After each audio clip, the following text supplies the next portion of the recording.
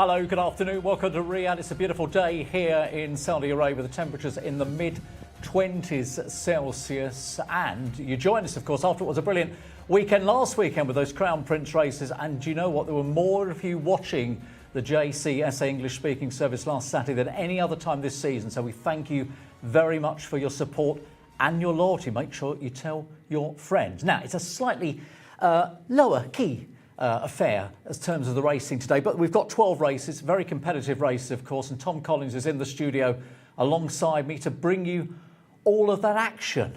I mean, last weekend was fantastic, Tom, of course, with the million races, of course, at the end of the night. They didn't quite go to plan in terms of the two defending champions were both turned over. Yeah, they were both really disappointing. Almabeer especially was very disappointing. My Frankel didn't run his race either, but you know, that can happen in horse racing. They're not machines, and we all know that. As you say, a bit low-key today in terms of the quality of race, but plenty of maidens, some good opportunities for horses to finally get off the mark and get a win next to their name, which is crucial for owners, trainers, and in some cases jockeys over here as well. There is a horse later, Daryl, that I'm very interested in. We always like this. Race 9, Al Riyadh Road. It's a conditions event. It's a non-winners of two event. Debutant for the White Stable, costs $150,000. First time up today. I think this horse could go well. 4-1 in the international market. And this isn't the only horse at a decent price today that I think will go close. So hopefully an enjoyable card where we have plenty of winners. This is fantastic. So Tom is already in, what are we, the first couple of minutes, he's already, there's a reason you've got to keep watching all the way through the afternoon into the evening. Well, of course, where you're watching, it may not be evening, it may be morning, who knows. What we do want to do is hear from you at some stage. Please do get in touch with us on the YouTube channel. Use the comments facility there and let us know where you're watching, what time of the day it is, and what you're most looking forward to seeing. Now, the Jockeys Championship, of course, continues. Adel Al-Faradi has had a quiet time of it. He had a quiet time last week, which I guess gives Camilla Ospina a chance to try and close the margin over the next week, perhaps if it stays the same way. So there are the numbers. Still got a lead of 10. I'm not sure whether the momentum at the moment, whether that might be enough. Well, Adel had a 10-winner lead coming into the Riyadh season. Then he opened it up, and now Camillo's come back again. So, yes, he needs to continue firing in the winners. He can't be sitting on his laurels by any means. Hamid Al-Dahan back there in third. He's had plenty of good rides for Thamar Al-Dahani, but he'll need them to keep, flowing for him to catch Camillo and Adel, who both have great opportunities in most races. Adel Al-Faradi has good mounts today, better mounts tomorrow. So, okay, maybe he'll add on that tally. But Camillo has opportunities. He always has opportunities. It's going to be a good race for the rest of the year. Well, Camillo had 5 winners last week, and that was the winning. He was the winning most jockey. Sylvester de Sousa had 3 winners, which put him in second spot over the 3 days last week. Quickly, Camillo's not riding in the first race, being replaced by Alex Moreno, so that's one potential winner off the board for him. Yes. Now, what about the trainers? That's not quite as competitive as you can see. Well, actually, a nine lead going into it for Thamar Al-Dahani on 47, so leads the charge there. I mean, is he going to be hard to get by? Yeah, I think so. He's got so many good horses, ex-European horses, plenty of stock that Sheikh Abdullah Al-Malak Al-Sabah is giving him. So I would be surprised if Thamar gets past. Mahmoud in second, he trains for the White Stable. So, they're always going to tally up the winners. Whether he can catch Thamar, I don't know. A 9 lead advantage is pretty tough right now. So I'd say that might be a done deal, but Thamar will still have to keep firing in the victors, otherwise it could get closer. Yeah, listen, we want it to get excited, don't we? We want it to go all the way to the final week, of course, but those are the standings, and use those as you will to try and find the winners. Of course, we'll be in touch with the international markets, let you know how the markets are moving during the course of the day. Now, time to head outside because our paddock reporter is back with us for a second week. Delighted to say a very good afternoon to Hannah Baycroft. Good afternoon, and what a glorious day it is. Daryl, you are right, it's mid-20s, but it feels like about 15. There is a cool breeze, and it's good because I've got my coat on, so it's all great. Now, I've got one for you guys, one that I like the look of today in race 10. That is horse number 9 on your race card, Shajwa. This has to be one of the most unluckiest mares. 27 runs, only 2 wins, but always in the placings. And just to give you an idea, in her last 6 runs, she's come second 4 times. So today could be the day, and Adel Al Furedi does take the ride. Now, as you can see, the horses are already in the parade ring, so we better get cracking. Mark Francis, it's over to you for those runners and riders. Thank you very much indeed, Hannah. Yes, good afternoon to you, Daryl and Tom in the studio. We open today's programme with a local bred maiden over 6 furlongs, which is certainly a theme of the first part of the programme. 3-year-olds and upwards on the dirt, headed by number 1, Anna Al-Mothab. Abdullah Al-Sayidi is one of 3 newcomers here. Plenty of experience about number 2, Anna Al-Wafi. Khalid Al-Mamoni, start number 25. Hanu Nayef is number 3 for Thurb Al-Timyat. 4 is Ibn Ramos, as you just heard from Tom Collins. Now the mount of Alex Moreno replacing Camilo Ospina. 5 and 6 are both out, so on to 7, which is Marib Al-Dureya for Abdulaziz Al-Duredi. 8 is Saif Al-Hijaz for Abdullah Al-Credis. Over the page to find 9, which is Tho Al-Nurain for Mohammed Al-Nasser, who claims 2 kilos. 10 is Yasser Al-Bal for Mohammed Al-Hubail, second last time. 11 is one of the fillies, Anna Al-Massa for Rayan Al-Teesh. 12 is Hamra Al-Riyadh for Osama Al-Shirani, also a first-time starter. 13 is out, so on to 14, which is Lioness, drawn in stall 18 for Ali Al-Matib. 15 is Sanabik for Adel Al-Faredi. 62 winners for the season. 16 is out, so on to 17, which is Tamak Harat for Naif Al-Anazi. 18 is TNT for Abdella Al-Hussein. 19 is Hadi Nazar for Noatha Mudiani, and 20 is Motta Nashet for Mohammed Al-Nefsi. That is the runners and riders ahead of the first race here. It's back to the paddock and to Hannah. Let's have a look at one of our debutantes here in the paddock, number 4, Ibn Ramos. Comes from stall 1. You can see this horse has got a bit of a belly, does need a little bit more. I can see fitness lines on the hind end, but yes, we'll need a bit more, definitely, looking at this one's body. Let's drop back now to horse number 7 in the parade ring, just behind this one.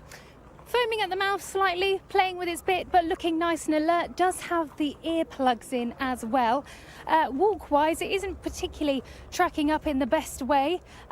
But again, I would like to see a bit more of an active walk in the parade ring, just so we can see these horses walking out a bit more.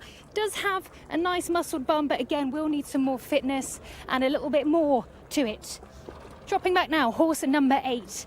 More of an alert horse, this one, Saif Al-Hijaz. 4 runs, 3 runs this season at Riyadh. Having a good look around there. Got the visors on as well. Chewing on the bit, but just seeing what it's all about, really. Nothing to worry about. You see, just having a nice little look. Walk-wise, he's walking okay. A lot fitter, I'd say, than the other 2. I can see neck muscle as well. Hind end, some nice muscle too. And it is starting to build up underneath, so you can see those abdominals. Now we're going to drop back to horse 15 towards the back of the string. Sanabik, horse number 15, Adel Al Furedi, does take the ride. He has been jogging on his tiptoes there. He has got the earplugs in as well, having a little look around, foaming at the mouth, chomping away. Does have the tongue strap on as well. Looking like it is a bit fluffier, a little bit of a winter coat there, a little bit of shine. Hind end looking muscled too, and it is picking up underneath. Now the parade ring is coming to a bit of a standstill. Now I've just got to stop my cameraman, because we have got a horse coming into the middle, and we're all walking again in the parade ring, which is good, and everyone is safe. So that is our parade ring action here. The bell has just gone, jockeys are about to board. Back to you guys in the studio.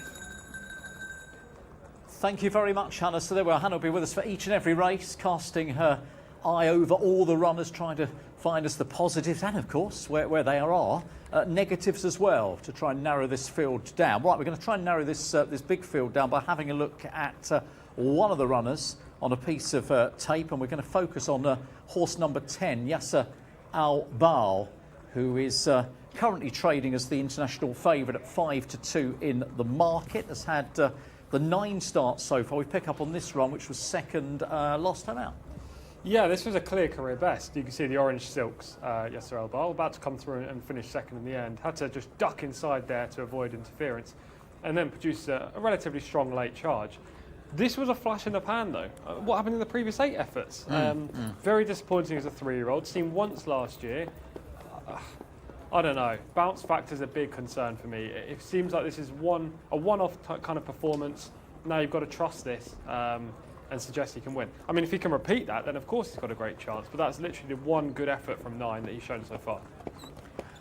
Which is a concern. I mean, two ways of looking at that, of course, as you say. Where did that come from? But I suppose the other side of it is to say, well, look, suddenly has hit a bit of form. It's taken a while. I would want to be standing up for the horse a little bit, because there was quite a gap in his racing life. He went missing from, I think, February until November. So, you know, I would see, and I think others might see, the positives. Here's a horse who's had time off. Maybe he's had some issues. He's come back, and he's better than he was. Potentially, but he is a 5-year-old now. Why didn't he show that as a 3-year-old? And also, coming off the layoff, a horse can perform a little bit better fresh. And then, you know, feel the exertions of that effort, and then next time doesn't perform as well. I'm not saying that he can't win. Of course he can. A reproduction of that form from his good draw would give him leading claims in this race. It's not the best of maidens by any means, but I just don't trust that form just yet. No, that's fair enough, and you can see it obviously both ways, of course. It is a contest that is not going to take a lot of winning, which I suppose, given the fact we've got quite a few debutants, could that bring any of those into consideration, Tom? It looks as though Ibn Ramos seemed to be the one that the market was keenest on. Yeah, potentially. That was maybe due to the fact that Camilo was booked. Obviously, he's not riding, it's Moreno, which isn't a negative by any means, but I didn't love the pedigree, I have to admit. Debutant by Great Rumpus Cat, who was just average, out of a mare who had just 2 wins from 31 starts. The Dams produced 1 winner. Connections don't really strike with these kind of horses, so maybe the jockey booking is the only reason that one was short in the market.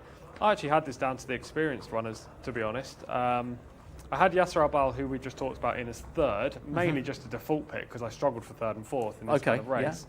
Yeah. 2nd in, I had horse number 7, Marib Aldareya, who was a decent price at 12-1 actually. Again, produced a clear career best last time, so similar to the favourite in that regard. But that came over 1,400 metres, now drops down to 1,200 metres.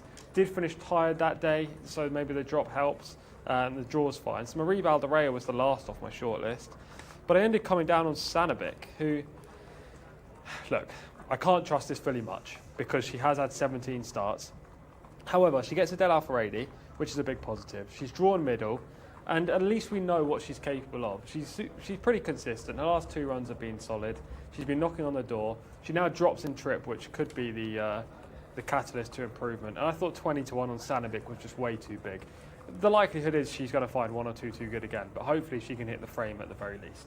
I mean, I guess it is a race, given the fact that you could argue cases against most of them, that you could certainly jump in, couldn't you, with a big price selection as you've done here, and feel that you've got a fair chance of being on the right one. Yeah, absolutely. Well, you get competitive events like this where you just can't have super strong opinions, and I don't have a strong opinion in this. I'd be lying if I said I really fancied Sanabic, but I feel like when you don't have a strong opinion, you should never default onto a favourite in the international market, if you are looking at the international market.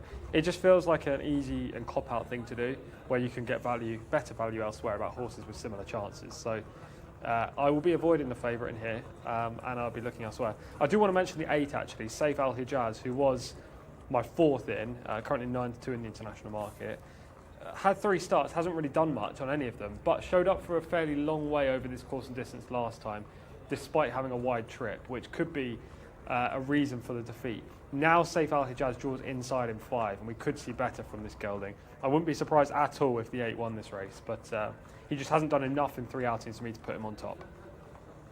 Just having a look at the international market, we gave you the sort of top of the market, which was number 10, Yasser Al-Bal at 5-2. 9-2 is Ibn Ramos the 4. 5-1 is Saif Al Hijaz, and 15-2 Bar. And there's a bit of a springer in the market. I wonder if you can guess which horse that might be. It might just be number 15, Sanabic, who has moved from 20s into 12. 12. Okay, yeah, I feel like that's more reasonable, to be fair. She was a massive each way price. Hopefully she can hit the frame for those who potentially have played Sanabic in the market.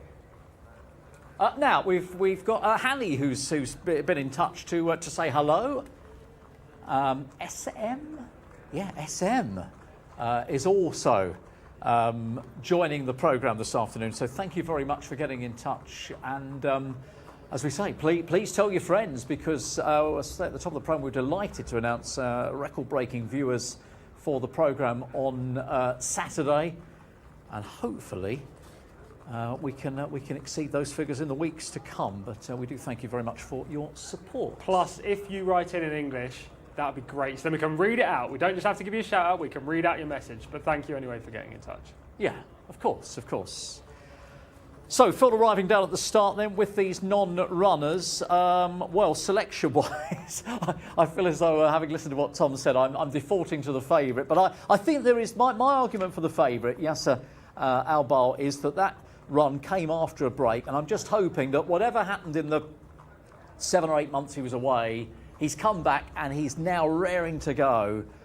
It was a big run. He ran second behind a horse rated 67, so it's good solid form in my book in that one isolation of a race, so number 10 for me. Number 15 for me, Sanabik, each way. It's a wide open race, not one I've got a strong opinion, but she was a good price. The biggest danger, in my opinion, is the 7, Marib Alderea, who is also good odds. So we might see a blowout here. If we don't, and if it goes to the favourite, then you'll be chalking one up early, Daryl.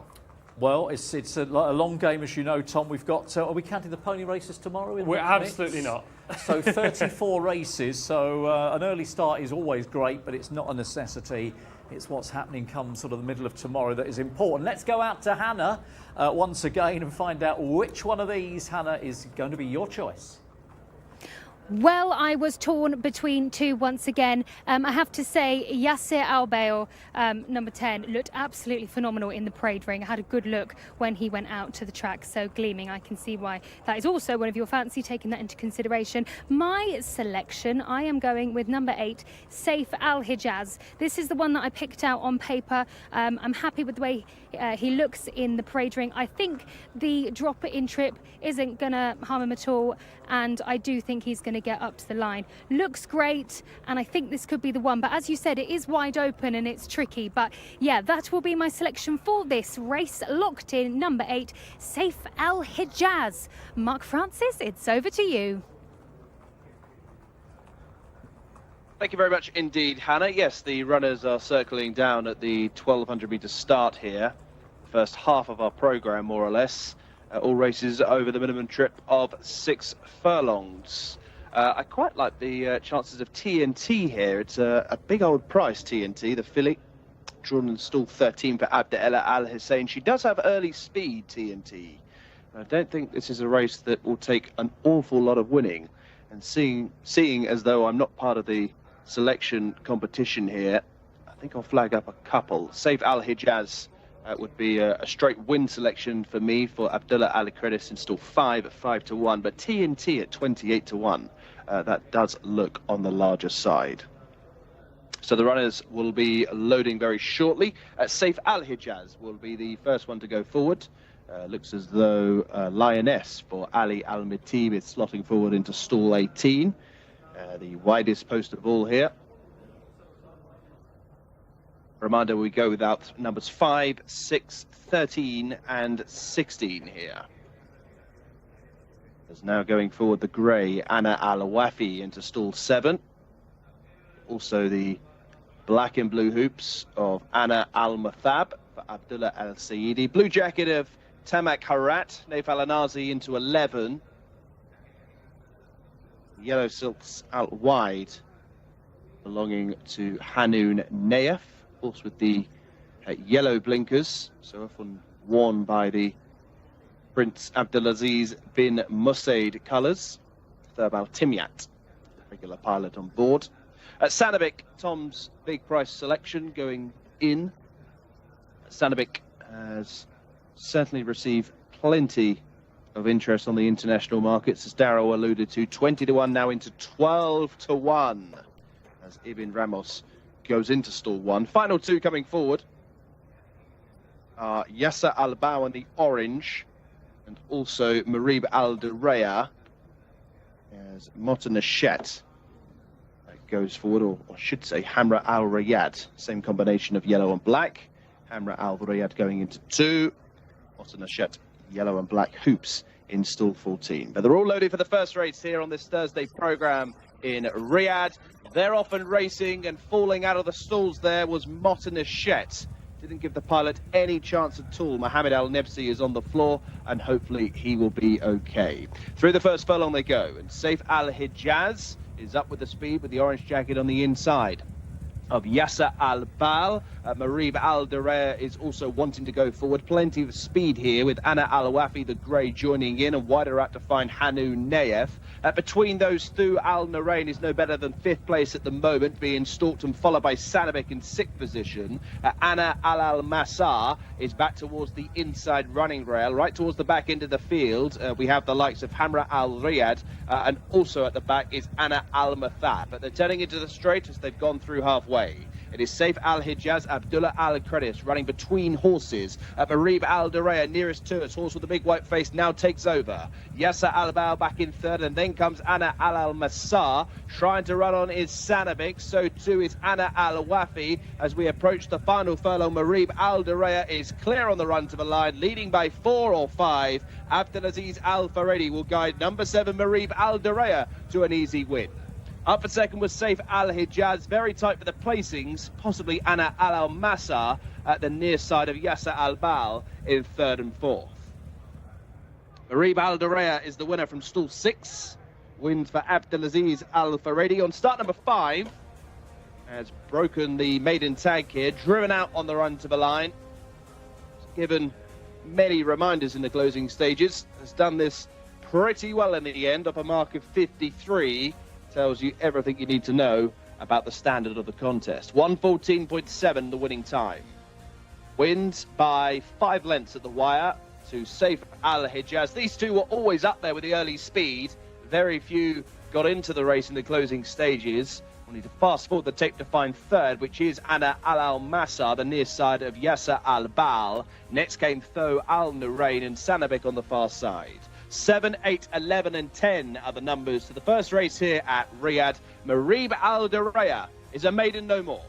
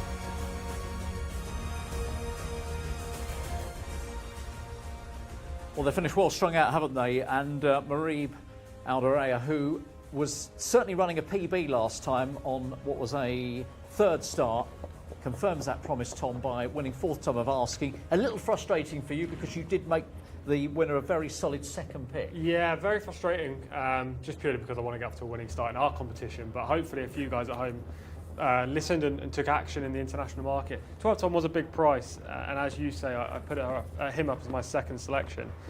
It was difficult to really come down on one, so it was basically a selection 1B, but I did go for Sanabek. The run last time was a clear career best for Marie Balderaya, and the drop in trip was the positive.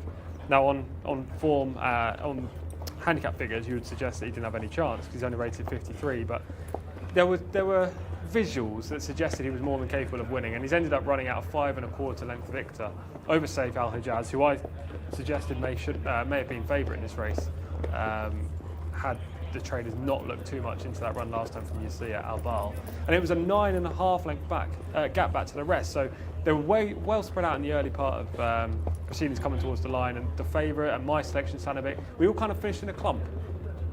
Yes, I mean, I'm just interested. The first two have gone clear, and then the third is well clear of the fourth. Now, that concerns me for many of those in behind, I guess. Exactly, definitely, yeah. I think the winner's obviously relatively good. Could be running in a 0 to 65 handicap, 0 to 60 handicap next time. The runner-up is definitely a maiden winner in waiting. Just going to have a look at the start. Look at the instant just there. Horse stumbled. That was horse number 20, wasn't it? 20, Motin Nashet, and also badly hampered TNT, horse number 18, took the back legs out from that horse. So put a line through that form from TNT. They were spread out early, aside from the fact there were 9 across the track going into turn 1, which is never ideal. It's not perfect. What was perfect was the position that the favourite found himself in, Jcsa Al Baal, in the orange colours on the inside. But look, when push has come to shove, and probably before that, he wasn't going to be good enough. Yeah, I know it sounds like half timing, but I was saying it before the race as well. When horses have long layoffs and then come back with a clear career best, I have major problems with that. It just screams like a fluke. To be fair, it's page 1 of the learning how to wager properly, and I've failed to read that page. Yeah. Well, it was a race that was difficult to come up with many other clues, to be fair. But I feel like it was definitely a one-off last time from Jcsa Al Baal, and I wouldn't be interested in him moving forward. Hannah, who's down in the paddock, did say that he had maybe weird feet, in her words, which could indicate a long-term issue, a hoof problem. Yeah, possibly so. Well, he's definitely off the list anyway for next time, exactly. But the winner's was really powered away. He's very down to the ground, isn't he? He's a close-coupled, small, chunky horse. But he powers clear off the home turn and just kind of devours his opposition. Saif Al Hijaz is the only one that can get anywhere near him, and even then he's 5 lengths back. So the winner's got plenty of upside. The runner-up will definitely win a race, but those in behind I feel like will be running at this level for the rest of the season. Yeah, the runner-up I think was rated 60, the winner 53. Just to put it into perspective, the favourite was 68, so gives you an idea of what you're dealing with, and that's why I said, concern for those much further back, because they're going to struggle as a group to probably get off the mark. There are lots of maidens here, which is the good thing. There are plenty of opportunities to win. Well, I guess as the season goes on, Tom, we go into February, March, and these horses are still left in maiden company. Yeah. Some of them are eventually going to get that first win. Especially these older horse maidens as well. Yeah, it's not like you're going to come to the end of the season and suddenly get this really good young horse. They've generally been firing at this level for much of their career. So they will have opportunities. Whether any of them will break their duck, I'm not sure. I'd probably err on the side of unlikely. That being said, the winner's done it well, and the runner-up is a horse for next time out. It most certainly is. They've both certainly caught the eye, haven't they? And they finished a long way clear of the eventual third, Anna Al Mathab, who was running for the first time. So that's encouraging, isn't it, for the third horse? Yeah, maybe there's a future there for the third. You can't do much more. Long way clear of the rest. So. Yeah, you can't do much more than finish behind two relatively nice types. Maybe that one's one for the future in the tracker next time. But aside from those three, wasn't the strongest of races. Okay. Yeah, we're going to move on to race number 2 coming up, which is for local bred horses. It is on the dirt, it's 1,200 metres, and here is Mark Francis to guide us through the runners and the riders. Yeah, taking a nice big hike up in grade here, Daryl, to a local bred open, once again over 1,200 metres, 3-year-olds and upwards, headed by number 1, Al-Azra, for Fahed Al-Faredi. Start number 56, looking for victory number 5. We go without the 2, onto the 3. Fanar for Selman Al-Rashid. 4 is Walad Karom for Rakan El Abeid. At 5 is Ajzal for Ricardo Souza Ferreira. 6 is Alamawi for Mohamed Al-Hubail. 7 is the other red stable runner, which is Harbi for Ahmed Al-Sharar. Over the page to find 8, Masaka for Abdullah Al-Kredis. 9 is Al-Frame for Adel Al-Faredi, and 10 is Najim Al-Wasil next door in 5 for Abdullah Al-Sayyidi. 11 is Saad Al-Ez for Mohamed Al-Nasser. 12 is Yazlam Allah for Norwith Amudiani. 13 is Yat Ganem for Abdella Al Hussein, who was a winner on debut. 14 is Esser Al Roya for Ali Al Matib, no longer Farwas Wanas. And 15, double-seeking Abdelaziz Al Faredi rides Amiri from stall 11. So they are the runners and riders ahead of the second race of the afternoon, open grade. It's back to Hannah Baycroft. Okay, then here we go. Horse number 5, Ajzal for the Red Stable. It's funny with these horses because some look as though they have a winter coat, very slight, and then some look as though they don't. But this one does look like it's got a bit of fuzz. I'm going to call it fuzz because it's not a full-on winter coat, but you can see it. Nice fitness lines behind, you can see those. I'm sure you've got a good angle there of its hind. It's walking quite well. Is it tracking up?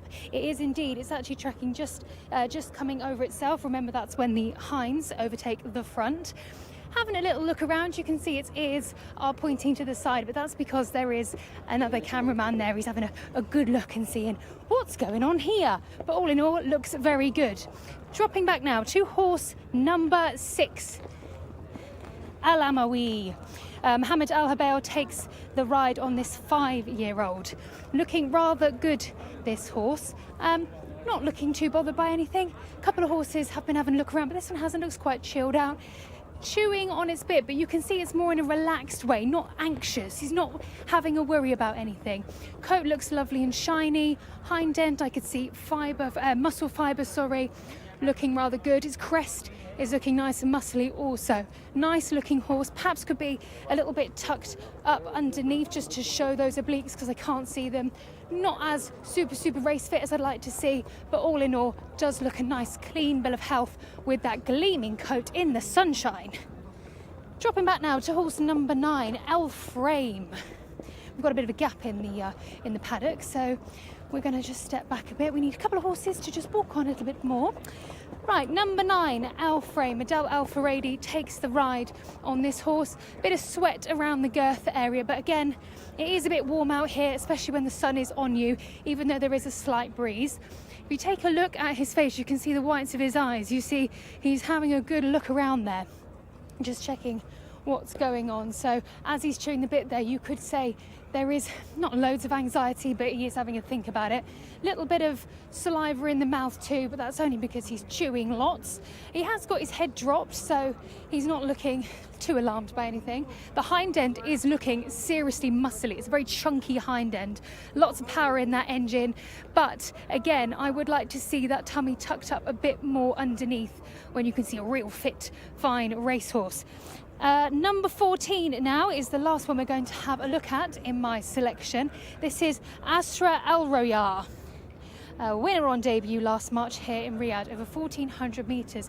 You see how, well, now I was going to say, you see how his head's nice and dropped there, chewing on the bit, more saliva, but it's more of a happy chew, head's relaxed, unlike the horse behind, who is complete opposite. So this horse is behaving impeccably considering what's going on behind. Nice walk, very chilled out, just blowing any dust out of his nose. But I like this horse, looking really relaxed and chilled out.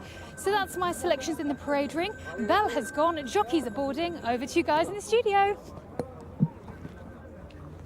Thank you, Hannah. So local bred runners over the 1,200 here, going without number 2. We're down to a field of 14, and the interest remark is really interesting because number 6, Alamawi, is very strong. 11 to 10s, not long been back on the card. Of course, Mr. Year Tom came back with a down the field run in open company last time. How are you seeing the jolly? Well, my race comment, which I wrote on Tuesday, says 2-time Cup winner in early 2023.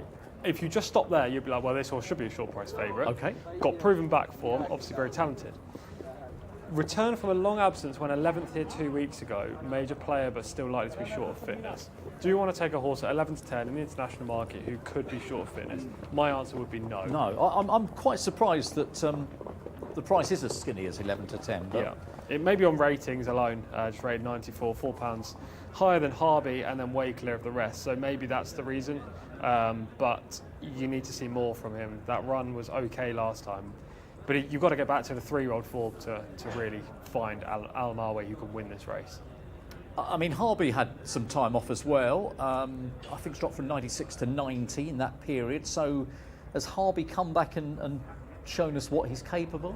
Another horse with similar kind of words. Has that proven back form when he was a 3-year-old and 2-year-old, but recent effort is not overly there, and also he's going to be short of fitness. So I have those two horses third and second in. Alamawi third, Harby second, just purely because they have the class. But I want to take them on. I knew they were going to be short prices, and they haven't proven that they're retained all of their ability that they used to show on the racetrack. Well, I'm seeing it the same way, so I wonder if we're agreeing on the choice or not. I like Jcsa, number 5 on the card, who's won over the course and distance of a similar sort of mark. I like the combination of jockey and trainer. That's going to be my idea of the winner, but how are you seeing it? Jcsa for me as well. Okay. Horse number 5, Ricardo Souza Ferreira, had a great week last week again.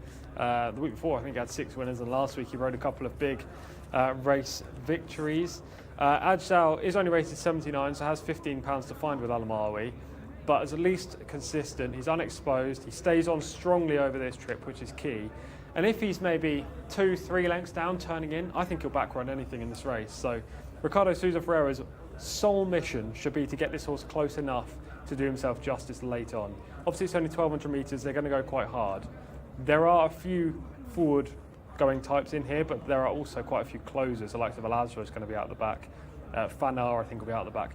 If Ricardo Souza Ferreira can sit in that stalking role on Jcsa, I'd be quite confident he'll at least get a place, and 7-1 in the international market was too big. It's a very fair price in a market that's dominated by the top two. They've just pushed out Amalawi to 6-5, 9-4 is Harby, so that's gone out a touch, and 17-2 bar those. We should just mention actually that Faris Wanas not riding today. He's due to have 4 rides. They've jocked up a couple of these. I think we're still waiting on jockeys for the remainder. So in the next race he will ride, Nawaf Al-Madiani will ride the 17 in place of Wanas, and in the 5th race, number 5 will be ridden by Hamza Saab, waiting for jockey changes for races 6 and 12, but he is out of the game today. Any big price? I mean, the selections are playable prices, you say, each way, but any others that you like that maybe wouldn't necessarily be on immediate radar of others? Well, the 4th horse I had in was Asa Al Araya, horse number 14, who was supposed to be partnered by Faris Wanas. 1 from 1 so far, so there isn't anything negative to say. He was a debut winner over 1,400 metres here, but does drop down in trip and goes up in class. So this is going to be a lot tougher for the 14, but he's done nothing wrong so far. He's also drawn wide in stall 15, which was a slight negative, especially over this trip. As we saw in race 1, you can be situated wide on the turn if your jockey isn't keen to get across, and it's not ideal. Any other distances, I don't think being drawn out wide is a negative, but over the 1,200 it probably is. So that was my 4th in. They are the 4 market leaders. I have them a slightly different way around to the international market, but I do think they'll finish in the first 4 spots. A quick word on a couple of the big price horses. Alazra, who's 20-1, is very much a type specialist. He's a deep closer. He'll travel well and then probably not find enough to win. Fanar, horse number 3, 16-1 in the international market. Also, best form has come in Taif. Won a handicap back in September, but recent assignments have been too tough, and I think this one's too tough as well. And the only other one that there's 2 more that I want to actually mention. Horse number 9, Al Frame, for Gaith Al Gaith. Gets a dead Alpha 80, so deserves a mention just on that. But again, best form in Taif, won a maiden there in October 2023. Recent Riyadh efforts just not at the same level, as you can see by the form figures. So he's dismissed. And finally, horse number 10, Yak Ganem, ridden by Abdul Al Hussein, 10-1 in the international market. Course of distance winner, however, only been seen once since 2022. So big question mark against the 13. I'll stick with Jcsa.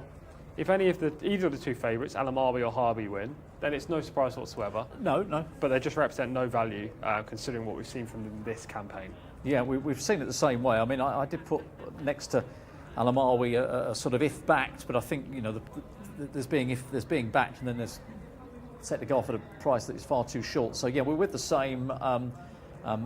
Jcsa for me as well, horse number 5, and it's Ali Al Mutib on the 14 in place of Wanos in this particular race. Right, let's find out from Hannah who of course found the second in the first race. Who might be winning here? Hannah? I agree. I am going with the 5-horse Ajzel for the Red Stable. Ricardo Sousa Ferreira takes the ride. I really liked his previous run. I liked that he recovered from the tricky spot that he was in, and I did note down, you know, if it was a tricky stall draw, being wider, it wouldn't be a problem, but obviously it's drawn from stall 7, so that's fine. So yeah, I do like this horse. It looks great in the parade ring, and I think it's going to go well. So yeah, I am sticking with that. I just wanted to note horse number 15, Amiri, was really not happy in the parade ring. Very anxious, red nostrils you could see, grinding on the teeth, jig jogging. Does have the ring bit on as well, so known to be keen and sweating up. So I know that one is a big price on the international market, but if you did have that one or have your eye on that one, that's just something to note. But let me confirm my selection for you. So that is horse number 5, Ajzel, for the Red Stable, and I'm sticking with it. So Mark Francis, it's now over to you. Which horse are you siding with? I'm certainly with you all. Ajzel, number 5, Ricardo Sousa Ferreira, was certainly my idea of the winner here for the Red Stable. Drawn well in 7, better form figures than most. I think Ajzel will come out on top here. I don't think this has ever happened before. All 4 of us in agreement here in the second race of the afternoon. Alamawi is now 6-5 at the top. Harby 9-4. Money for Ajzel, who we can, I was going to say see there, but that is the second colours. That is Harby with the white cap. Ajzel has the red cap. Far side of shot there. Ricardo Sousa Ferreira. Yazlam Allah nearest to us, more green and yellow than dark green and orange. That is advertised in the race card. Ezir Al Roya 17-2. Yat Ganem 10-1. The big drifter has been Fanar. 16's out to 22-1 between those. Al Frame at 12-1. For Adel Al Faredi, who, as the guy said at the top of the programme, 10 clear, but Camillo is certainly on the charge. Slotting into line is Najim Al Wasil. You can see Yat Ganem and Abdullah Al Hussein. Masaka for Abdullah Al Kredis in the blue and orange jacket going forward. And this is Harby for Ahmed Al Sharar. 14 runners here. A reminder, we go without the 2.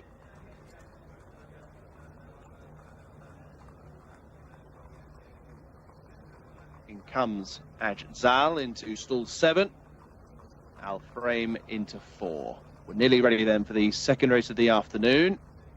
Favourite Alamawi, Mohammed Al Hubail, stall number 2. All set, stand by. 1200 metres, open grade, and they're off and racing. Level start for the second race of the afternoon. Walad Chrome is just being rousted along by Rakan El Abeid to keep up with the others. Al Frame is one of those best away between rivals with the black and yellow jacket. Nearest to us, Alamawi, market leader, red cap, is first into stride. Shows up by 3 parts of a length to Harby with the white cap in second. Between those is Al Frame. Back in 4th position towards the inside is Yat Ganem from that low draw, and Saad Al-Ez occupying 5th position. Walad Karom, after that very tardy beginning, has got on terms with them now. 6th position on the inside. The red jacket of Ajzel is halfway down the field. Meanwhile, at the back, Amiri is one of the last still going. So too towards the rear is currently Najim Al Wasil. But turning into the straight, and Al Frame has taken over for Adel Al Faredi. Far side for Alamawi. Then comes the white cap of Harby back in 3rd position. Getting going is Ajzel towards the middle of the course. Now takes 2nd and has eyes on the leader, which continues to be Al Frame, but not for much longer. Ajzel is now looming upsides and goes on for Ricardo Sousa Ferreira. It'll be a win for Ajzel. Wins by a length and a half. Al Frame in 2nd. Very close for the minor money. We all knew, didn't we, ladies and gentlemen? Tom, Darryl, Hannah and I, all on board number 5, Ajzel. Ricardo Sousa Ferreira for the Red Stable, who had a terrific weekend here last week. Wins in a time of 1:14.57. Galvanised by Ricardo Ferreira down the middle of the course. Al Frame hasn't done a lot wrong in 2nd place. A wave of the Pro Kush from Adel Alfaredi wasn't enough to close the gap on the eventual winner. The winning distance, a length and a quarter. Zal, number 5 on the card, has won. Al Frame in second. And then came Fanar with some nice late progress on the inside, the pink colours. That was a big drifter beforehand. Has taken third from Walla Chrome and Al-Azra. 5, 9, 3 and 4 are the numbers to the second race of the afternoon. The red stable back on the board. Zal, Ricardo Sousa Ferreira.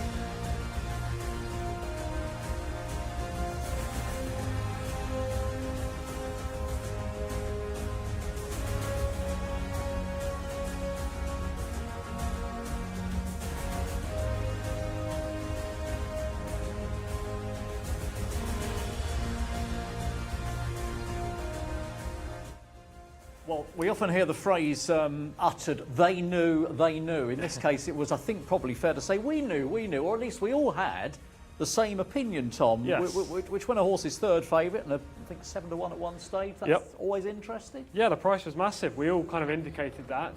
Not only did we like the horse for the same reason on form, but Hannah liked the horse in the parade ring. Mark liked the horse pre-call as well. So, yeah, I mean, this is a good result. It doesn't often happen that way when everyone's on the same one, but it looks like we found the right horse. And to be fair, it panned out exactly as I hoped. We said that hopefully the favourites go out in front and they slow down because if he's within range, he will catch them. And he did catch them. He did have to go a little bit harder than I thought he would because Adel Alfaredi on Al Frame gave that horse a beautiful ride. I didn't have him finishing second, that's for sure. But Jcsa was a strong stayer at the trip, and once Ricardo Sousa Ferreira got him rolling down the outside, just had a couple of steering issues, trying to keep him on the right lead. But apart from that, he came rolling, and nothing was going to stop him. No, nothing was going to stop him. And another winner for Ricardo Sousa Ferreira. He had 6 winners the week before last, 2 winners last week. He's off the mark in the second race, so he's had 9 winners in the last 7 meetings, which is pretty good going by anybody's standards. Yeah, great rider, especially in this jockey colony. He knows how to ride this track, and it's dirt, turf. It doesn't really matter for him. I'll be interested to hear what he has to say to Hannah in a few seconds. Well, shall we go to Hannah and find out? Well, we're just going to wait for him to weigh in. I mean, that was great. I really enjoyed that. Like I said, he looked great in the parade ring, but I loved the previous run from this horse and where it looked like he was in a dangerous position and he got out of it. And the same today when he drifted down the field. But let's hear from the man himself, Ricardo Sousa Ferreira. Congratulations. You looked like you were drifting down the field, but what a save. This horse is terrific. Yes, thank you so much. I know this horse, the last 2 races, and he have a good speed, you know, the last 400. And Abdullah tell me just to travel behind the pace. You try to catch the horse in the last 100, you know. He traveled very, very, very good. I wait for my 400. He have a nice speed. He does indeed. At times it looked like there were some steering issues. So at any point, were you worried at all? Yes, I tell you, no. Just I do what the trainer tell me. You do indeed. So where is next for this horse? I don't know. This is the trainer knows about. I'm just right. Well, you did very well. Thank you so much. Thank you so much. Yeah, he's in brilliant form, and that worked out perfectly, didn't it? In the red colours coming down the outside, making that charge, and we were kind of thinking, well, was he going to get up on Jcsa? And it looked as though that was always going to be the case, really. Yeah, top of the straight there, right at the start of this piece of footage we just showed, he did hang a little bit to his left, but from thereafter, when Ricardo Sousa Ferreira switched his whip to his left hand, he was very straight. As you can see, hanging in a touch when he comes alongside the runner-up Al Frame, but always powering clear. Thought Adel Al-Frady gave the runner-up a very good ride. It's been a tough week for him, really, as we take the footage from the start. Tough week for Adel because he's had so many seconds, including in a cup race last Saturday. That hit him hard last week, didn't it? It did. That cup race. Another second's not going to help. He will get a winner very soon, we all know that, but yeah, he won't be happy with the string of seconds right now. That being said, he gave his horse Al Frame a great opportunity here to win, just in third in the black and yellow silks behind the two favourites, Alamawi on the inside in the white and Harvey in the red with the white cap on the outside. Those two have run stinkers, neither of which in the top 6, and you can't say the pace completely collapsed because the third place horse, Al Frame, finishes runner-up. They've run terrible, and we kind of insinuate that may happen despite the fact that they had lofty ratings. Our pick and the eventual winner, Ajdal's not in shot right now, but will come with a big wet sail down the outside in the first string of Prince Faisal bin Khalid and catch the current leader, which is Al Frame. You can see it's a big late run, not in shot, still not in shot with a furlong to go, and here we it go, comes. just coming now. Yeah, devouring the ground, eating up the horses who were second and third at the time, really tiring. Switches leads just there, hangs in slightly to the left, and will do again just there, but yeah, he's eaten the runner-up for breakfast and won decisively. Yeah, the runner-up had been rated 80, dropping down to 74. Just the one win in 13, but do we take... Well, we've got to take a lot of positives away, haven't we, from the runner-up's effort? Absolutely, yeah. Our frame, that's probably a career best, actually. The previous best efforts came in Taif, so the Riyadh form wasn't there for this horse. Maybe the addition of Adel on board has sparked some kind of improvement in our frame. He had no right to win based on figures or form, but he's run so close that you'd have to suggest next time in a similar kind of race where maybe he doesn't face an Ajdal, a horse that finishes with such a flourish, then he could get off the mark in open company. But it'll be interesting to see if Adel sticks on next time or whether he goes for a more fancied rival. Yeah, that will be interesting. And this is the moment of truth, isn't it, for Ajdal winning and getting up in the closing stages to claim the second race, local bred open over the 1,200 metres. It was Fanar number 3 and third at a bit of a price, and Walad Chrome number 4, also one of the outsiders, in fourth place. So as Mark told us, it was 5, 9, 3 and 4.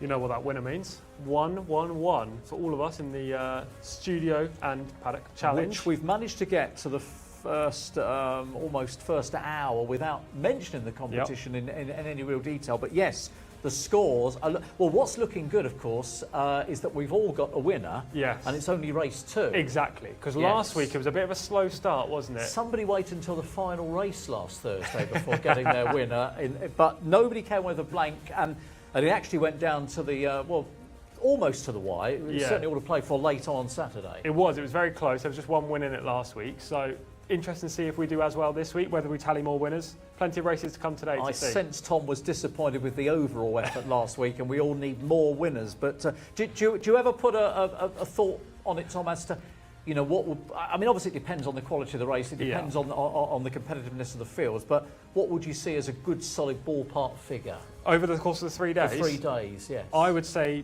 14 is what I'm aiming for. But anything 10 plus, 10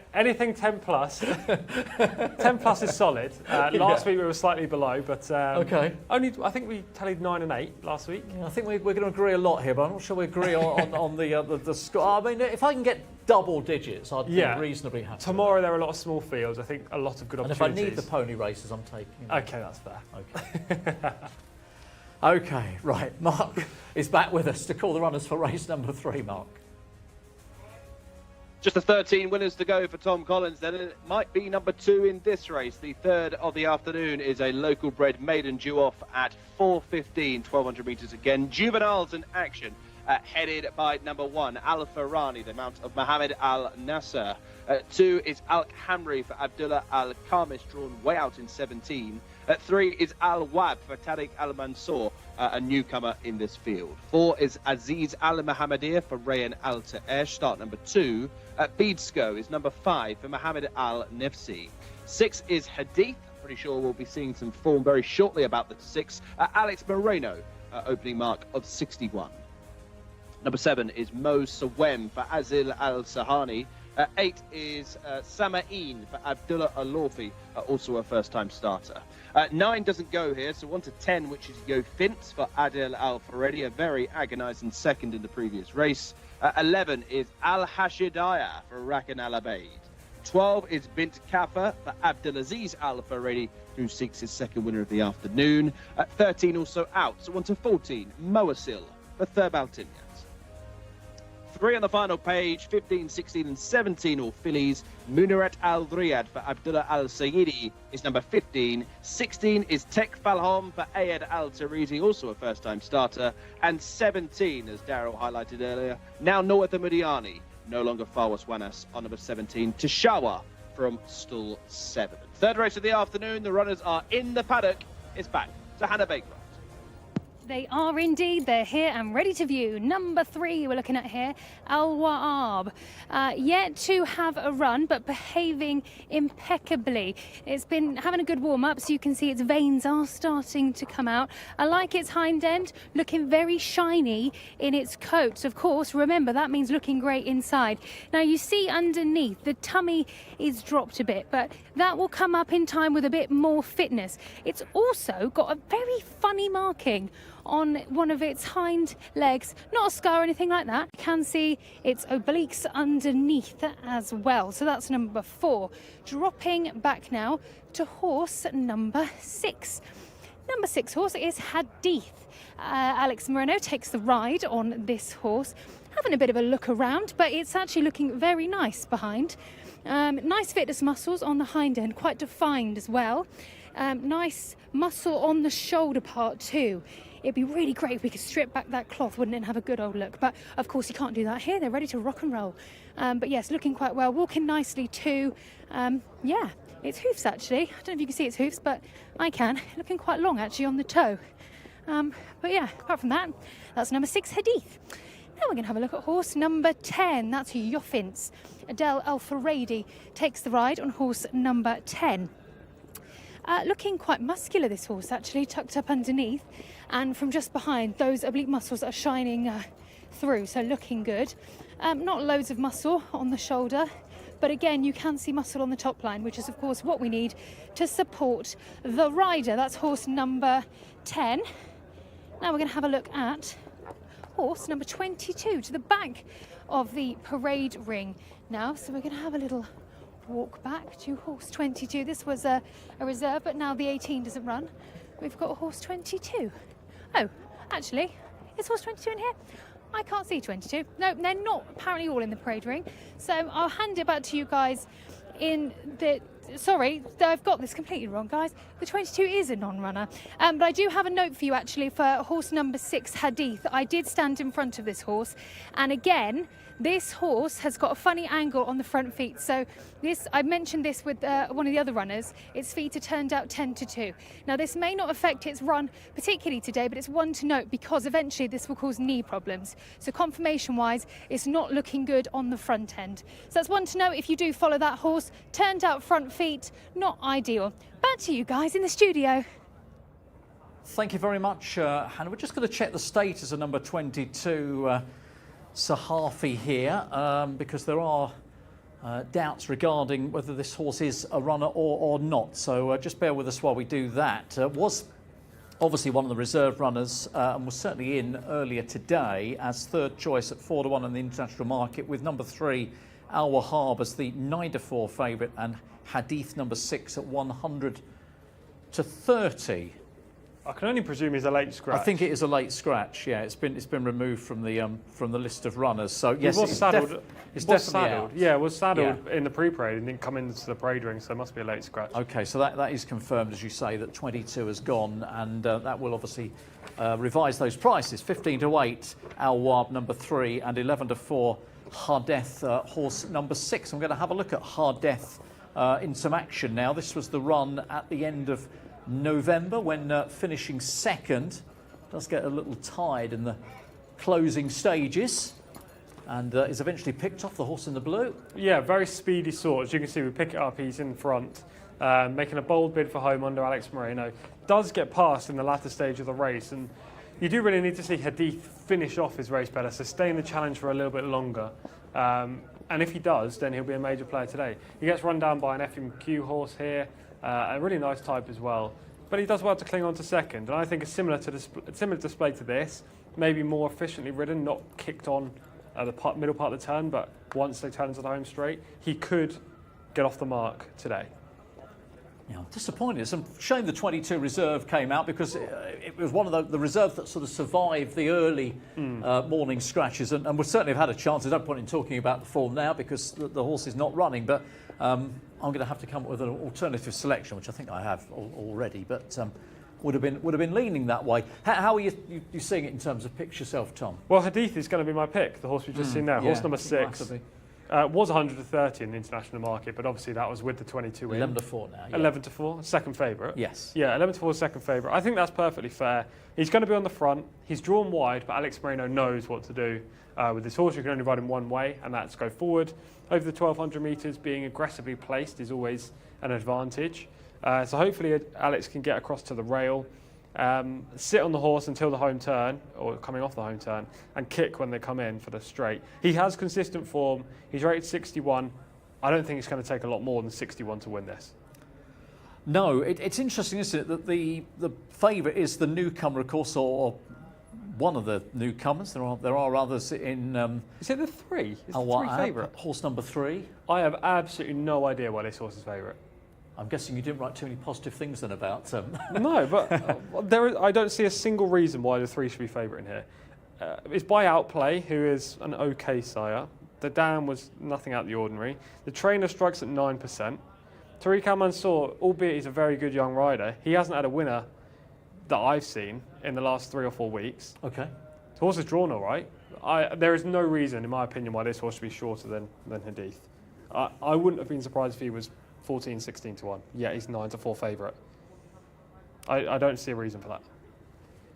Well, there we are. He is favourite. Obviously, the reserve was rated 67, comes out. 61 is the rating of Hadith, which I think is the highest of those remaining. 55, about the 17 Tizawar. That's a bigger price, much bigger price. The horse with a jockey change. No Wanas, of course, today. So, look, I wrote at the top of my page, it's a poor maiden. It is a poor maiden. I suppose, therefore, newcomers would have to come into consideration, but you're obviously totally stunned. I am stunned. I have no idea what this horse is short. I'm not saying Al Wahab can't win, but why would he be favourite? Yeah, no idea. I thought Hadith should definitely be favourite, and I thought the second favourite should be Aziz Al Muhammadia, who I believe is 7 to 1 or was. Yes, or 6s with the revised market. With the revised market. Is that third favourite? It is third. Okay, choice, yes. So that would make sense. He actually shaped okay on the debut when he finished 6th. That was just last week. But the prolific trainer, Gaith Al-Gaith, goes straight back to the well with this horse, and he definitely has sound claims with any kind of improvement. So I had him second in behind Hadith, and third in I had Yo Fintz, horse number 10. He gets a Del Alfredi on board. Got tired late last time, but that was on a deep track at Taif, and may improve for the switch to Riyadh. So I kind of had it as the 2 Gaith Al-Gaith horses versus the speedy Hadith. Honestly, I have no idea where this price on the jolly is. Come from. If Al Wahab wins, then I'm happy to look foolish, but the price represents zero value. Zero value, says Tom. So again, with 22 coming out, who I would have played, sure. I'm going to take 6 as the alternative because it looks the logical alternative as well. Yeah. Hadith drawn in 16, he's got to overcome that burden, but a good run over the course and distance to finish second. Hadn't been off for a while. Was off, I think, from August until that run last time out. So Tom and I, we're in agreement again, aren't we? Yeah, here? Both with Hadith. Hopefully makes all the running, I believe. Yes, try and kick away from stall 16 and make it count early. And let's see if Hannah's jumping on board. I am sorry about this because I feel like now I do wish, like yourself, Daryl, that number 22 Shahafi was in there because I was looking forward to that, but of course late scratch. I'm also going with Hadith, number 6. Now the reason for this, it hands down body-wise, looks the best in the parade ring. Super shiny, nice and toned on the hind end. My only concern are those turned out feet. I'm going to have another look should this horse hopefully come in winning.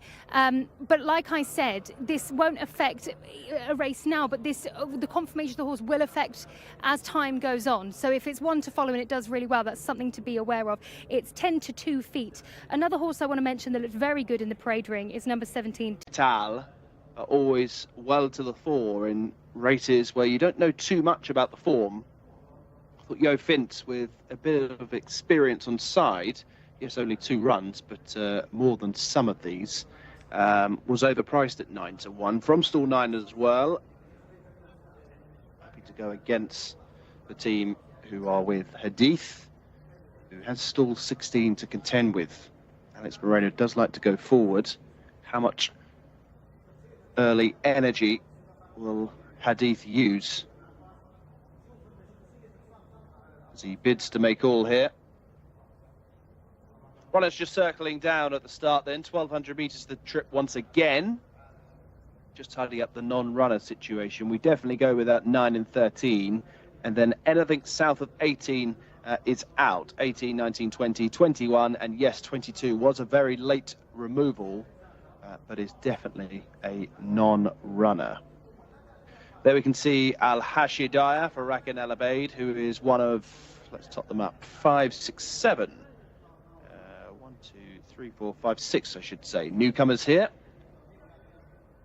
And 7 if the 9 had ran.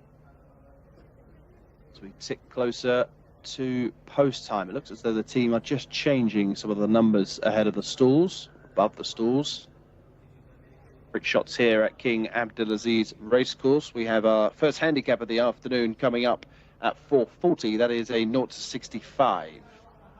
Team unpick that on the back of this contest. Somebody is about to win for the first time.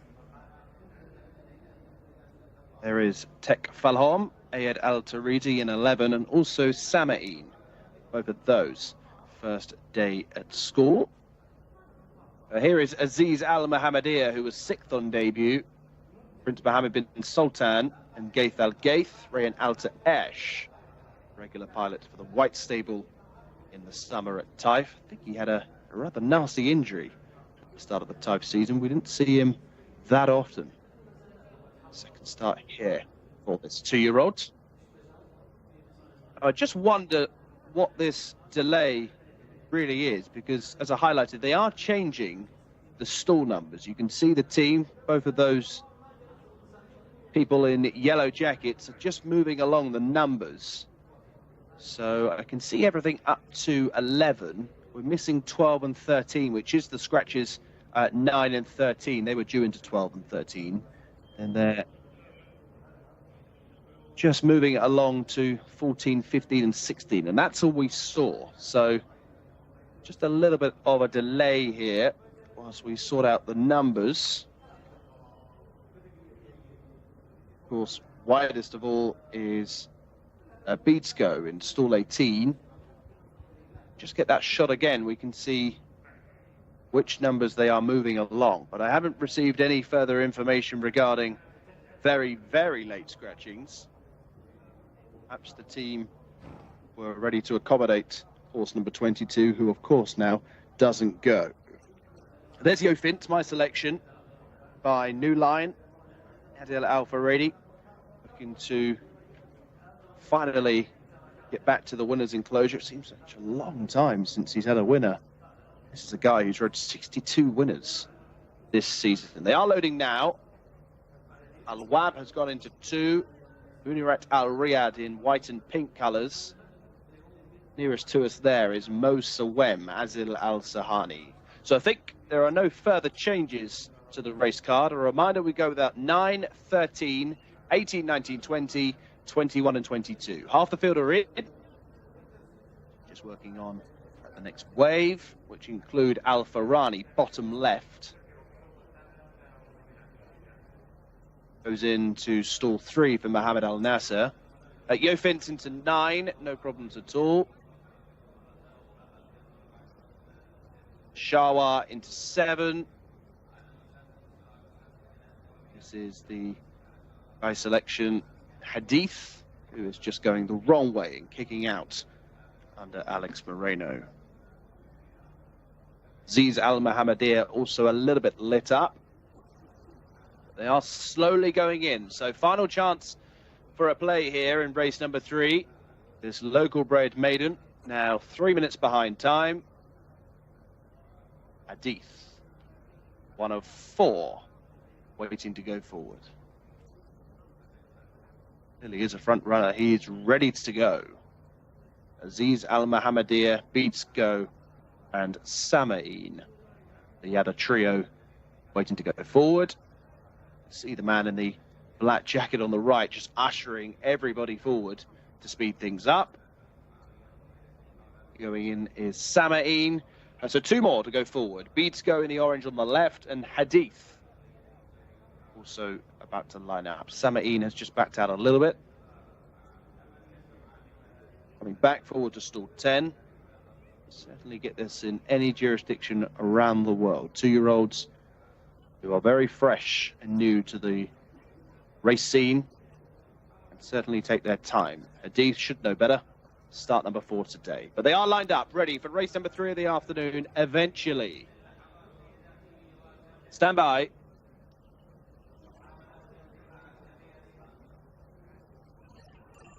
And they're off and racing.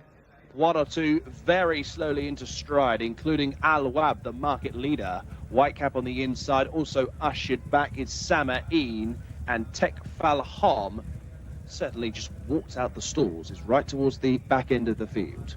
But it's Hadith who shows that good early speed to lead by a length and a half. To on the inside, Mo Sawem, and then comes the pink and white jacket between rivals of Muniat Al Riyadh. Yo Fince is getting closer with the yellow and red jacket, now half a length behind the leader, and these 4 have a decent lead on the rest, who are headed by Al Farani at the blue cap on the inside in 5th position.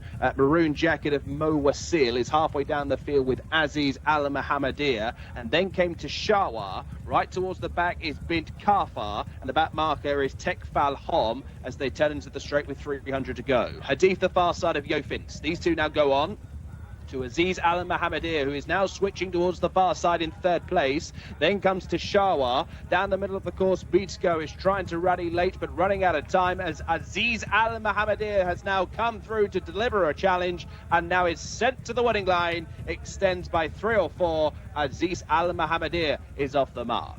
Yo Fince up for 2nd, then came to Shawa, and then Hadith back in 4th place and tiring late. Aziz Al Mohammedia for Rayan Al Te'esh wins on start number 2 for the first time. Just began to run around on the turn for home. As soon as they got into a straight line, they began to rally very, very well towards the far side, switching towards the fence. Seemingly always the place to go. Ears pricked at the line. Very nice performance. Aziz Al Mohammedia, 1:16.24. Certainly not going to be setting any records, but a very taking display. Wins, certainly, I would have thought, get further. Wins by 5. To Yo Fince in 2nd place. To Shawa on the far side in 3rd. Hadith does what Hadith does. Tire in the closing stages.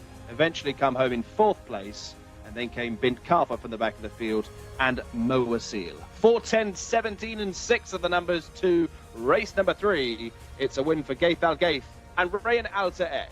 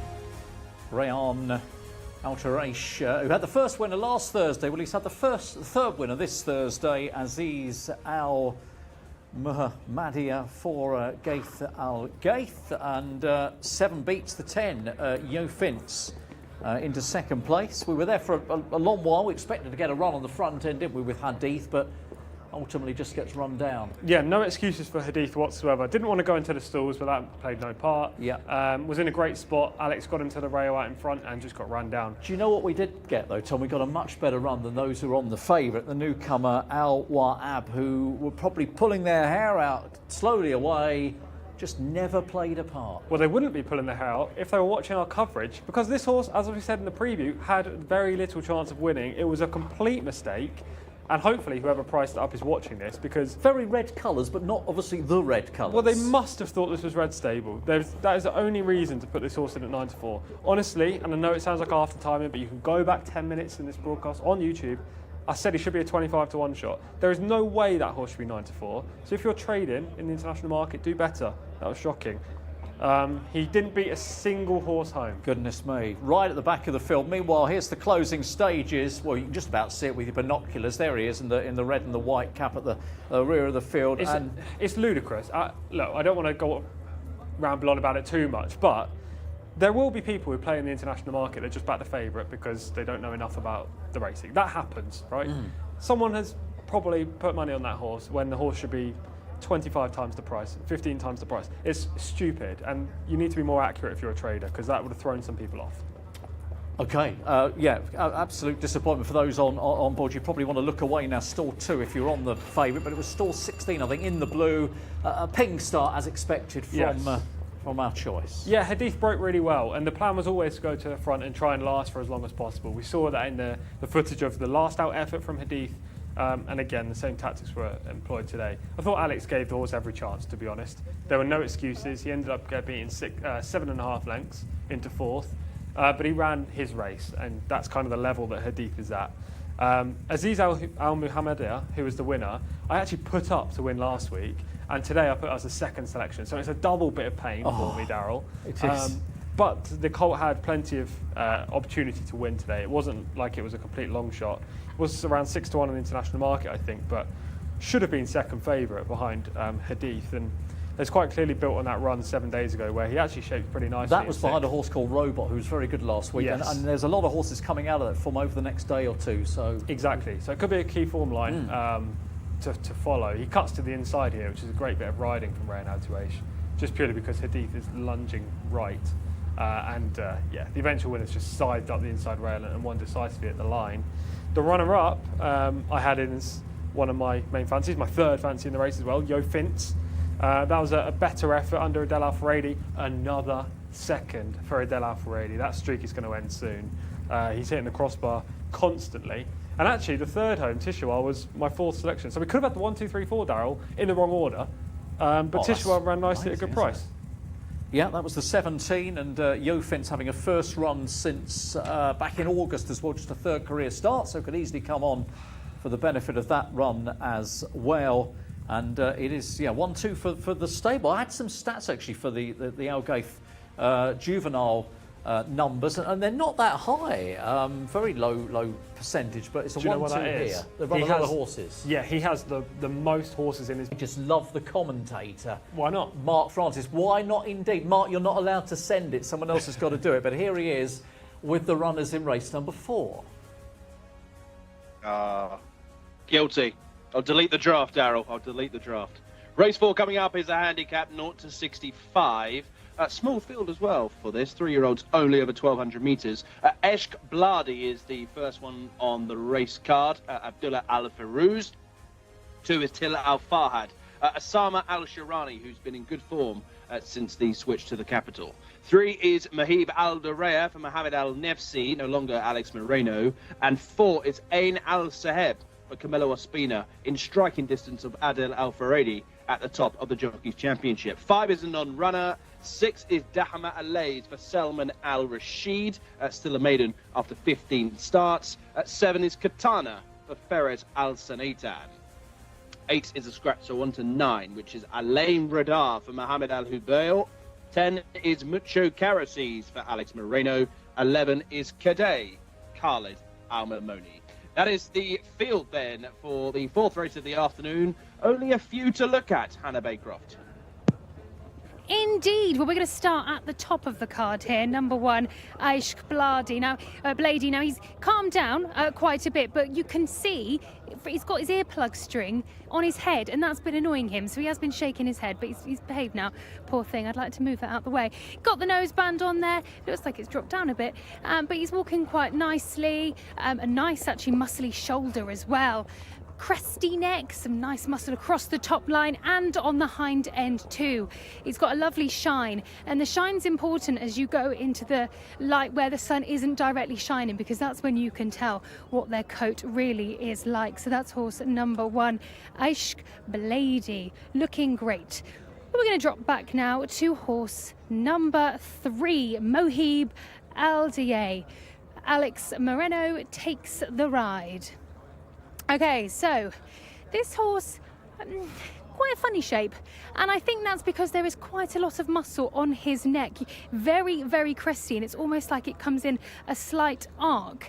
But he's walking well, and in terms of his attitude, he's not shaking his head or misbehaving or anything, so I quite like that. But yeah, in terms of his body, doesn't look quite the shape you'd pick, let's put it that way, but got some power in that engine there. Perhaps could do with being a bit more defined, but his coat looks good. It doesn't look dull at all, and I've seen some dull coats in this field. But we're going to drop back now to number 4, Ain Al-Seb. Undoubtedly, this horse looks the best in the paddock, 100%.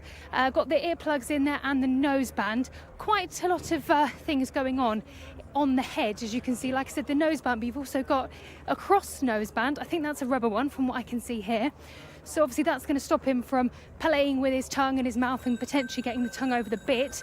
And he's got a tongue strap on. So there's a lot going on there. I do hope he's not going to start shaking his head. But yes, definitely looks great. And Camillo Ospina takes the ride there, but looks fabulous. I'm going to have a look at horse number 6. Now, the reason why I want to show you horse number 6, which on your race card is Dahamat Alays, is because this really is a strange looking individual. Of course, got his tongue out, looking quite cheeky, but its neck is very short, and you can see where its withers are. So that's the part just under the saddle. It drops down, and then its neck kind of comes out, but it dips slightly. And in terms, well, when you weigh it up with the rest of its body, it's almost like his neck has been stuck on from another horse. So yes, this individual I wouldn't be selecting out of the paddock. My last selection in the parade ring before they go out to the field is number 11, Kadej. And that is towards the back of the parade ring. A very calm individual, behaving very, very well. Has the cheek pieces on, so should be keeping his eyes well in the game on the track there. Got the cross noseband on as well, but it's been very well behaved, this horse. But like you said, quite a small field to go out to the track. But these are some of the horses that I like the look of in the paddock. It's back to you guys in the studio for our next race. Thank you very much. If you've just joined us, that's Hannah Baycroft, who is our roving reporter in the paddock. She'll be catching up with connections as well during the course of the programme as well. But as Tom was just saying, a more manageable field, let's say, with 2 scratches here. We're down to just 9 for this 0 to 65 3-year-old local bred handicap. There's not a huge amount of winning form to go on. A lot of these come here still as maidens. They do, yes. There are a couple of horses with victories, as you say, but the majority are maidens. The 2 with previous wins, Aishk Blady and Tel Afad, the 2 at the top of the ratings. All the others are maidens, most of which are exposed, but they have been running to a similar level to the horses who are previous winners at the top of the handicap. And actually the 2 previous winners are both 12 to 1 in the international market, so not considered likely winners today. I thought it was an interesting kind of race, very small field, as you say, compared to what we're used to, but also quite a wide open on the international market. Yes, international market. Well, it's got a clear favourite in number 4, Ain Al-Saheb, who was 2 to 1, is shortening into 15 to 8. That's ahead of the 9, who is Alem Radar at 4 to 1, and then 9 to 2, number 6, Dahamat Alays. So, yeah, favourite at 15 to 8. I had Ain Al-Sahab, who is the jolly you were just talking about there, as my 3rd selection in this race, my 3rd in, likely to finish 3rd if you want me to say it another way, has been placed 4 times over this course and distance. So I suppose you know at least Ain Al-Sahab can handle the 1,200 metres around Riyadh, which plenty of these haven't yet proven. However, he's 0 from 12 so far. His recent 1,400 metre run was disappointing. I hope they're kind of relying on the fact that they're dropping down to 1,200 again, his ideal trip.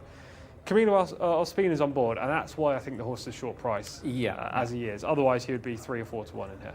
I mean, he's a good, solid place getter, if you like. Exactly. So, though you may not want to put him on top, you'd probably want to put him in your mix. Exactly, and he'd obviously been bred by Salou Stable, but there is some kind of link with Tarek Anaya in here due to the dam and also the use of Commend, the sire. Tarek wouldn't give away his best 2-year-olds. He does very well with his 2-year-olds. So that's another interesting factor. So, you're not certain about the favourite, then? No. Which one has really grabbed you? Mohib Aldareya, horse number 3 for me. Alex Moreno will hopefully do better than the last race when he finished 4th. This horse finished 3rd past the post last time up before being disqualified. That came over the course and distance, but that was in a conditions event last week. This is a big drop down in grade to a 0 to 65 handicap. He's a big player on that form. All he needs to do is repeat it. His previous efforts weren't so good. You know, the form figures don't tell all the story, but they weren't so good. So if that wasn't a flash in the pan, then Mohib Aldareya is a major, major form contender in this race. Alex needs to be aggressive again because he's drawn outside. Jockey change we're hearing, actually. It's now Mohammed Al-Nabsi on Mohib. I wonder why Alex isn't rider. So just trying to work out what's happening. Alex is on the today. 10. Alex is on the 10. We did get yes, that change came in earlier. as a spare, didn't it? So Okay. that's the reason. Yes, well, that's interesting. He's jumped on the 10, who is I would say that's a negative bigger price. for me. Yeah, that's a negative in fact, for me. it's a long way down. 12 to 1 outside of 9. Yeah, I'm not quite sure why that would be the case. Obviously, I prefer Alex on my selection, Mohib Aldareya, but Yeah. he's decided to ride Mucho Caraces, who is far from an easy ride. The horse hangs right off the turn in virtually every race he runs. I wouldn't give him much of a chance. So, yeah, that's interesting.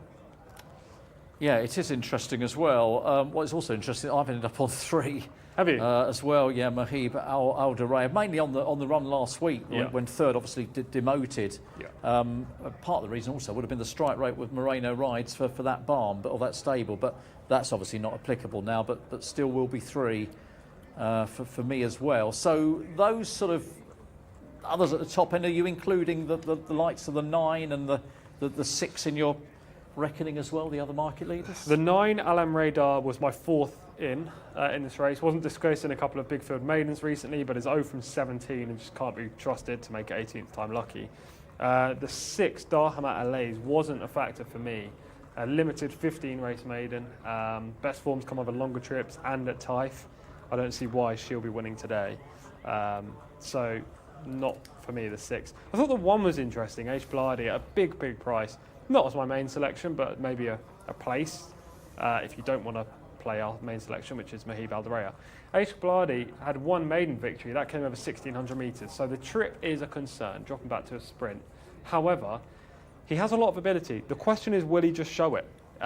It's very much his own decision. He's like Mucho Caraces, but a more talented one. He decides when he runs well and decides when he doesn't fancy it. Maybe today's another one where he doesn't fancy it, and that's why he's a big price. You know, you never really know what you're going to get with H. Blardy, but it wouldn't be a surprise if he did show up today and run much better. That being said, I'll stick with Mohib Aldareya as my main pick, Darryl. Okay, so we are in agreement again here with the 3 Mohib Aldareya, who is currently 5 to 1 in the market at the moment. As we said earlier, they're just the top 2 of the previous winners here, and although Teal Al-Fayed, the 2, has had 24 starts for 2 wins. They've both come over the course and distance from 12 tries, so they sort of dissect it down a bit, and that's slightly better statistics there. Right, they are circling behind the gate, so we're locking in on the same selection here again, which is horse number 3, and let's find out who Hannah has made her choice in this one. We've got some variety. Well, that's what I'm bringing anyway. So I am going with horse number 4, Ain Alteb.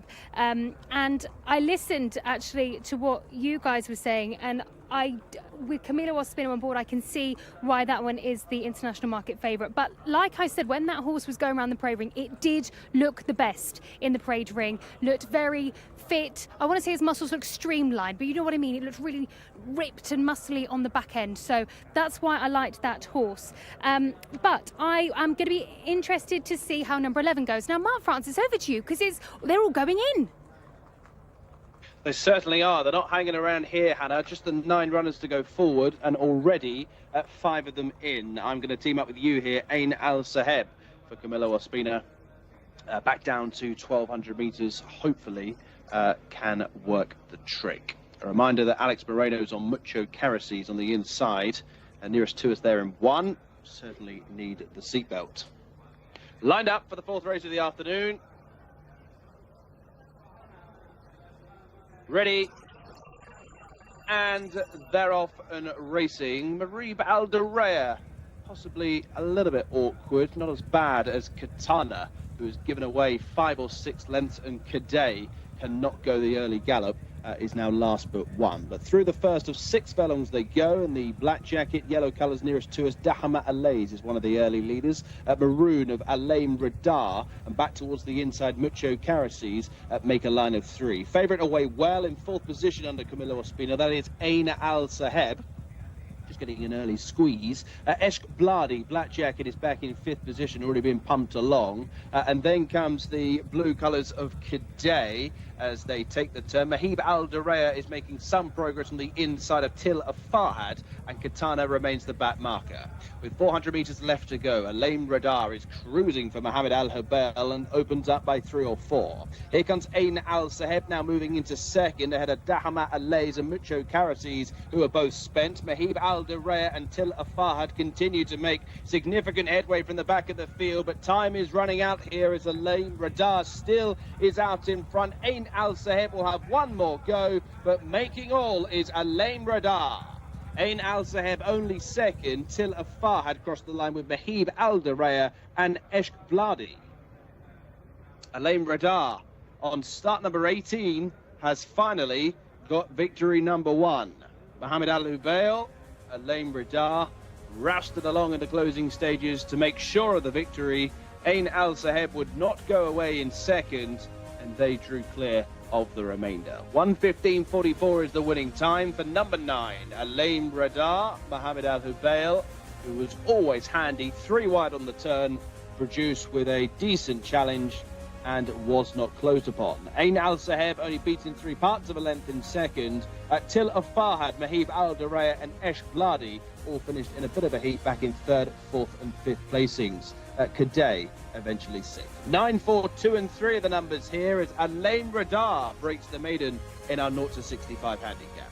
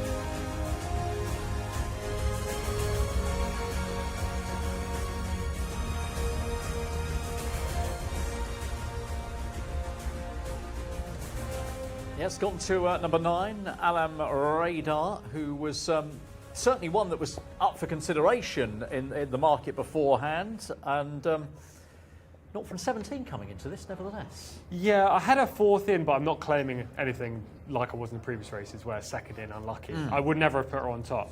She was not from 17 and very hard to trust. But there were pieces of form that suggested that she had a good winning chance. E.g. the penultimate runner-up effort was relatively strong. She was rated 53, obviously it's a handicap, so she was getting weight off those towards the top of the race card.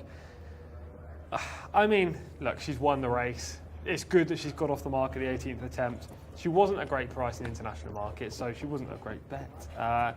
But equally, she wasn't the most logical winner either. So I personally think she was relatively difficult to find. But it's good for connections that she's finally got a win next to her name. It is 62 at one stage, down to 53. She was actually pulled out of a race last week. She'd run the week before, so whatever it wasn't a major issue, but something kept her off last week. But back with a win here, and beats the 4, Ain Al Saheb, into second. I think it was Hannah's selection, wasn't it? Yes. And then it was the 2, Teal Alfed, in 3rd place. So that was the 4th race of the afternoon, and there is the winning rider taking to the scales after that local bred handicap. Mohammed Al Hubail had a winner last week, just one, and he'll be happy that he's added another to his tally this week. He generally is the 2nd string rider for Mohammed Al Daham, which is odd to say it like that, but he picks up rides when Mohammed Al Daham looks elsewhere, and he's a good, consistent rider. He's not the best here, but he's also far from the worst. So good for Mohammed to get this on the board, and he's ever growing his tally. Yeah, the favourites finished 2nd, and as for Mohib Aldaraya in the green, sort of just squeezes into 4th in the frame. Yeah, just never close enough, really. I think the jockey switch didn't help. I'd like to see Moreno on board from a talent perspective as a rider, but also from a tactical perspective.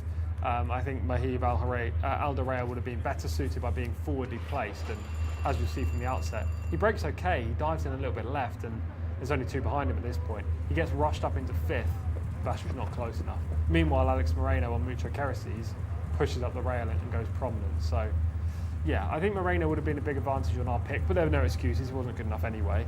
The eventual winner's always up in the vanguard, 3 wide on the turn here. Will kind of make her impression around the home turn and kick clear, never to be caught. Yeah, so it's taken a while to come, hasn't it, this win? I mean, can we take anything away from this winning effort and think this horse could come back and score again in the near future, or not? If kept in this grade, I don't see why not. Obviously, she'll have to carry more weight off a revised mark, but she should be kept in this grade next time rather than going towards, I don't know, higher handicap and open, anything like that. Stick to the easy contest for her, the 0 to 65s, and she'll make an impression again. The runner-up again needs to be kept to this grade. Currently rated 60, may go up a pound or 2, but would have winning claims in a similar race next time. There were no excuses for Ain Al Saheb today. Camilo always had him in a great spot, just stalking the leaders, and just couldn't reel in the eventual winner. The remainder in behind, it will be a mixture of this grade and maidens, I believe, in future, obviously depending on whether the horse has won a race or not. Yeah, first 2 do eventually pull clear, don't they? I mean, between them, there were 29 without a win, so it just gives you an idea as to what we're dealing with. But on a more positive note, the winner, as you say, has won this from the bottom end of the handicap off of 53, was rated £9 higher at the beginning of the year. So, you know there were a little bit, it was inconsistency, I think, the main problem with the winner, but capable. It's whether, I suppose, Alan Rader can come out and do this again next time, and you'd probably wonder whether that would happen. She's very small as well, isn't she? Small filly, so I don't think there's going to be much room for growth there. The runner-up, Ain Al Saheb, has no knee action, 0 knee action, which I would consider to be a big negative. Whenever he gets tired, he's going to feel it a lot more in his legs than other horses would. Okay, something to note going forward. Right, we're up to race number 5 already. Thank you for being with us here on the Jcsa English speaking service. We are live from Riyadh. Look, we are, there it is, it's out there. It's all out there in behind us. It's fantastic. Hannah's out there. We'll hear from Hannah shortly, but let's hear from Mark now with the runners and the riders. Thank you, Darryl. Yes, 5th race of the afternoon is a non-winners of 2 event. You guessed it, 1,200 metres again. 3-year-olds here, headed by number 1, Al Safar. Alex Moreno, definitely from stall 7. 2 is Gandolfo for Abdullah Al Sayidi, stall 1 as well. 3 is Hob Al Watan for Mohammed Al Daham, a winner last time. 4 is Tchaikovsky, North Amadiani for Jimmy Jerkins.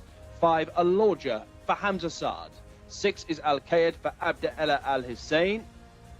7 is Bark Al Arab for Mohammed Al Nasser. 8 is El Patron for Faisal Al Saynun.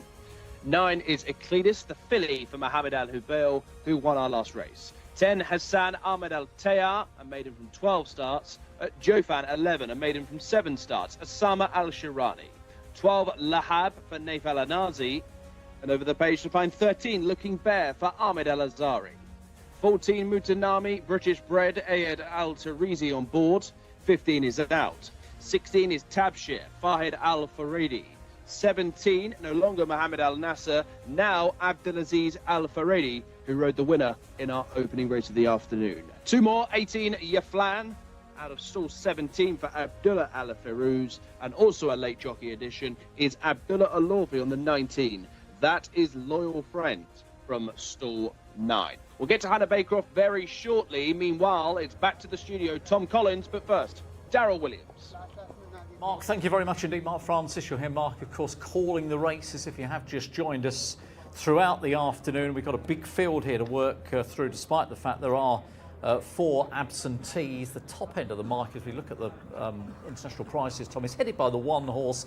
That is Al Safa in this local bred 0-1 winners event. A horse rated 80, so the top rated horse, and 15-8 on the international odds. Yeah, I can certainly see the case for Al Safa, a deserving favourite, unlike similarly named horse back in race 3. Alex Moreno, I believe, is on this horse. I think so, yes, this time. And due to that rating of 80, he looks the horse to beat. It was a good effort last time when second. He's already been a course and distance winner in his career, so there are lots of ticks next to Al Safa's name. He's drawn relatively well, and I think Alex Moreno will be aggressive. You can see him in shop right now. Hannah will be able to give some good, concise information when we get to her later on, but he's just chomping at the bit a little bit, but he looks perfectly well relaxed. Well, we can go to Hannah now, so we can get some early thoughts on this favourite and indeed the rest. We can indeed. That's where we're looking. Number 1, Al Safa. Alex Moreno takes the ride. Gorgeous colour as the coat transitions. He's just having a chomp on the bit, but you can see he's got the cross noseband on there, so he can't actually open his mouth too wide. But you see just a bit. You have to have them open in their mouth just a little bit to make sure all the movement is there. Walking, actually, considering he's throwing his head around, he's walking quite nicely. A little bit of condition, I'd say. The hind end isn't as toned as you'd probably like to see. Some of the runners we've seen today are super fit, so perhaps a little bit more, but the muscle is under there, and I can see those fitness lines. Actually, that is quite a deep indent on the hind there, but all in all, looking really great. And in terms of how he's feeling, I mean, I can ask him, but he does actually look very relaxed and chilled out, which is what we like to see prior to the race. We're going to drop right now back to number 2, Gandolo. I'm just going to check that spelling. Gandolfo. I wanted to show you this horse because this horse is actually, Gandolfo has been clipped. So remember I said, some of these horses got a winter coat, some of them have. So this clip here, you can see all body's been clipped apart from his legs, and that's just to make sure that he doesn't overheat when he's sweating. He's got the visor on as well. He is chomping away. You can see why he's got that visor on, because he's having a real good look around. Now we're going to head to Jimmy Jerkins' runner for number 4, Tchaikovsky. Hopefully we can catch up with Jimmy very soon. Got the earplugs in as well and the headgear. Just playing with the bit there as well, and a noseband just to bring his head up slightly so he's not staring at the ground. All in all, nice muscly shoulder there. Having a bit of a swish of the tail. Probably just a little bit irritated, wanting to crack on with the job, I'd say. But looking really great. There's no sun shining on him, but you can see he does look very well. They have grinded to a halt in the parade ring, but that's all right. We just had a spook from one of the other horses. Back to business as we keep on walking. Dropping back to horse number 7, Barb Al Arab. Having a bit of a playful shake of the head there, but nothing to worry about at all. Got the tongue tie on there, I can see. Playing with the bit, having a little look around, but not worried. And also got the earplugs in as well. In terms of the body, looking very nice. Really nice coat as well. Still got that shine there, even though there's no light on him, which is what I like to see. Hind end, really nice muscle indentation too, and you can see those obliques underneath, all very important to make sure those abdominal muscles are working. Last on my list is horse number 9, Eclidis. So this horse is looking very, very fit, very, I want to say streamlined, because honestly, that's how he looks. The hind end, indent of that muscle looking really, really good. You can see he's on his toes there. So when he's jig jogging, that's when you can see those muscles even more, because it's pumping the blood around. And if you just can, I'm sure you can see now where I'm pointing, is if you can see me pointing, but the shoulder, the muscle on that shoulder is looking great also. Little bit of sweat underneath, but nothing to worry about. The temperature has dropped as well, so that's something to keep in mind. It's very cool now. But yeah, some sweat underneath. He is wanting to crack on with the job, chewing on the bit. But that is my selections for the horses in the parade ring. All is looking great. I'm going to head back to you guys in the studio and we can see if we can grab Jimmy Jerkins. Oh, I hope you can. That would be very, very interesting to hear from Jimmy. Let's hear a bit of, I'll show you a bit of form actually of the unexposed 3 horse here, Hob Al Watan, who's only had the 2 starts so far, and this was a winning effort, Tom, at the end of November, the second run over the 1400. And you know, just manages to sort of find enough to maintain the advantage. He does. He cost $120,000 as a yearling. He made his debut for Wes Ward in the US. No surprise that he shows plenty of speed in his races. But he was so disappointing on that one US run that Wes got rid of him immediately. He came so here. where has he been, Tom? There was 18 months between drinks. Exactly. Obviously time to acclimatise. He came here and won first up, but you can see he really gets tired late in the race, and I think he's vulnerable to a stronger stayer.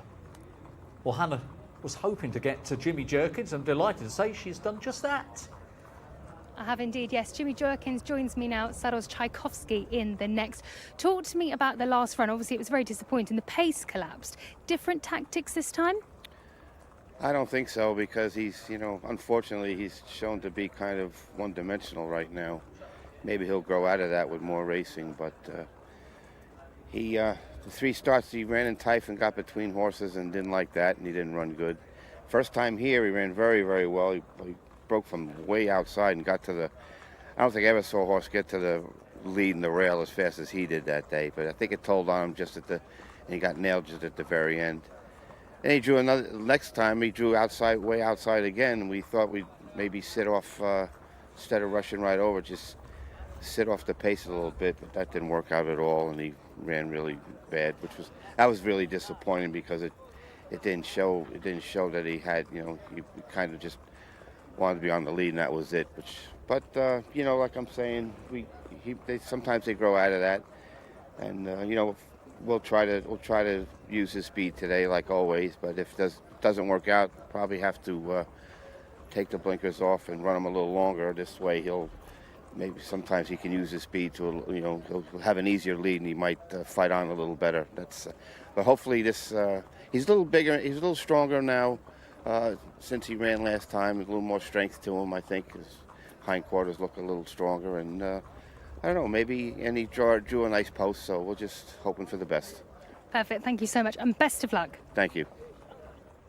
Yeah, Jimmy Jerkins really enlightened us about his runner here. So, as you say, Tom, Hob Al Watan, obviously they had that big gap between Sorry, I'm on the wrong horse, aren't I? I'm Tchaikovsky. Tchaikovsky has had 5 runs so far. Was with John Gosden in the UK, and we were just sort of noting here, bred by Sir Robert Ogden as well, which is always fascinating for those who follow the UK form. Yeah, and won a nice race at Kenton actually back in October 2023. That was when he was obviously with John and Thady Gosden. Since coming over here, very much like what Jimmy's just said there, the penultimate run was solid. Last time up, he down tools really early for me. I'd like to have seen him maintain that speed for a longer portion of the race. I know he was wide on the track and it was a strong pace, but he was the first of the front runners to crack, and I would just like to see him fight on a little bit more. For that reason, he didn't factor in my top 4 picks, but Jimmy Jerkins is a master, and maybe he can get Tchaikovsky to go close from a better draw today. Yeah, it's unabated.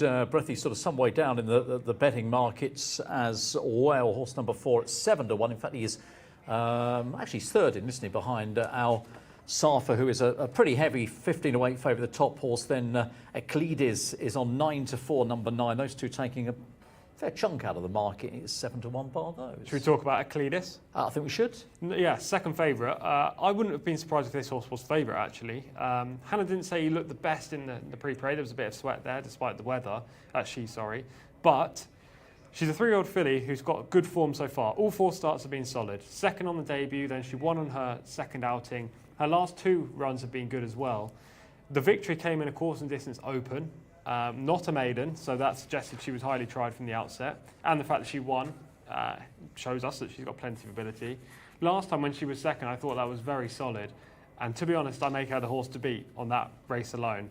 I'm happy with the 9-4. I think it's a very fair price, and she will be my pick, horse 9, Eclidis. She had a bit of time off January through to November. She was second behind her own sex last time. Any concerns about taking on the boys? Yeah, that is a fair concern.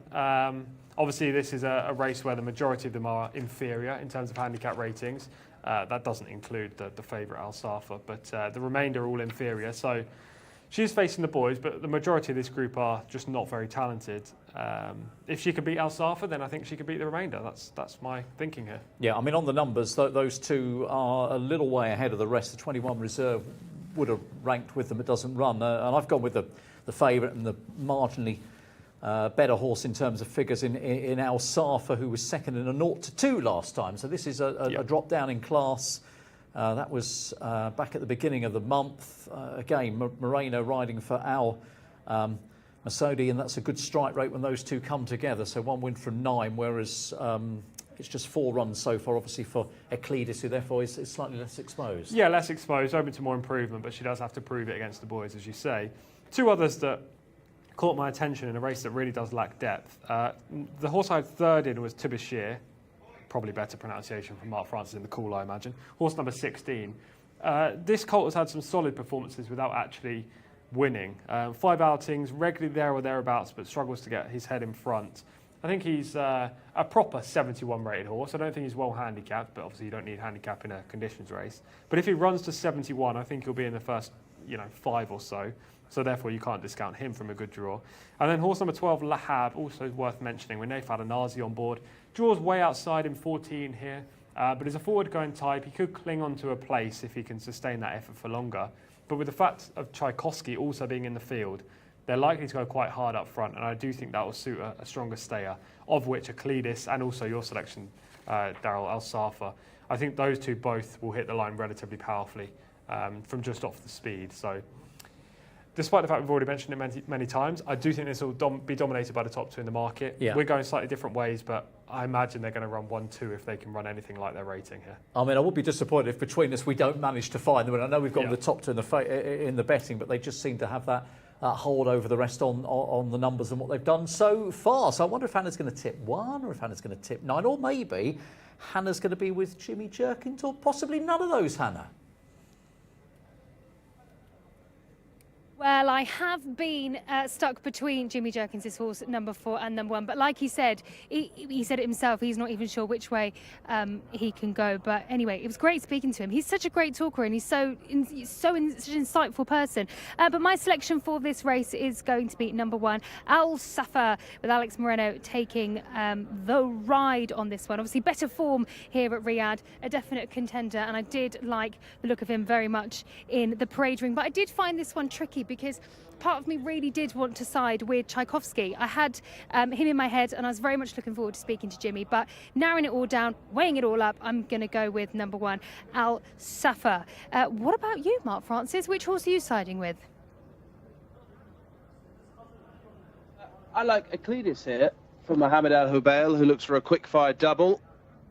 Of course, well-known colours of the owner, Haif Mohammed, Aboub Al-Qatani and Sons. 1 or 2 good ones. Eclidis might have promised that in her early days. She won, as Tom said, in open grade, but she certainly had her issues since then. She was off the track a little while, if memory serves me correctly, and I don't think she's really fulfilled exactly what Connections would have hoped for, but hopefully she can get back to winning ways here. That is number 9, Eclidis, who, yes, won an open race back in January and then was subsequently off for 8 months and returned in cup company and was not disgraced. Really travelled well in the Riyadh Regional Cup back in November behind Edat. Finished second to Night of Desire last time. I think Euclidis definitely wins this. I think she's very, very talented.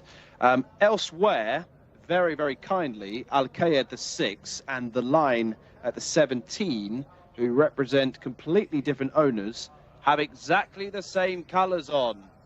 Fantastic news. The line from 15 and Al-Qaed from 10 both have green jackets and white epaulets. The line, as advertised, should have a pink cap, but does not have it here. Rant over. So, going in to the stalls is Lahab, and also there is Jofan.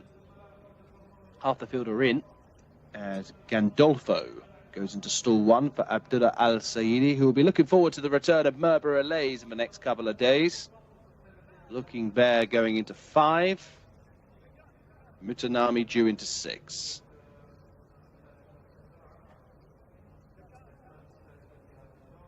Tchaikovsky from stall 2 is definitely one of the expected pace angles here.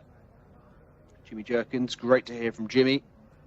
As Hannah highlighted, so insightful when speaking about his runners. The line, as you'll see now, in pretty much the same colours as Al-Qaed, this son of Caravaggio, waiting to go in to stall 15. It does have a noseband, which certainly helps me, but you can see there in the stalls, Al-Qaed in exactly the same combination. Alongside Euclidis, who remains the second favourite here at 9-4. Al-Safar, though, market leader at 15-8. Stand by for the start. We're ready. It's 5 of the afternoon. There's non-winners of 2 events. And they're off and racing.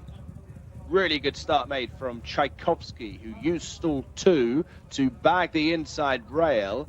Looking to tack across from a wide post is Hob Al-Watan, and also going with them is Mutanami. So wide across the course, Tchaikovsky head bowed towards the near side. He's putting pace into the race, leading by a length and a half to Hob Al-Watan in second. Mutanami already being pushed along back in third place, can't go the early speed. Euclidis now emerging into 4th position.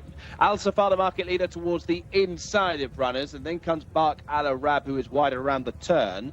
The yellow jacket of Yaflan, blue cap, is halfway down the field, around 10 lengths behind the leader. Lahab is getting closer, so too is the line. Alorja with 15 lengths to find as they turn into the straight, and Tchaikovsky is now retreating. Overtaken now by Hob Al-Watan, who is extending now by 5 or 6. Mutanami is now trying to close with Bark Al-Arab. Euclidis no better than 3rd, and then Al-Safar running up towards the finish. This is one-way traffic from Hob Al-Watan from stall 18. It's going to oblige here for Mohammed Al-Daham. Hob Al-Watan is the winner.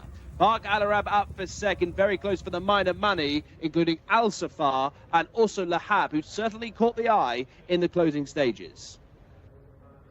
Hob Al-Watan makes it 2 wins in a row for Abdullah bin Said Al-Madar, the owner, and jockey Mohammed Al-Daham. Wind going away from stall 18. Plenty of speed out wide. Tchaikovsky went the shortest way. Hob Al-Watan went around the houses to go on to win. Certainly marked this up.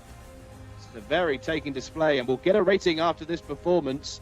1:14.23 is certainly one of the better times of the afternoon over this course and distance. Number 3, Hob Al-Watan, is the winner.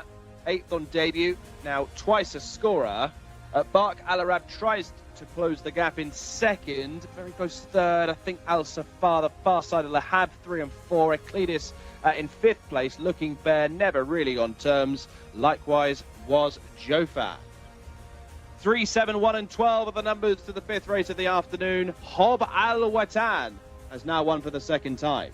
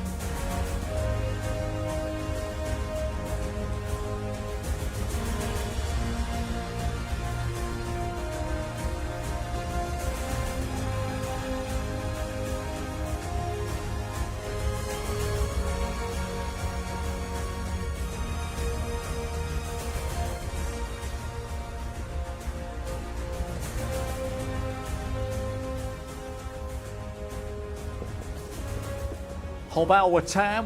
We showed you the video clip. We watched it. We ignored it, Tim, in the studio, and Hannah outside. We went for something else. But that is back-to-back wins. And after a long absence between the first and second run, this horse is making up for lost time. Yes, he didn't show anything for Wes Ward. I don't know why, but he finished 8th when sent off an odds-on favourite in the one start in America. Subsequently moved over here and is 2 from 2. He's quite clearly improved from that run last time up, where he got very tired late and just clung on. Today, he matched Tchaikovsky in the early stages. Tchaikovsky backpedaled quickly as kind of anticipated, but Hob Al Watan didn't. He kept going, and it was a pretty strong time at the end, 1:14.23. Won by 4.5 lengths from Bark Al Arab, who was a big price runner, but the favourite was back in third, which gives some kind of structure to the form. Interesting race and an interesting horse. And here's Hannah with more. Indeed. Well, let's wait for Mohammed Al Daham to weigh in. That was a really great finish, wasn't it? I know, we all missed that one and actually just had a really good look at the horse, looking great. This is my favourite moment, when the saddle comes off and I can see great. Congratulations, fantastic. Talk me through that last part. Absolutely stormed up. Yes, nice horse. I ride in morning before first race. He win first race. MashaAllah, I see very good horse, fast horse. And Alhamdulillah today better than first race. MashaAllah, form come up. Horse very good. So you think that the horse has improved? I mean, he certainly looks fantastic in the parade ring and coming out. Yeah, today, MashaAllah, I see very, very nice jump, very strong. Me outside too much the gate, but MashaAllah, my horse too fast. Oh, no problem. I can catch inside, go inside easy. And Alhamdulillah, inshallah, hope next time win more for this horse. Well, we hope so too. That will be one for our notepads for sure. Talk to me now about the Jockeys Championship. There's still plenty to go. I believe you're about 11 wins behind Adele. There's still time. Inshallah, I hope. For me, I need to go ride for with Jockey Challenge. But inshallah, we'll see, have 2 weeks more, I think, or I don't know, maybe one month and a half. Inshallah, the steward choose me to ride. Yeah. I hope. Thank you. Thank you so much. Congratulations. Welcome.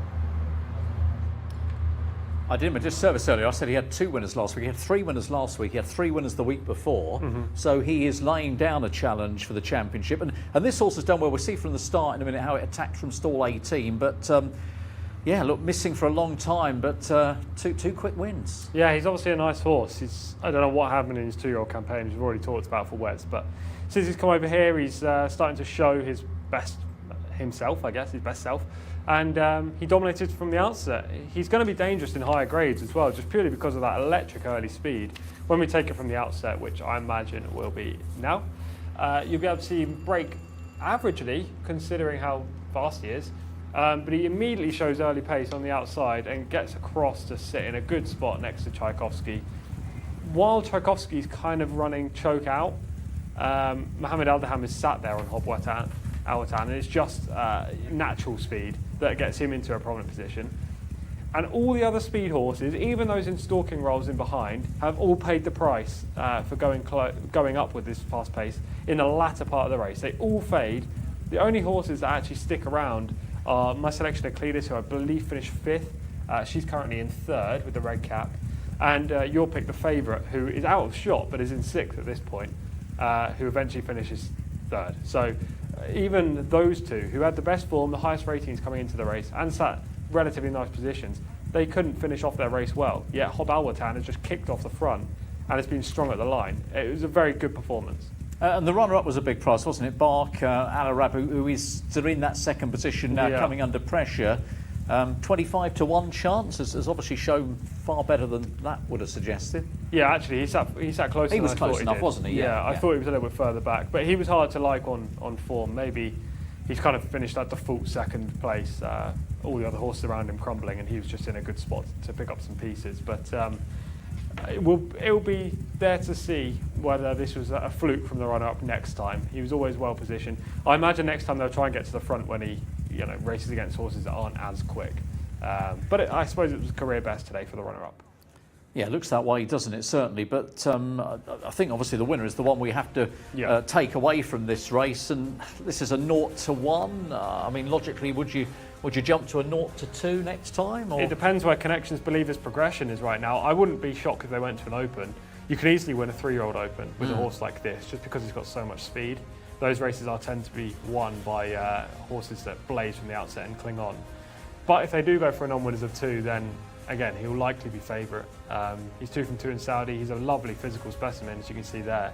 And he represents Connections who do well with this type. I mean, you've beaten horses at the top end.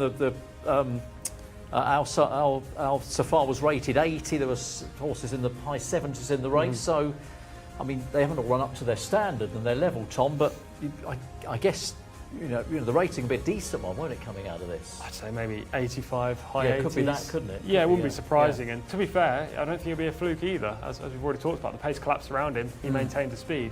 That's as good as he is. But imagine him in a race with an easy lead. He will win by even further.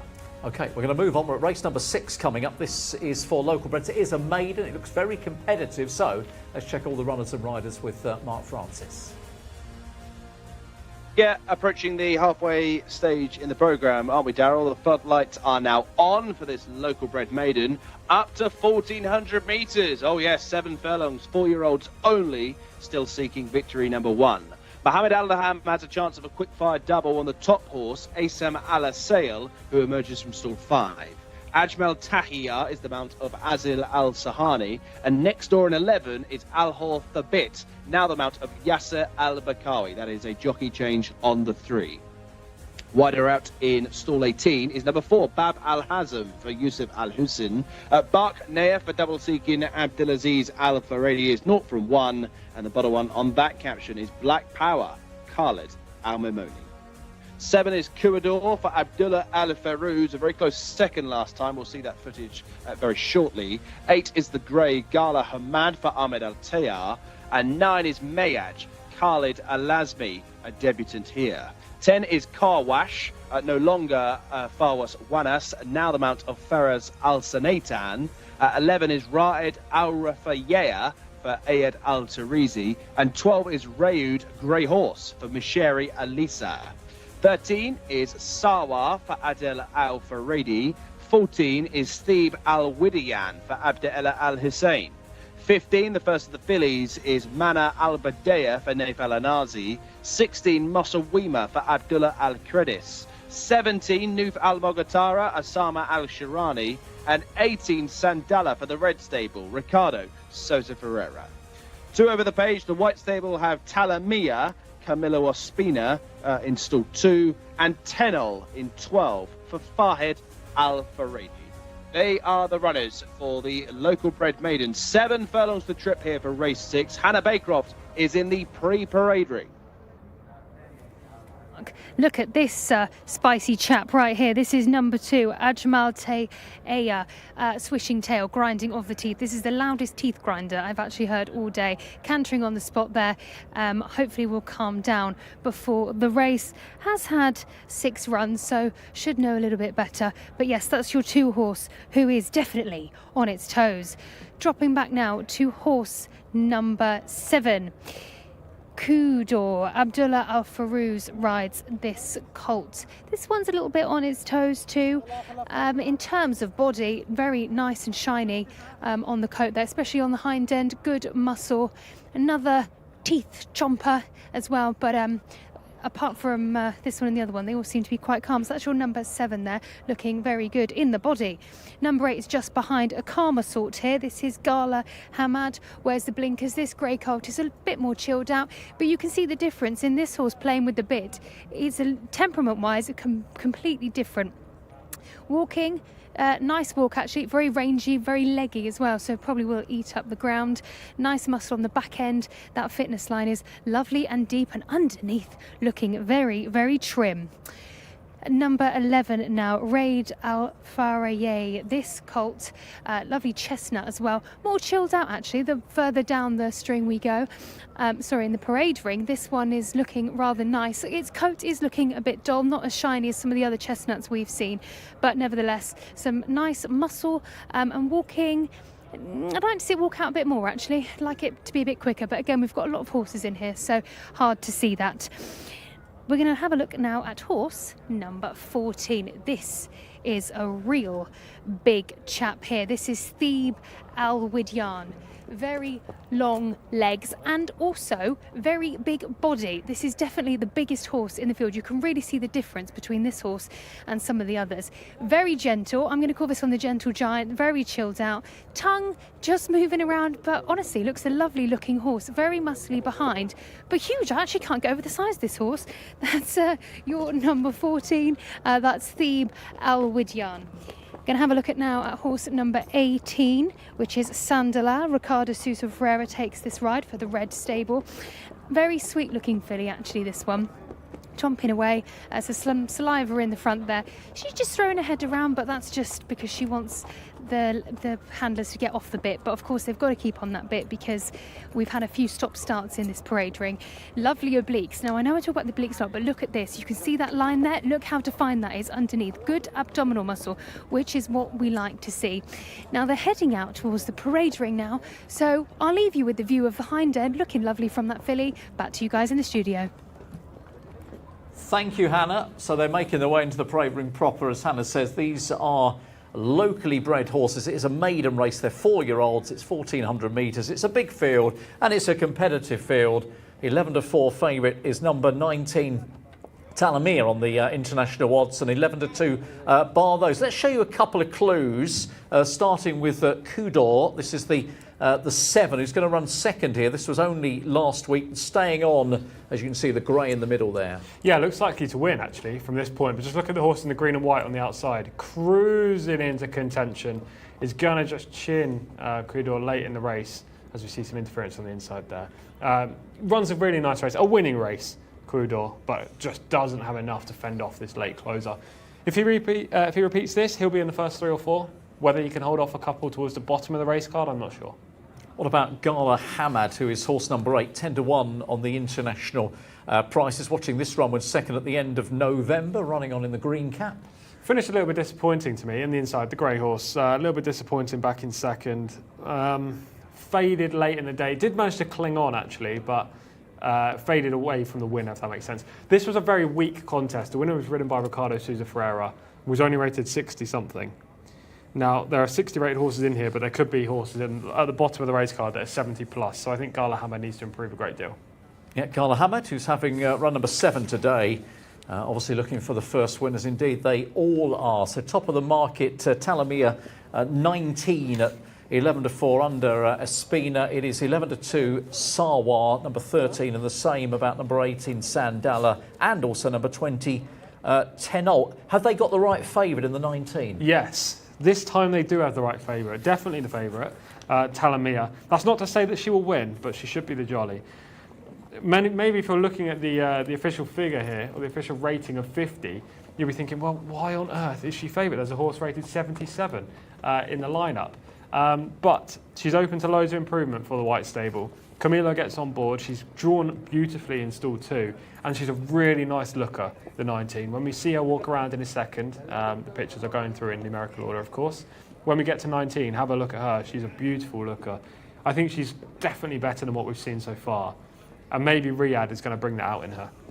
Yeah, 3 runs so far. As you say, that the numbers are some way from what some of the others have achieved. Are you putting that down to the fact that she's not had a lot of mileage, that she's got a spinner on board? A mixture. I think obviously most of her runs have come in Tife, so she's going to improve here. She's only had the 3 starts. Again, lots of improvement to come. Drawn inside, she represents leading connections. There are lots of indicators there to suggest that she's open to way more improvement than her mark suggests. Okay, so have you got her on top, Tom, or you? Yes, I have her on top. You have, yeah. Okay. Yeah, and second in is Kudor, horse number 7, who I'll actually let you speak about because I think he's your tip. Yeah, so Kudor, obviously we've just seen on the VT, just getting nabbed late on in that maiden. That looks solid enough form, doesn't it? That was from the 12th of December. That was last week, wasn't it? We watched that run. Marker 62. Obviously, it's a maiden. The mark is irrelevant, other than it just gives you a gauge as to what the horse can do. And was running off a mark of 49 there. So therefore, it's a little bit of a, I suppose you could argue positively that horse has clicked and moved up from what it was doing before. I'm taking that side of things here. Hopefully, just came up against one last time. So Yeah, horse number 7. I think it's a backable price at 7-1. Yeah. Kudor is the pick from me. Yeah, I don't disagree. He was second in my kind of ratings, let's say, on my shortlist. So I don't disagree. I just narrowly prefer the white stable horse just because of potential improvement. I do like the 18 in here as well, which is crazy to say, and I hate the price of 11-2, but she's only rated 49, Sandala. So you're probably thinking, why on She was in the earth? race with Yes. Kudor last time. Exactly, yeah, and ran 5th that day.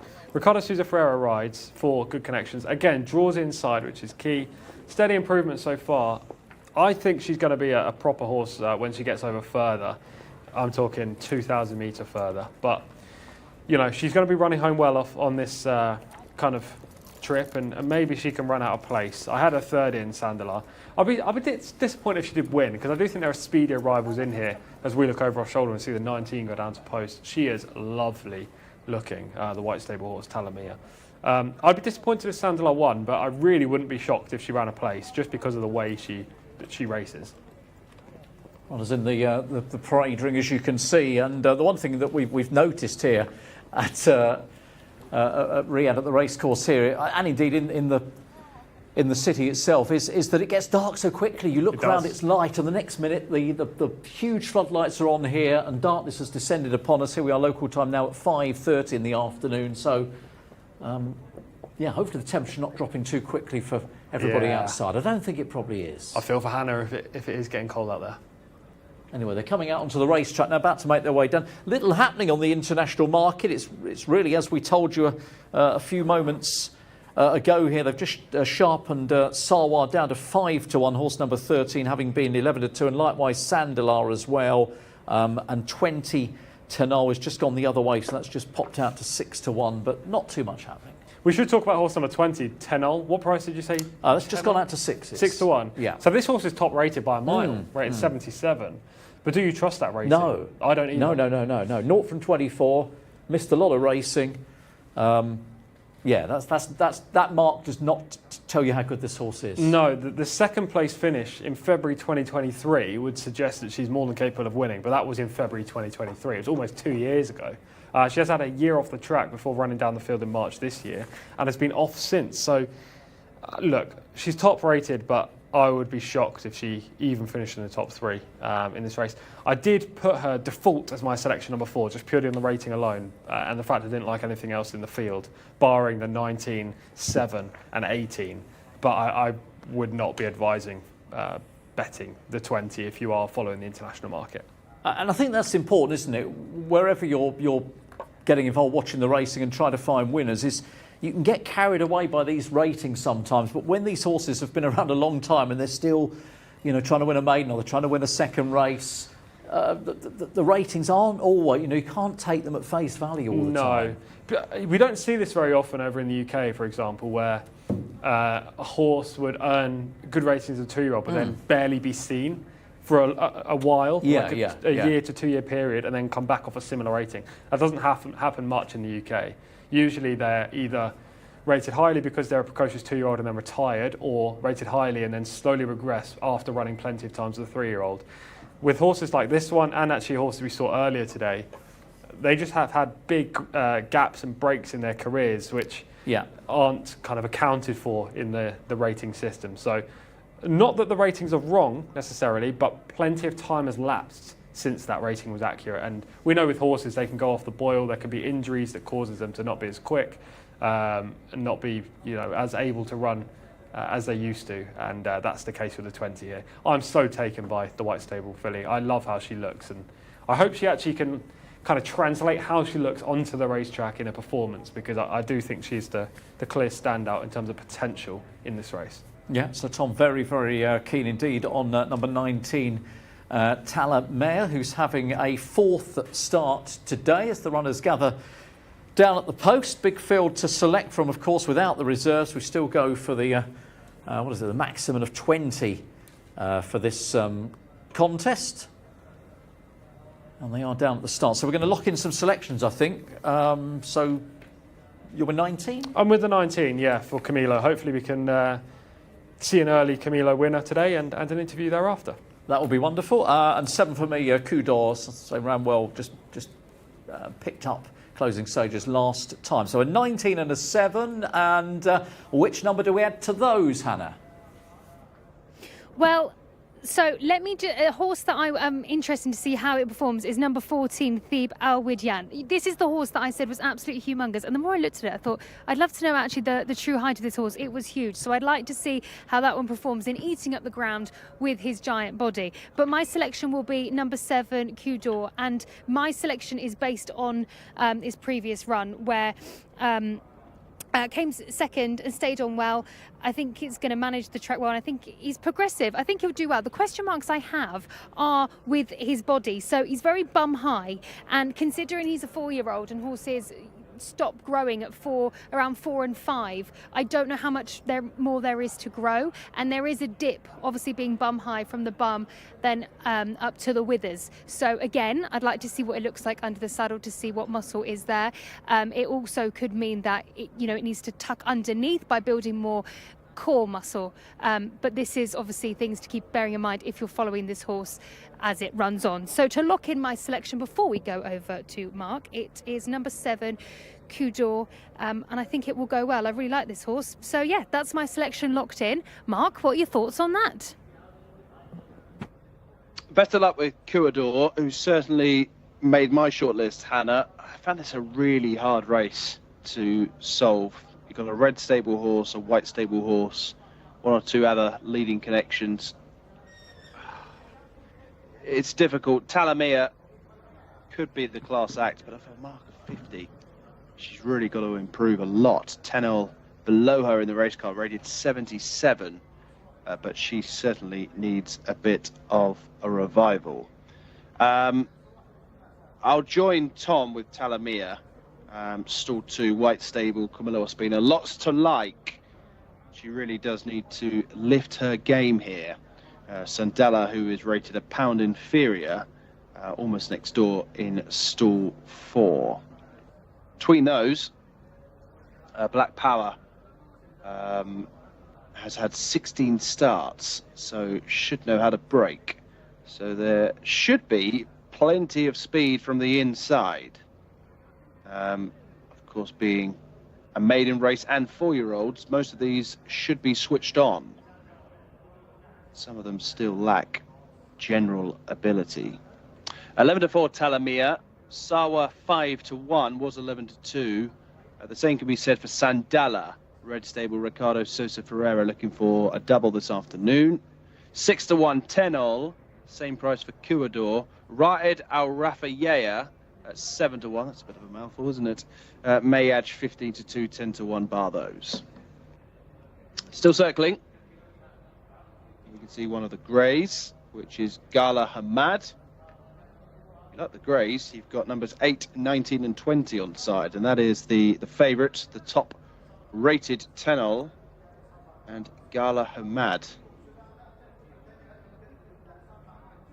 Ajmal Tahiyya, just circling there. Just hearing a late scratch, which is number 3. Al4 Thabit is now a non-runner. Jcsa Al-Bakawi, who came in for the ride, is no longer required. Hence the delay here. We are going without the 3. So hopefully the loading process will start shortly, gentlemen. But we've got one less horse to worry about, and that is the 3, Al4 at Thabit.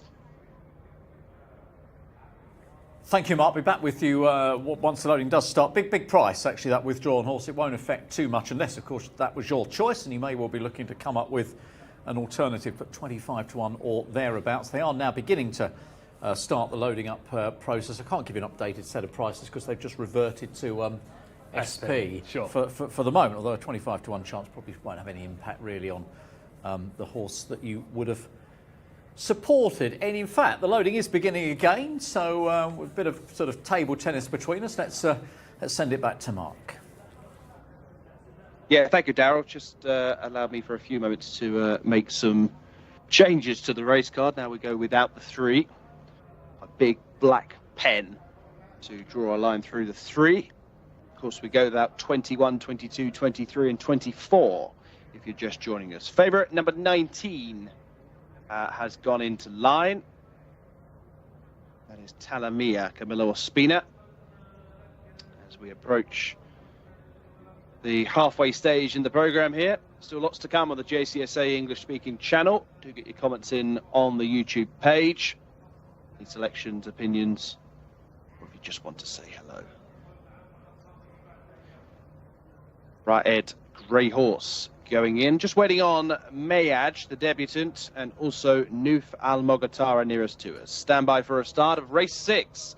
7 furlongs we're up to now, 1,400 metres, 4-year-olds, all seeking victory number 1. They're off and racing at a pretty tight start from the inside. Talamea did break alertly, just got a bump or two from Nuf Al Mogatara. And also Esim Al Sail, but Talamea is well to the fore. Pace out wide being set by Gala Hamad, and deeper out by Mana Al Badea. This is the leading trio. Red Jacket of Sandala not too far away. Mayaj, the first time starter, showing good speed, although being ridden along for a stride or two. Also in that little cluster is Kuador, and further out to find Mana Al Badea, who is probably 5 or 6 lengths behind the leader. Towards the back end of the field, struggling is Raed Al Rafayea. Also towards the rear is Bark Naef and Raed Grey Horse. As they approach the halfway stage, up ahead it is Gala Hamad for Ahmed Altea, showing up by 2 lengths. To in second position, Kuador on the outside of Sandala, and Talamea back towards the inside rail. Ridden along for a few strides is Thebe Al Widyan for her first mention. Getting a little bit closer is Sawa. Looking for a way through is the yellow jacket of Ajmal Tahir. It's very tight on the rail for SM Al Asail and Nuf Al Mogatara, who is not out of things with a furlong and a bit to go. Up ahead, far side, Kuador now takes the lead from Gala Hamad. Now taking third place is Ajmal Tahir. Nothing more from Talamea or Sandala. Up towards the finish we go. Second last time. Kuador will be off the mark here for Abdullah Al Farouz, wins by 5. Close for second involving Ajmal Tahir and Gala Hamad, the long-time pace setter. Talamea only 4th. A win for number 7, Kuador, who was a winning selection for both Darrell Williams and Hannah Baycroft. Kuador wins for Abdullah Al Farouz, went clear on the run to the line. Nothing could really go with him. Start number 5 produces victory number 1. For a mark of 62, has won this very, very well indeed. 1:29.73 is the winning time. Be interested to see the start again, because it wasn't the best beginning from Talamea. The eye was drawn to the inside. I didn't see how well away Kuador was, but was in that second group most of the journey. Has won by 5 lengths at the line. Ajmal Tahir, this near side of Gala Hamad, in that order, I think. Talamea definitely 4th, possibly Black Power on the near side of Sandala for 5th place. 7, 2, 8 and 19 has been confirmed. No doubt about the winner, Kuador.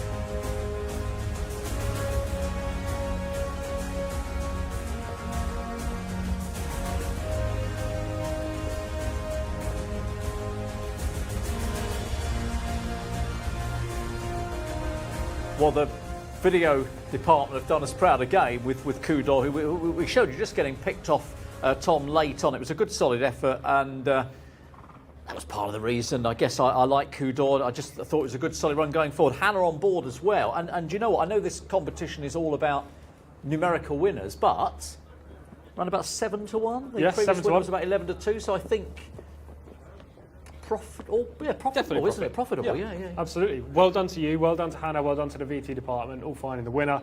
Kudor was my second selection. Oh, no, a second. I'm not claiming it, but I'm just saying I thought he would be there or thereabouts. He was. It was he built on his previous second place finish that we saw in the VT, and he sustained his run a lot nicer today. They went hard up front thanks to Gala Hamad. Unfortunately, my pick, who eventually finished fourth actually and ran really well, the filly, Talamia.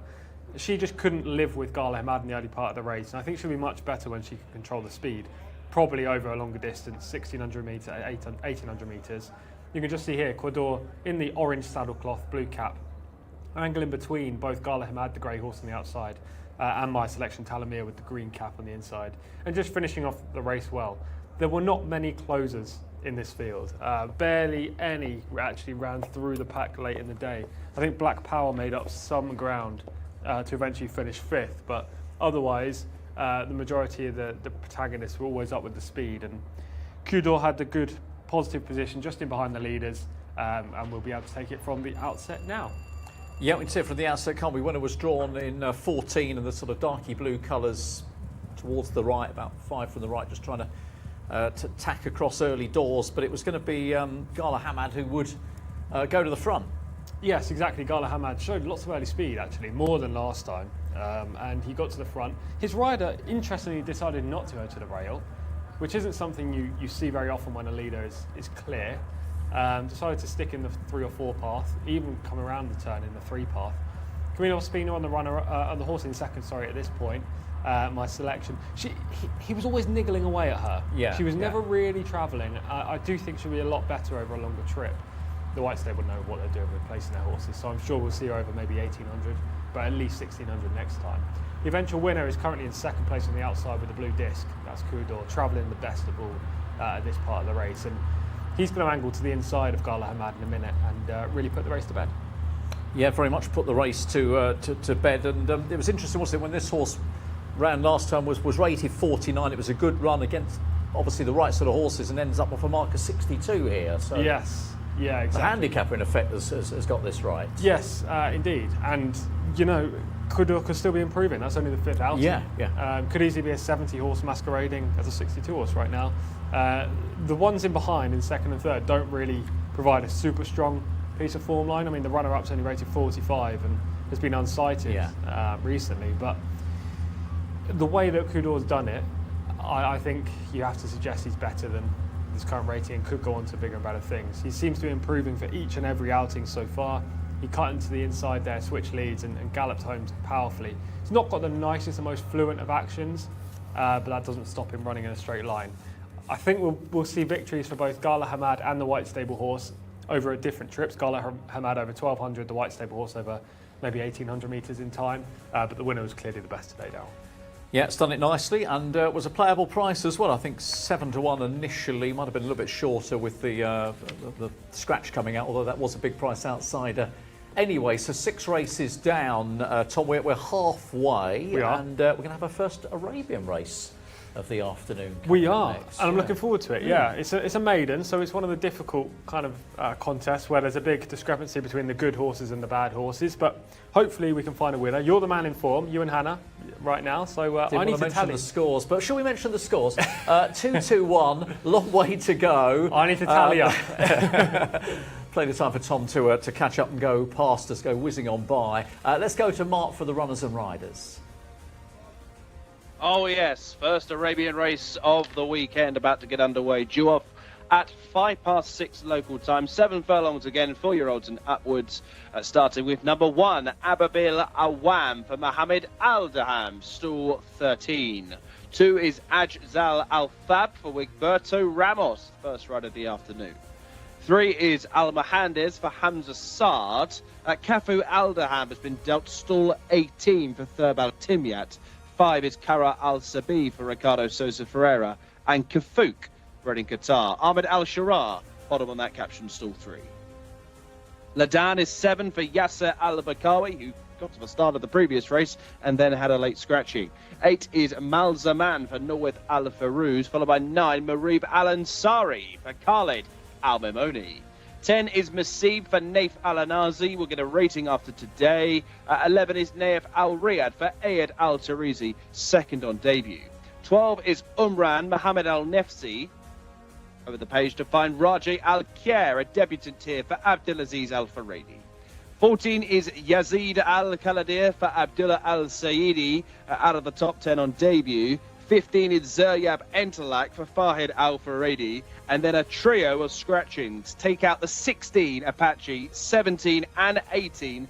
Those 3 do not all go.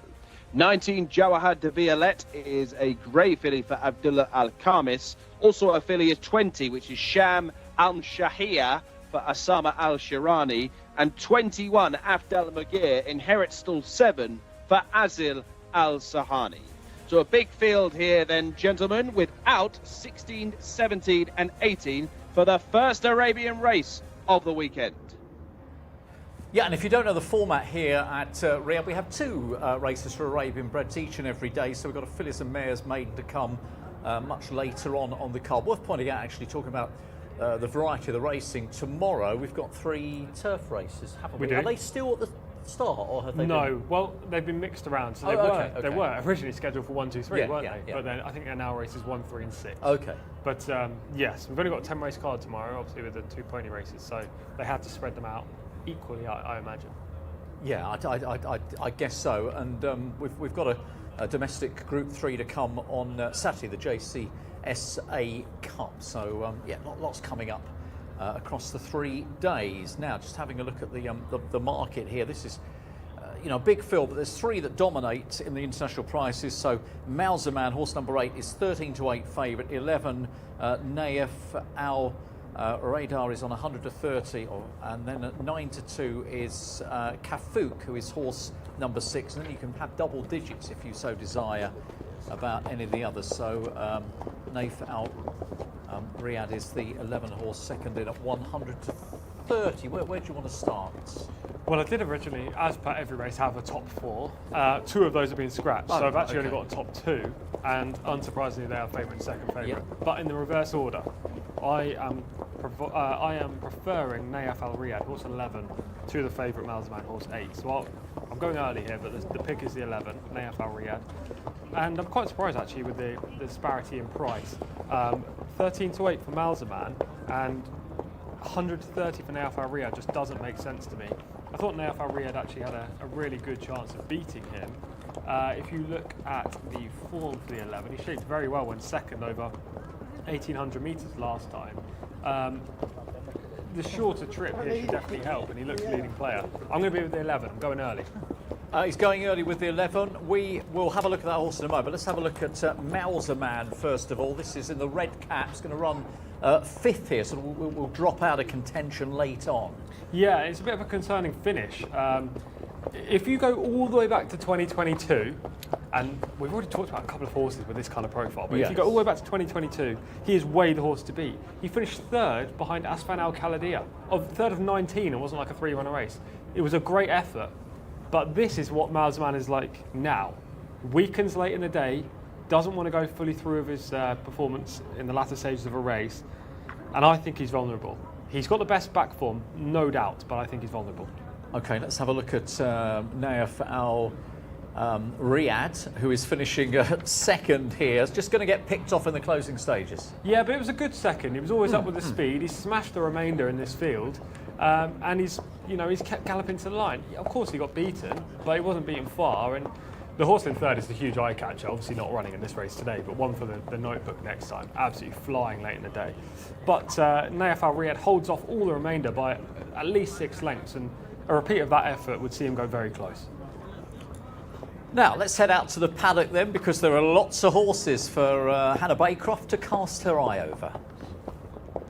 Lots of horses, and also there's 2 cats in the parade ring. Hopefully they can disappear soon. Right then, let's start and have a look at horse number 2. I say horse, it's more like a pony. It's absolutely tiny. This is Jcsa Athob. It's so small, I couldn't believe it. I'd love to get a bit closer to tell you an official height. Looks a bit round in the belly, to be honest. And also it being small, I know small horses are nimble, but it is overpowered by the rest of the field in comparison. Oh, actually, no, coming to the side. So his belly's dropped a little bit, but it's not massively. It's just from behind. It looks like it's protruding out. A very big crest. Can you see the muscle on top of its neck? That looks huge. It's got the cross noseband on as well as a sheepskin on top of the noseband. And it's quite chilled out, actually, this horse. We're going to drop back now. There's a big gap in the parade ring. We're going to go to horse number 4, Cafu Aldum.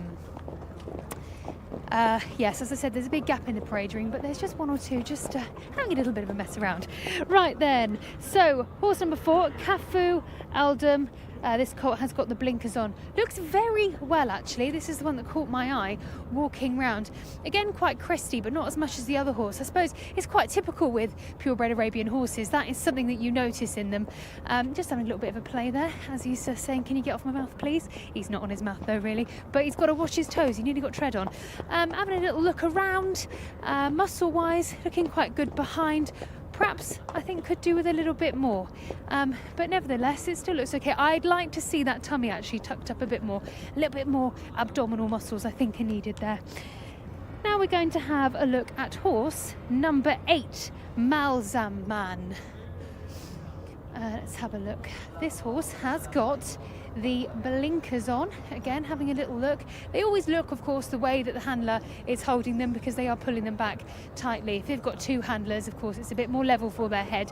He's walking quite well, this horse. I was going to say he looks a bit tight behind, but actually it's not too bad. It looks quite even both sides. The definition on his muscle isn't quite there. Quite a stocky chap. Looks a little bit big in the belly there as well. But yes, that is your horse number 8, Malzaman. Now we're going to have a look at the 11 horse, which is Nayef Al Riyadh. So number 11, a grey. Looks quite nice, this horse, actually. This could be my favourite one I've seen so far in this field. Got the headgear on there, the blinkers, just keep it looking straight forward. Nice muscle on top, and actually how it's got its head in, you can see the definition of the line in the muscle. Hind end looking quite nice. There's not loads of definition there like the other horse, but nevertheless it's looking good in its coat. A nice shine there.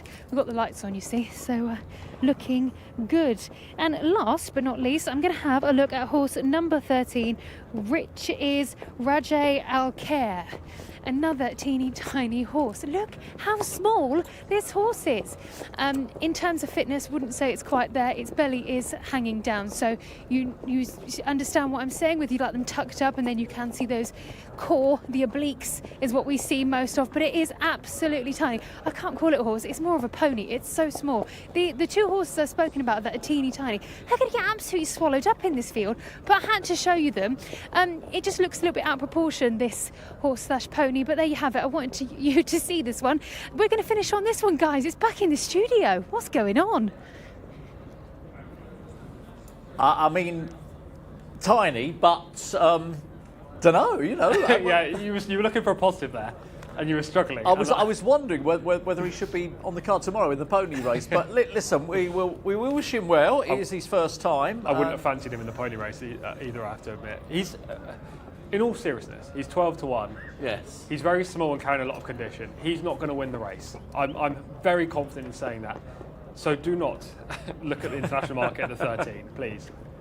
Okay, there we are. We've reduced it down to by 1. Yes. Yeah, very, very unlikely, very unlikely. How are we attacking this maiden then, Tom? We've already talked about the selection, which is the 11, Nayef Al Riyadh. Yeah. We didn't really get to talk about Malzaman that much, aside from the form clue that we saw, and the fact that he was behind Aslan Al Khalidiyah back in 2022, which is incredible. I mean, none of these would get within, I would go as far as saying get within 50 lengths of Aslan Al Khalidiyah nowadays, maybe even further. And he has that to his name. That's why he's rated 83, that one piece of form. But Look, he can win because it's such a bad maiden for the Arabians. Malzaman, I just don't trust his form right now. I think Nayef Al Riyad's way more solid. There's the 13 again, who, I mean, that's got to be the smallest horse I've ever seen in shot right now. And you can see he's carrying a condition, lots of, well, you can't see any ribs, to put it politely, on the underneath. Aside from those two, Darryl, at the top of the market, it's hard to come up with anything positive about the others, I have to admit. Even Kafuk, the third in. Yeah, finished Kafuk's sixth. been off a long time. Yeah, 6th on debut, but hasn't been seen since March. How can you fancy that horse to win? 7-year-old as well. With great difficulty. 7-4 Malzaman, 3-1 Nayef Al Riyad, 9-2 Kafuk, 10s bar those. I would honestly price this 6-4, 13-8. Really, you'd have them that far ahead of the remainder. I would, and closer together in the market as well. I know we've got quite a while to talk about this race, and we will talk about some of these horses and what they've done, or achieved, or and not done. achieved. Yeah, but from a short glimpse, all you need to really know is the top two in the market have a clear advantage on what we've seen so far, and anything can happen in horse racing, but a clear advantage over the remainder.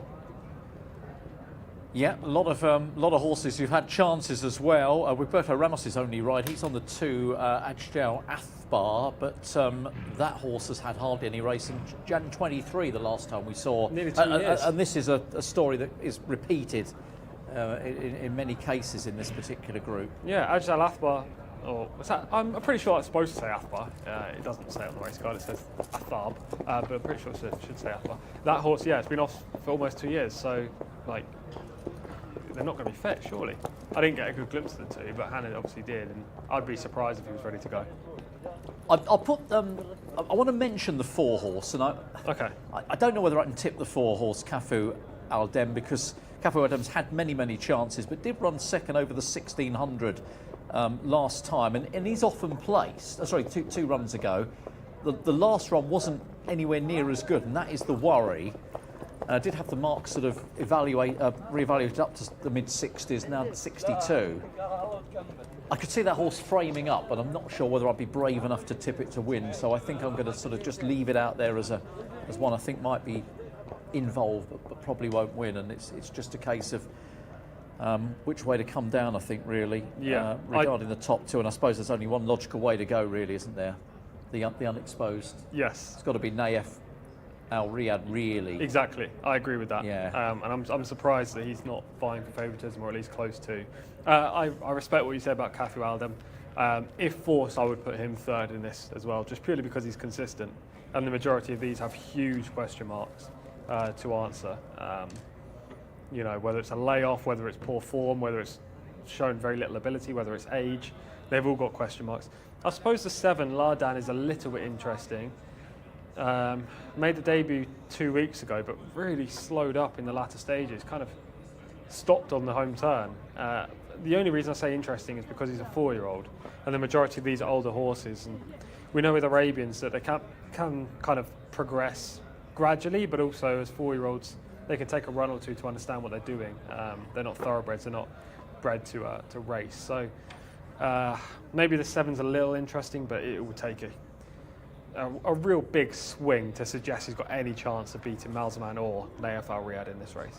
Yeah, given what you've just said, Nayef Al Riyad is just beginning to shorten. It's happening slowly, but it's 113 to 11 to 4, and I would sense that could go again. It should go again. It really should. And that's not us trying to move market. It's just where it should be. You know, there are 2 horses in the race, really. Unless Kafuk improves a great deal, or there's some kind of unknown quantity in here, which feels very unlikely, then Malzaman and Nayef Al Riyad should be the top 2 and should be close together. I do want to mention the 14 actually, really briefly again. Yazid Al Khaladia. I'm kind of looking for these unexposed types that could have shown nothing on debut and maybe run a lot better today. We just see the 14 going through shot there in the blue and white stripes. Was wide throughout that race on debut, and it came in Taif.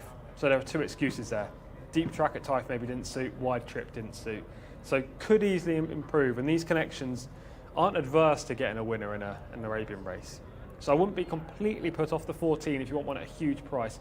That being said, it's going to take a huge leap forward for the 14 to feature, really. To beat either the 8 or 11 looks an impossible task from what we've seen to date, but maybe the 14 can challenge Cafu Aldem for third. Just having a look at the 5 horse here, who again is a big price outsider, but unexposed, Kara Al Sabia, who is the mount of Ricardo Ferreira, Sousa Ferreira, has only had the 3 runs, did get pulled out of a race last week, not a lot really to show on the 3 runs so far. And can we take anything for the jockey booking?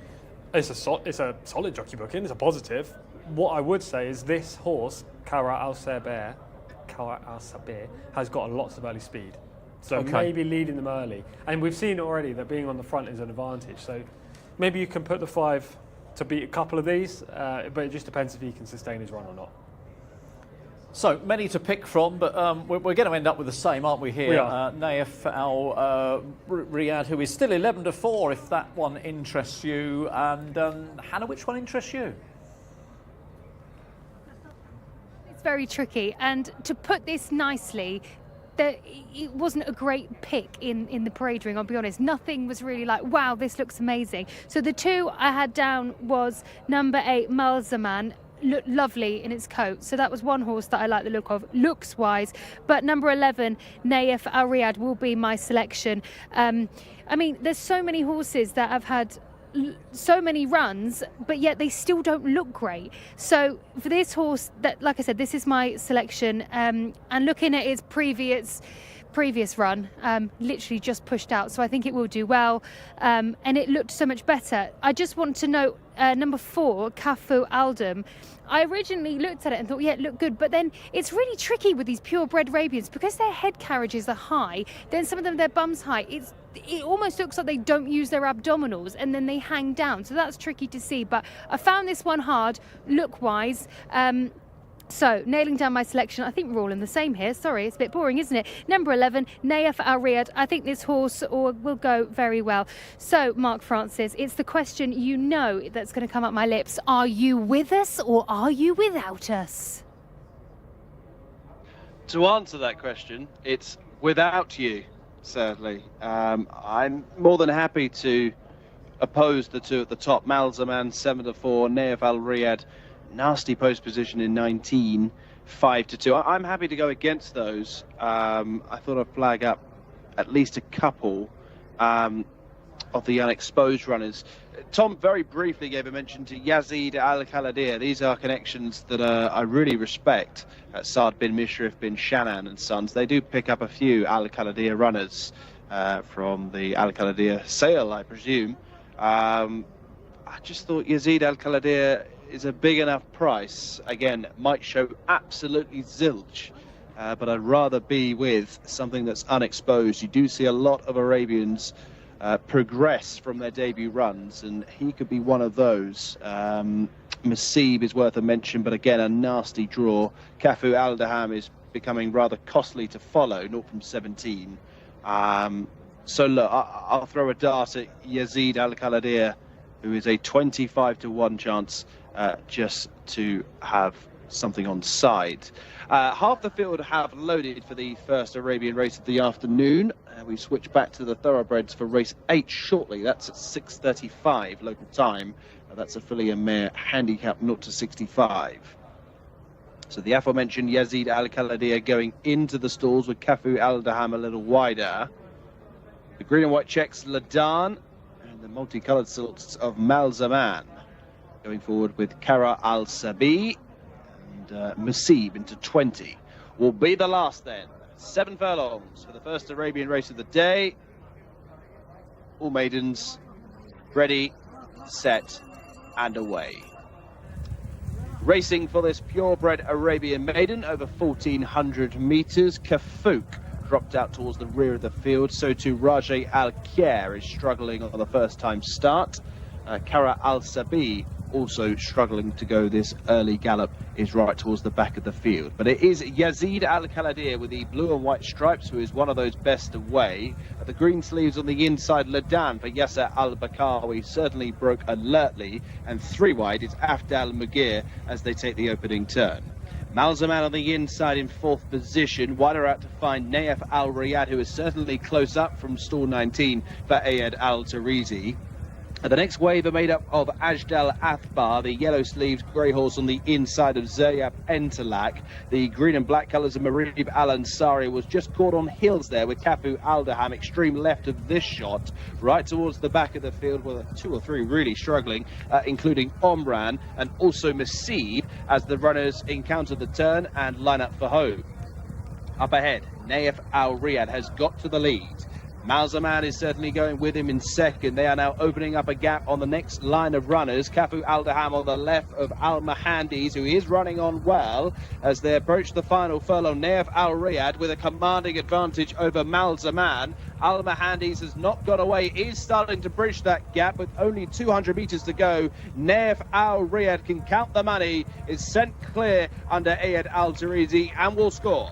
Nayef Al Riyadh wins. Al Mahandi is certainly the one to take out of the race in second position.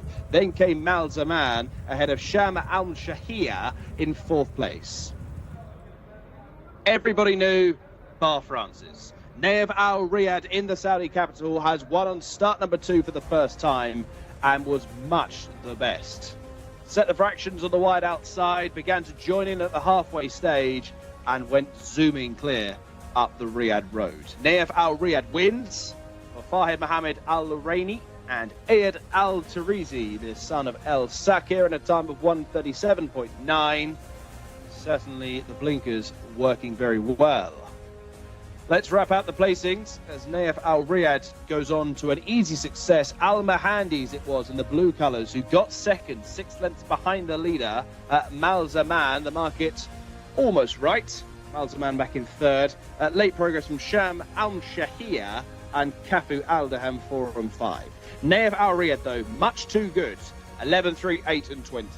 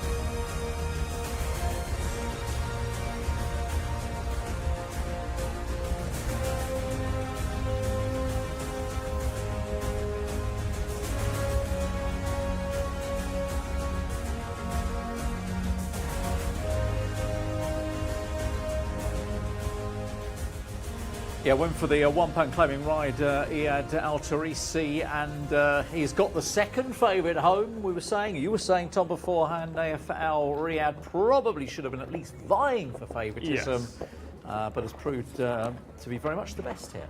Yeah, it was the proven quantity coming into the race, wasn't he? You had Malzaman, who was disappointing recently, had that one good form figure and an inflated mark. Whereas here you had Nayef Al Riyadh, who was the proven horse, second on debut, good effort as well, open to plenty of improvement, showed early speed, and it all panned out lovely. I can't believe it was 130 earlier. I mean, Well, you did say that, and the Yeah. price went a touch, but it certainly didn't hit free fall. But No.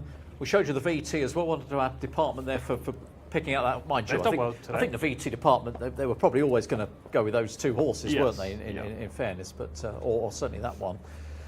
Second place went to an outsider, Al Amahandis, who has taken the minor spot there. Horse number no, that was third.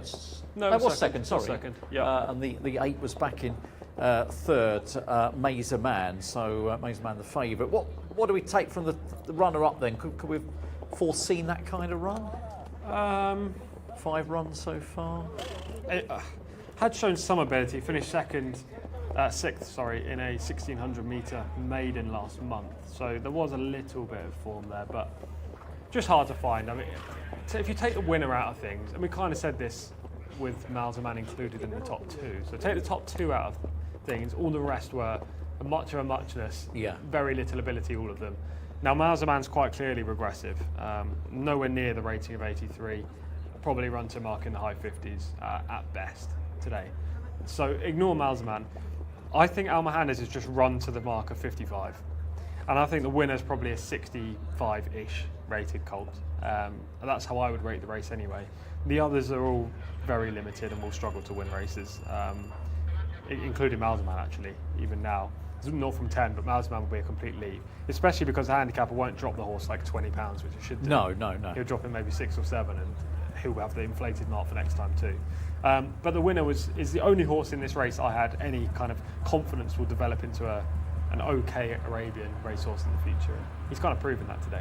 He's in 5th at this early point of the race, but makes a nice wide move. Yeah, it's going to make a move and get amongst them. Lardan was up with the early pace, and I think the mark put up, wasn't it? Yazid Al Khaleda was also there in the hunt, but here comes the eventual winner to get right on their tails. Yeah, that instant turn of foot. Gone, isn't it? Yeah, it's game over. Made up 4 lengths on the front 4 going around that home turn. It's race over at this point. That's quite a nice shot actually, because you didn't see that necessarily from the head on. It just looked like he was travelling well. But he made a real instant move to the rail. And albeit Mazer Man does actually close the gap up to 2 lengths at this point, obviously now Al Fairuz realised the danger was out in front and gone. Mazer Man finishes the race off tamely, and this is kind of a story of him this season. Last time up he finished really weakly, today really tame, and actually loses second somehow from this spot, which looks ridiculous, but he does. He ends up being beaten 6 lengths by Nayef Al Riyadh, and then a neck by Al Mohandes, who finishes well. Then it's a further 9 lengths back to the 4th. So they're strung out here, and the only horse that I want to take out of it is the winner. And even then, I wouldn't want to see him in anything higher than maybe a 0 to 70 next time. I mean, obviously, you've got, I suppose, less Arabian horses. So therefore, could you bide your time? Could you go for a 0 to 1? I mean, you could. Would that be the best route to take? Or? Potentially.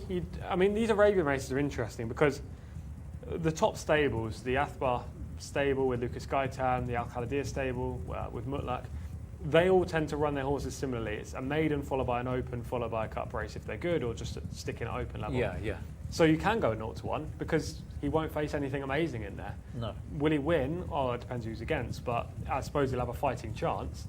A handicap, you would face weak horses who have probably been at handicap level for a long period of time.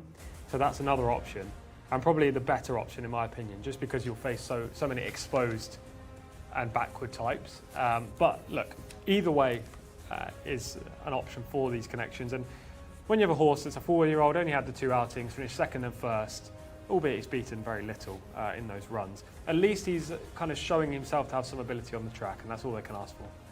Most definitely, he has done the job very well, and if you were on board, hopefully you're happy with the return there on the international market. He was the clear second pick in the betting. So we're going to move on. It is already time for race number 8 on the card. It is a Fillies and Mares local bred handicap coming up. It's going to be 0 to 65. We're going to pop back to Mark, get us the runners and riders. Thank you, Daryl. Thank you, Tom. Yes, race 8 rather. Fillies and Mares local bred handicap 0 to 65. We're up to a mile now, 1,600 metres. Headed by number 1, Faizat Serra for Yasser Al-Bakawi. Gets stall 2 as well. 2 is Wad Al-Bandari for Abdelaziz Al-Faradi, second on penultimate start. And the red stable will have the 3, Rimal Al-Mogatara for Ricardo Souza Ferreira. 4 is Kanaja Alex Moreno. 5 is Mabrukat Najadna with the Mediani. And 6 is Farah Alanea, Rakan Alabaid. 7 is a scratch, so on to 8, which is Tafabat for Ayad Al-Tarizi, who rode our first Arabian winner of the day. 9 is Warda Always for Naif Al Anazi. 10, Tatil Al Gayem for Ali Al Matib on start 25. 11, Al Jafalia for Jimmy Carrion. 12 is Mota Basila for the White Stable, Ferez Al Sanaitan. 13 also out. 14, Mezin Al Sahab, Mohammed Al Daham. Over the page to find Maratea, Abdullah Al Saidi, a maiden from 8 starts. At 16 is Aitarat Al Jabal for Abdullah Al Credis. 17 is Tilda for Tariq Al Mansour. 18 is Bint Always, Rayan Al Taesh. 19 is Shark Darfur, Sultan Al Mimoni. 20, late jockey call up here. Mohammed Al Nasser is aboard number 20, which is Fadlar. And the bottom one is Sakaka the Grey for Norweth Al Farouz, gets stalled 12. They are the runners and riders then for the 8th race on the programme. We're up to 1,600 metres. Let's go back to Hannah. Well, we're here in the pre-parade ring ahead of our fillies and mares race. I was actually hoping to show you guys one of the horses having their tongue tie fitted, but we've just missed that one because it's all very quick turnaround here. But you've got a nice view here of the horses. It's very nice and calm here, very quiet. I've mentioned this before, this is one of my favourite places in here, but in a moment we'll see if we can hop across and go through some of these horses. Plenty to actually look at here because it's a quieter place, it's a chance for us to actually have a better look. They're not dancing round and they're very chilled, so we might have to go back to you guys in the studio because they are leaving and I want you to be able to see them properly, and we'll go through the ones I've selected, but maybe next time I'll show you one that's having its tongue tie fitted or some other bits and pieces of tack. Back to you guys in the studio. Thank you, Hannah. So, big field, most competitive race by some way. 11-2, the field on the international market tells you that. Remal Al Muhtara is the joint favourite, along with the 14 Mezan Al Sahab, and then 7-1 Wad Al Bandari, who is the 2, and 7-1 Bint Always, horse number 18. 10-1 bigger the remainder. Let's throw some horses into the mixing bowl, so to speak, here, Tom. Well, I've got my top 3 selections are in exact betting order. In that betting order. Yeah, which is probably, I mean, it's a nice thing to happen. Well, but yeah, at the same time, you've read how the market sees it. But also lack of value now. Albeit it's a wide open race. Yeah. Remal Al Mukhtar is who I had on top, the 3 for the Red Stable. The reasons for that are she produced a strong staying effort to win a 0-60 handicap. This is just a 0-65, so it's a small upgrade in terms of opposition. That came over 1,400 metres, and the way that she won that race, I love the step up and trip for her. More emphasis on stamina than last time, and she's arguably the horse to beat. Let's have a look at that footage last time out, which is in the Red Stable Silks. The form figures on the race card don't actually suggest that she does win this race, but she does. She comes through with a big late effort, and I love how she really battles and gets down and dirty in the latter part when she's asked by Ricardo Ferreira. Look here, you can see her cadence quickens there with 200 metres to run, and she just draws further and further clear up to the line. This to me strikes as a filly who's desperate for extra distance, and I love the 1,600 for her today. So Remal Al Mukhtar is going to be my selection in the race. Obviously it's wide open, it's not a good thing, but she's my pick. Yeah, this is Mezan Al Sabab running to victory indeed last time out, and does, you can see from the front. Yes, I have her second in today. She overcame a bump at the start actually to win this event. It was a conditions race. A non-winners of 1, non-winners of 2, sorry. And she's unexposed. She looks a major player with any further progression. But if she's to adopt the same tactics in a big field like this, she's likely to go faster in the early part of the race, especially from stall 13. So she's going to have to prove that she can sustain her effort if she goes faster in the early part, if that makes sense. If you're going, say, 100% in terms of how quick she can run, can you keep going towards maybe 80% at the finish? I don't know. She might down tools. 11-2 the field then. A little change at the top end of the market, and the horse we looked at there on the VT, Remal Al Muhtara, 2 wins from 12 starts so far under Ferreira, who's looking for a double. Let's pop back to Hannah. Well, the first horse we're going to look at is number 3, Ramal Al Moghtara. Very chunky sort this for this 3-year-old. I'd say carrying a bit of condition there. Very chunky though, muscle-wise. You can see on the top of the neck there. Of course, she has got a head in, so it does show it a bit more. Got the earplugs in as well, but you can see by her eyes, you can see a couple of wrinkles above those eyes. Eyes tell a lot. Of course, there's a window to their soul, but she is having a bit of a think about what's going on. But she looks very, very sweet, actually, and I do like her personality. Having a bit of a play with the bit there, but the handlers have got her under control, so that's all good. We're going to have a look now at horse number 5, Mabrukat Naj. We've got a bit of a gap after horse number 4, but let's have a look at the number 5 horse. Got the blinkers on there. Nice temperament, this one. A lot leaner, this horse, as you can see. Hind end looks a little bit short on my side. You can see her just picking up that foot there. Of course, nothing to worry about. The vets wouldn't run her if anything was wrong, but it's just an observation from the engine, as I like to call it. Could do with a bit of muscle definition a bit more, I would say, but all in all still looking very good, and you can see a nice shine on that coat. You can see her bit there, so that's your loose ring snaffle. We can go through bits another day. These are all gentle bits that these racehorses have, but it's a bigger ring just to stop it from going through her mouth. That's why you have different sizes of rings. That's your 5 horse. We're going to move down now to number 9, Wardat Always. That's the number 9. Here we go. Looking a bit fuzzy in that coat there. More of a winter coat, I mean, when I say the fuzz, as I mentioned earlier. Just having a little chomp away on the bit, but you can see the handler there. He's just doing little tugs, little touches there, just letting her know that he's here, and of course giving her that support. Another chunky sort, but a big muscle on that shoulder there. Real powerful shoulder, but all in all looking very good, and I'm impressed with the shine. But I do wonder if they'll end up clipping her, because of course the colder it gets here, the more that coat will grow. Number 12 is the next horse we are going to look at. Motabazilla has the headgear on as well. Look at the shine on these chestnuts. I tell you, the chestnuts, when they shine, oh, they shine. Looks marvellous, and the muscle definition on her hind end looks really, really good. As that hind leg that pulls back nearest to me, you can really see those lines there. There's the fitness muscle, but also on the side. I need a pointer really, don't I? But yeah, she looks great. I really like the look of this horse. So that's your number 12. And to note, this is by Premium Tap. Remember, these Premium Tap sorts do very, very well. And last on my list is the 14 horse, number 14, Mesn El Sahab. Quarter marks. I'm still yet to find out if there is a prize for best turned out. This horse definitely gets it for sure. Gorgeously groomed mane, but the hindquarters look fabulous. Really shows off that muscle behind. Beautiful coat as well. And actually, walking very, very nicely. Temperament-wise, having a bit of a chomp.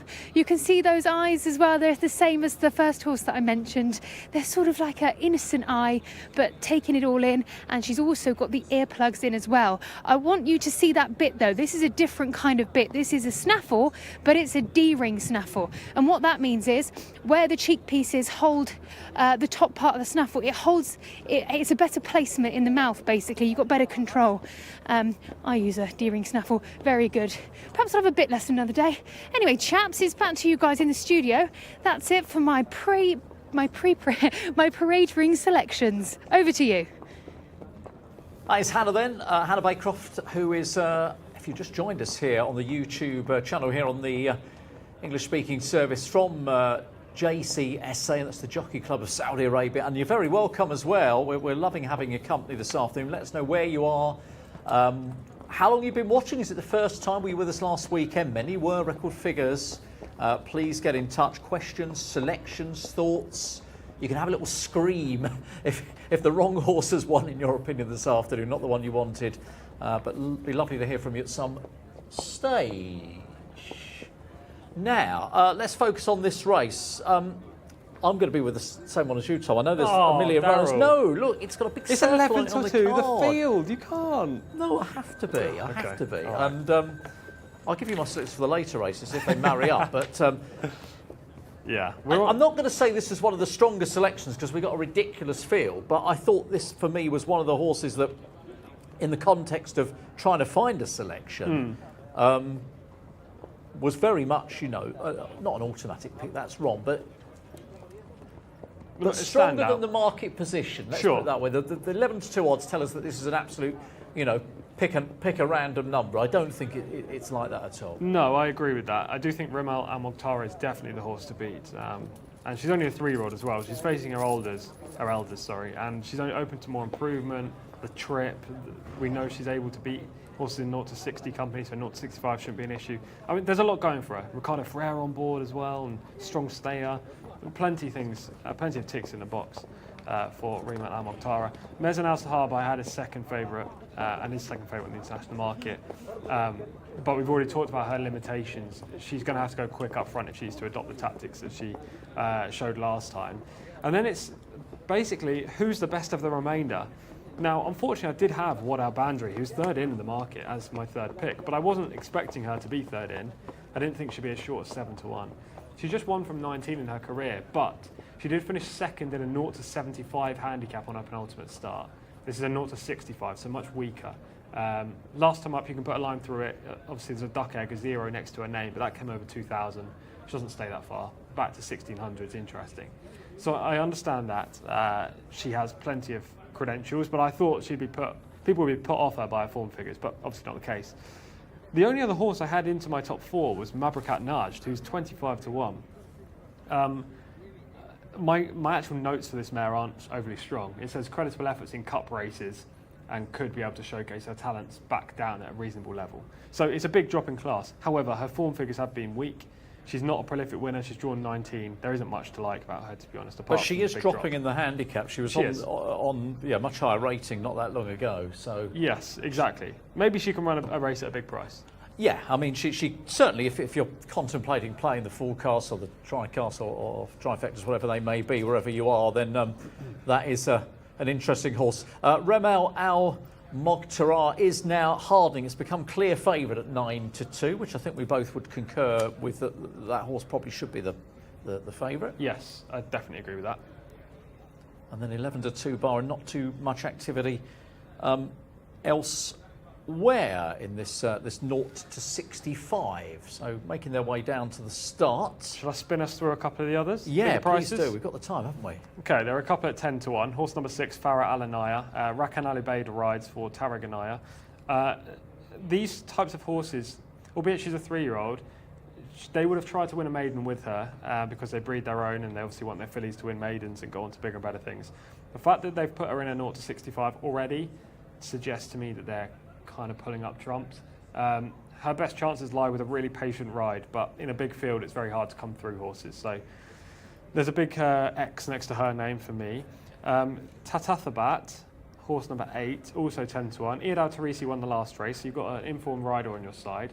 Returned from a near 3-year absence when 16th in a course and distance maiden earlier this month. I've literally got written down impossible to fancy, so 10 to 1. Okay. No. Right, yeah. The 12, Motabasila for the White Stable, daughter of Premium Tap, so well bred, but yet to really build on her juvenile form, and her last 4 efforts have been really, really disappointing. You can't discount her because of connections, but I just don't love the recent displays.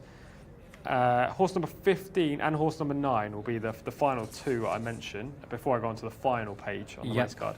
Horse 15, Maratea, winless after 8 attempts, had 10 months off. That's a big no. Put a line through the 15 for my money. And the 9, Wardat Always, actually posted a couple of good efforts in cup races recently. Has to be feared on the drop. Naif Al-Anazi's had a bit of a drought recently with his rides, and her strike rate of 1 from 25 isn't overly appealing, so I'll take on the 9.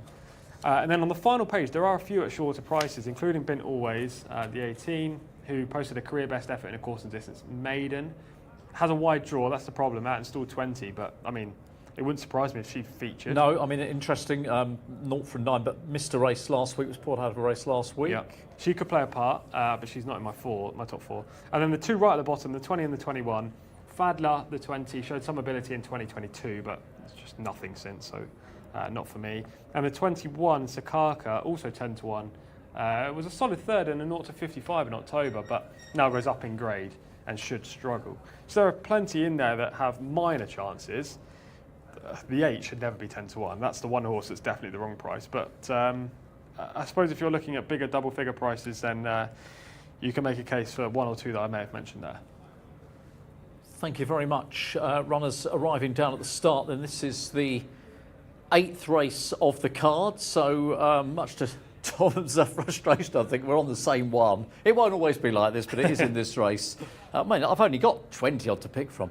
Remal Al Mohtara is the selection. That's the 3-horse. There she is right now, in shot as well. Yeah, in picture there, as they gather down at the start. We're going to find out what Hannah's selection is. Let's do that now. I'm going for the 12-horse, Mota Basila. Now, I know that that she's not really picked up at all this season, but I have to remember what I've seen in the parade ring, and she did look very good. Lovely gleam on that chestnut coat of hers. So I'm sticking with my selection. Of course, the thing that I was immediately drawn to was the breeding, which Tom also mentioned, premium tap, and since coming here I've always noted down premium tap horses, so I'm sticking with my guns. The 14-horse Mezen Al Sahab, course and distance winner, I had question marks obviously with the draw, so yes, I was torn between those two, but I'm gonna deciding now, it's locked in. Number 12, Mota Basila is the horse that I'm going for. So at least we've got a bit of variation now in our selections, and perhaps we can get another winner on the board on my end. So Mark Francis, over to you as they load up into the stalls. Yeah, hopefully the loading process will be underway very shortly, Hannah. Runners just circling. Tilda in the middle is just receiving a tack adjustment. As far as my conclusion to the race is concerned, this is very, very open. I didn't like the market leader Rimal Alamogatara. I was looking elsewhere. Kanaja is always a filly that I keep on side, or try to keep on side. 3 wins from 34. I thought she would have a say here from stall 6 under Alex Moreno. Mota Basila, no Camilo Ospina here is all the answers you need. Sakaka does get into stall 12 at 11-1. Farah Alanea is the same price. So as far as my selection is concerned, I'll take a chance with Kanaja for a place. I'm not too sure I can be much more confident than that. And hopefully, as I say, the loading process will start very shortly. So just checking the international markets, it is still 4-1 Rimal Amogatara, 11-2 Mezen Al Sahab, 7-1 joint third favourites Wad Al Banderi and Bint Always. Kanaja, my pick, 10-1. Bit of support, Mota Basila now 9s, Tathabat 12-1, along with Wada Always, Maratea, Sakaka and Farah Alanea also short-ish at 11-1. So they are just milling around at the start. This race due off in exactly 60 seconds, and we've still got to get 20 runners loaded. Here is the stripes of Mezen Al Sahab, who's got to have a great chance for Yusuf Mohammed Al Turaif and Mohammed Al Daham, who has already been on the score sheet today. He rode Hob Al Watan to success in race 5. They are going in. There is Mota Basila, along with Tatul Al Game for Ali Al Matib at a wide post in 18. Bint Always has the red jacket with the white braces, similar to the red stable colours. Not quite. Rayan Al Ta'esh, another pilot who's looking for a double. He rode Aziz Al Mohammedia to success race 3. There is Sakaka, who gets into the contest, stall 12 for that one. Red jacket, white braces for Bint Always. Bottom right of shot is Mabruka Najad, going into 19 with the white headgear, North Amudiani. Kanaja and Tatil Al Gayem. 3 back, including Mota Basila, Bint Always, and Sakaka, the final trio. There they are. So, although they have taken their time down at the start, they have loaded pretty quickly. Since I say that, Mota Basila is facing the wrong way. We still have a non-winners at 2 event coming up at 7:05. whole host of non-runners in that race. Got the field down on 3 pages. So we'll go through those runners and riders, of course, on the back of this contest. We'll let the chaps in the studio reflect and review on what we're about to see. Hopefully, according to the handicapper, we see something rather tight. This is a 0 to 65, weighted upon ability. Kanaja off a mark of 64. From a nice post in 6, that will be the selection from the commentary box. Sakaka is now stepping forward. Montebasilla is playing up. They're going to try and get Bint always in as well. Indeed, that pair have gone forward. So Montebasilla is the last one to go into stall 4. Been the sharpest, the most punctual this afternoon. That's only to relate to usual Riyadh standards, but they are very much on time. Montebasilla, this daughter of Premium Tap. Hannah highlighted, you've always got to take note of the Premium Taps of the White Stable. They're usually pretty good. Montebasilla was a winner 5 starts ago and has had 4 duck eggs since then. Better expected in this lower grade, but only, of course, if she loads into stall 4. Getting closer to the starting stalls is Montebasilla. She's on her hind legs, and I think the jockey has jumped off. There is Alison Aitan. I wonder if they'll give her many more chances. Some of the jockeys glancing in behind, including Rakan Al Abeid, who's on Farah Alanea in stall 3. A quick chat to Yasser Al Bagawi in 2. Trying to join in that conversation. Tariq Al Mansour, red cap, closest to this camera. We haven't got a camera on Montebasilla. Well, there we go. Jockey is off, and the horse is being led away. So I wonder if she's run out of chances here. White flag has gone up. So Montebasilla is not going to run here. Race 8, and they're off and racing. 1,600 metres for this 0 to 65. Kanaja well away with the blue jacket, white cap. The white headgear of Fadla is also well to the fore, and Farah Alanea, the yellow and black silks towards the inside as Kanaja begins to get across to the inside, running rail. So to complete the first 300 metres, it is Kanaja who shows up by a length and a half. So in second position, Fadler. Back against the inside, we have Tilda. Further out, this pace being set by Mezin Al Sahab with the blue and white stripes. And deeper out, Tatil Al Gayem, horse with the red headgear.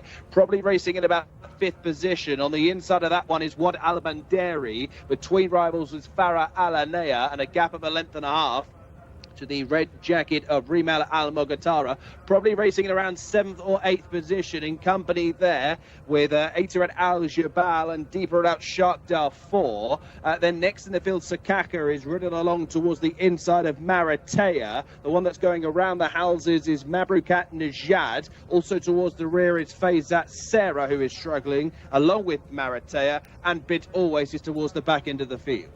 So they've gone through the halfway stage of this 0 to 65 1,600 metre contest, and looming large is Mezin Al Sahab, has come to lay it down to Kanaja. Wider out in the 3 path is Tatil Al Gayem with every chance, and then Shark Darfour, as there is virtually 4 in line as they pass the furlong pole. Nearest to us, Shark Darfour. Horse in the red headgear is Tatil Al Gayem. These two now pairing off from Kanaja, who has run her race on the far side, back in 3rd. Nothing between these two. Shark Darfour, the near side, is just getting on top. Shark Darfour is the winner.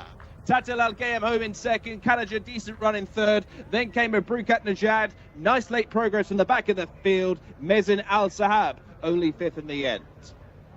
Shark Darfour is the winner for Sultan Al Memoni from stall 16. Has finally got off the mark on start number 15. They came right off the inside rail down the middle of the course. Came and said hello to some of the punters in the parade ring. Shark Darfour, number 19 on the programme, has just got on top from Tatil Al Gayem. Both of these two had wide trips throughout. I'm sure Darryl and Tom will dissect this race from flagfall, but it is number 19. You can see how far away they are from the inside. Shark Darfour, who has won by a head in the end, to Tatil Al Gayem in 2nd place. 1:43.24 is the winner's time. Back in 3rd was Kanaja, another nice placed effort from Alex Moreno and Kanaja. They have filled out 3rd place. So the numbers that matter, 19 beat 10 in a very close finish to our 8th race of the afternoon. Kanaja the 4 was back in 3rd, and Mabrukat Najad, who was towards the rear end of the field, has eventually run on to be 4th. 19, 10, 4 and 5, great finish, Shakhtar 4. There's the evidence, by ahead.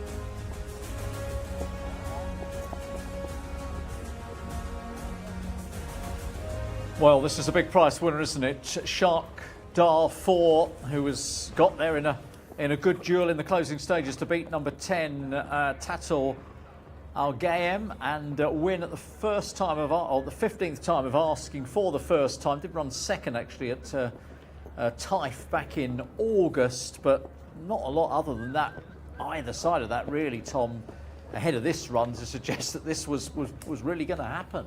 Yeah, almost impossible to fancy, I think. I've got written down here speedy filly, but draws outside and looks unlikely to get a nice passage through the race. I mean, she did have a wide trip.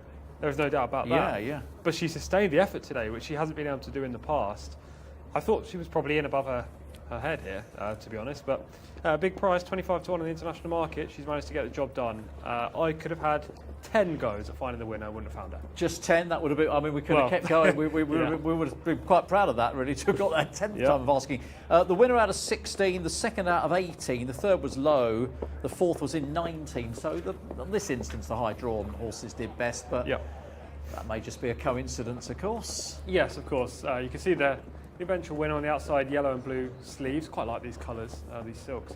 Manages to run down the leader in the red blinkers at this stage, and the fourth place finisher is way out of shot on the left-hand side as well. So yeah, they came down the middle of the track. I think it probably is a coincidence, to be honest, but we can see it later on if it was or was not. Our selection is just there on the right-hand side, just gone out of screen in the red silks. Rumal Al Mokhtar. She just ran okay, no better, no worse. She eventually finished 6th. She beat some of the market leaders, but was never able to get on terms with the eventual winner, who you can see breaks outside here in the white silks, blue and yellow sleeves, mid-division at this point, 4th from the right-hand side, and eventually slots into a nice spot. Yeah, you can see it was Mezan Al-Sahab in the stripes that was Hannah's sort of revised selection with the late scratching, who's going to move up in the middle just in behind the pace. It was Kanaja who was up there as well on the far side showing a bit of speed, and Rumal Al Mokhtar in the red stable colours in about, what, 7th position at the moment? Yeah, in about 7th right now. I was actually really happy with this spot for our pick, but she hits a flat spot coming around the home turn, about now actually, when the eventual winner goes past her on the outside. And yeah, this is the point where you kind of think, well, Rumal Al Mokhtar is just going to throw away the towel and it'll be game over. But she does fight on in the latter part of the race, just nowhere near good enough to win today. The leaders up front have obviously gone hard, haven't they? Mezan Al-Sahab has stayed on okay into 5th, but just could not hold off the closers, who do start to come with that big rush in the home turn. Yeah, they're well strung out, as you can see, in behind the leaders on the turn towards home here. So what are the other fancied horses? Bin Always was a Another fancied horse, that was in red colours. I mean, they're all out of picture now, isn't it? Let's just focus on those that are fighting out the finish. And ultimately, we've got ourselves a two-horse battle going to the line. We do. To be fair, the runner-ups ran a really nice race and was game all the way to the finish, just had to succumb to a stronger finisher who was more efficiently ridden. But that's clearly a career best for Tatul Game, who eventually finished second, beating just ahead. You can see he's under the pump here in third already, whereas the winner's travelling smoothly in fourth on the outside. But I really liked how this mare, the 10 horse in the blue and the black, just eclipsed with the red blinkers on the outside. I love how she finished off her race despite being passed, so maybe she's one for future when she draws a little bit better and gets a better pace scenario. But she ran perfectly well enough. The winner's obviously the best horse in the race today. Couldn't have found her on form. The others finished very, very tired. Maybe Rimal Al Mukhtar is one to take out of it, just purely because she's a 3-year-old and, you know, relatively lightly raced. But she didn't run amazingly well. She kind of ran averagely today in sixth. Yeah, look, it was a difficult race. I think probably for all concerned, really, in terms of big price horses dominating the finish. So I wonder if you did get a little bit of a result there in the 8th race of the afternoon. If not, of course, we still have 4 more races to bring you on this first day of the brand new week here at Riyadh. Racing, of course, to come tomorrow and on Saturday. We've still got a couple of opens to come. The Fillies Open will be race 10, and then an open race to come to finish off the card, race number 12.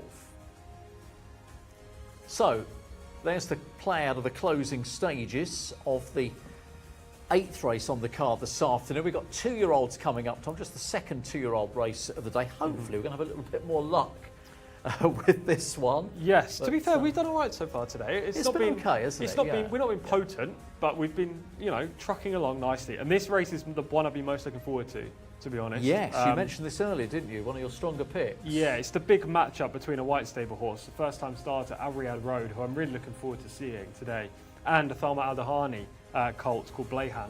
It's not like me to go against Thalma when he's got a nice one.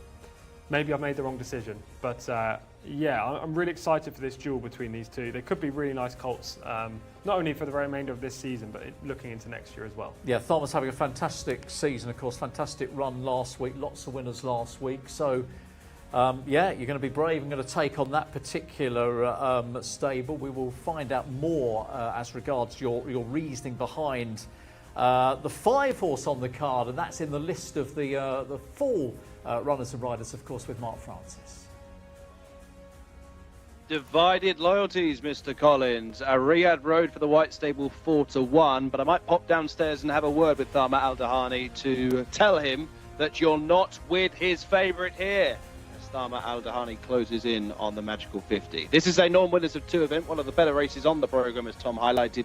2-year-olds in action once again over 1,600 metres. All sorts of havoc concerning non-runners, so listen out for these. Headed by number 1, who definitely goes, Al Nabak, Abdullah Al Farouz gets stall 4.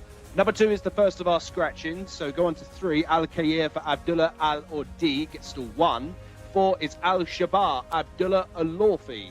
5 is the aforementioned Riyadh Road, Camilla Waspina, first-time starter for the White Stable in stall 7. Blahan is the market leader for Thalma Al Dahani, Sheikh Abdullah Al Malek Al Sabah, and Ricardo Souza Ferreira. 7 is Haja, who is a filly for Mohammed Al Hubail. On to 8, Majestio Champ for Rayan Al Taesh. 9 is Mashif for Thurb Al Timyat. 10 doesn't go. Mujazif is number 11 for Mohammed Al Daham. 12 is Muta Juhiel for Alex Moreno in the colours of Prince Saud bin Salman. 13 is Muta Karim for Abdelaziz Al Faredi. 14 and 16 don't go. Between that, 15, Rezk Allah for Nawatha Mudiani. 17 then is Selham for Ali Al-Matib. 18 is Sultan Al-Samawi for Adel Al-Faredi, 4th on debut. 19 for FMQ, Khalid Al-Mamoni rides the 1. 20 and 21 out. 22 goes, which is Kashan. Ayad Al-Tarizi now gets the call up. 23 also out. 24, Hor Al-Muhammadiyah for now Fahed Al-Faredi. Gets stall 17, one of the reserves that gets in. So much to digest there, Daryl. I'll let it go back to you. Just trying to take it all in, Mark. But listen, thank you for a wonderful read through runners and riders and jockey changes and flagging up the absentees of course, and the international markets 3-1 the field. Last I looked with number 12, Mutaj. We're here, the favourite. I think yours was second in Riyadh Road, Tom, at 4s. Actually, they're second and third in, because it's the 6 actually who's favourite, and that is Blayhan at 9-4. Yes, Blayhan is the deserving favourite, I would suggest. Okay, yeah. Based on that run first time up, went a good second. Hopefully we can see the video footage of that soon. I heard the first 2 names. I couldn't hear the third one. But Blayhan, yeah, ran a good race. He's going to take a step forward. These connections do very well with 2-year-olds. Ricardo Souza Ferreira has already had a winner. Blayhan in any normal I couldn't hear the third one. I can hear you clearer maiden now. or non-winners of 2 event would be pretty tough. Yes. But there are a couple in here who you've just talked about, Muta Jawir and Riyadh Road, who have very interesting profiles. And I'm willing to take a shot on one of them at a bigger price, namely at Riyadh Road. But I wouldn't be surprised by any stretch of the imagination if Blayhan won. I do think all 3 of these are open to lots of improvement and could be quite useful conveyances. Yeah, so unexposed or debutantes in terms of Al Riyadh Road looking to dominate proceedings in the market, so it seems at the moment. I was looking at a horse who's had a couple of runs, going to be a slightly bigger price, and that was the top horse, Al Nabk, who's had 2 runs, including a course and distance second here in October, was running on in the closest event. In fact, we'll show you that run in a moment as well. First 2 going clear. I suppose you could argue the winner did a little bit better in the latter stages, but I didn't think it was a bad effort at all. Slightly bigger price, marker 69, top rated here was 71, which is the 17 Selham, but that's a big price, so that's probably not running at that kind of rating at the moment, and I think best over 1200. Let's show you some V2s. Actually, we'll start with Al Nabka, who I've put my mark against, Tom, and it is on this run back in October, which was the second of 2, run second here. I mean, the first 2 dominate the run, and I thought there was enough to take away from this performance. I'm concerned that the market is keen on those with no or very little experience. That's pretty intriguing here. Yeah, look, I have nothing bad to say about Al Nabka, apart from the fact he does seem to hang a little bit to his left into the rail. But the winner in this race, Yaman Soor, came out to run second in a cup race last week, and Al Nabka on a debut at Taif produced a really nice late run to win. So the strength of the form and actually the profile of the horse are relatively strong. This is Blayhan in second here in Sheikh Abdullah Amalek Al Sabar's green and white silks, 4th Armour Al Dahani. I thought this was a pretty strong effort, but watch how far clear Lucas Gaitan's winner manages to stretch his advantage in the latter part of the race.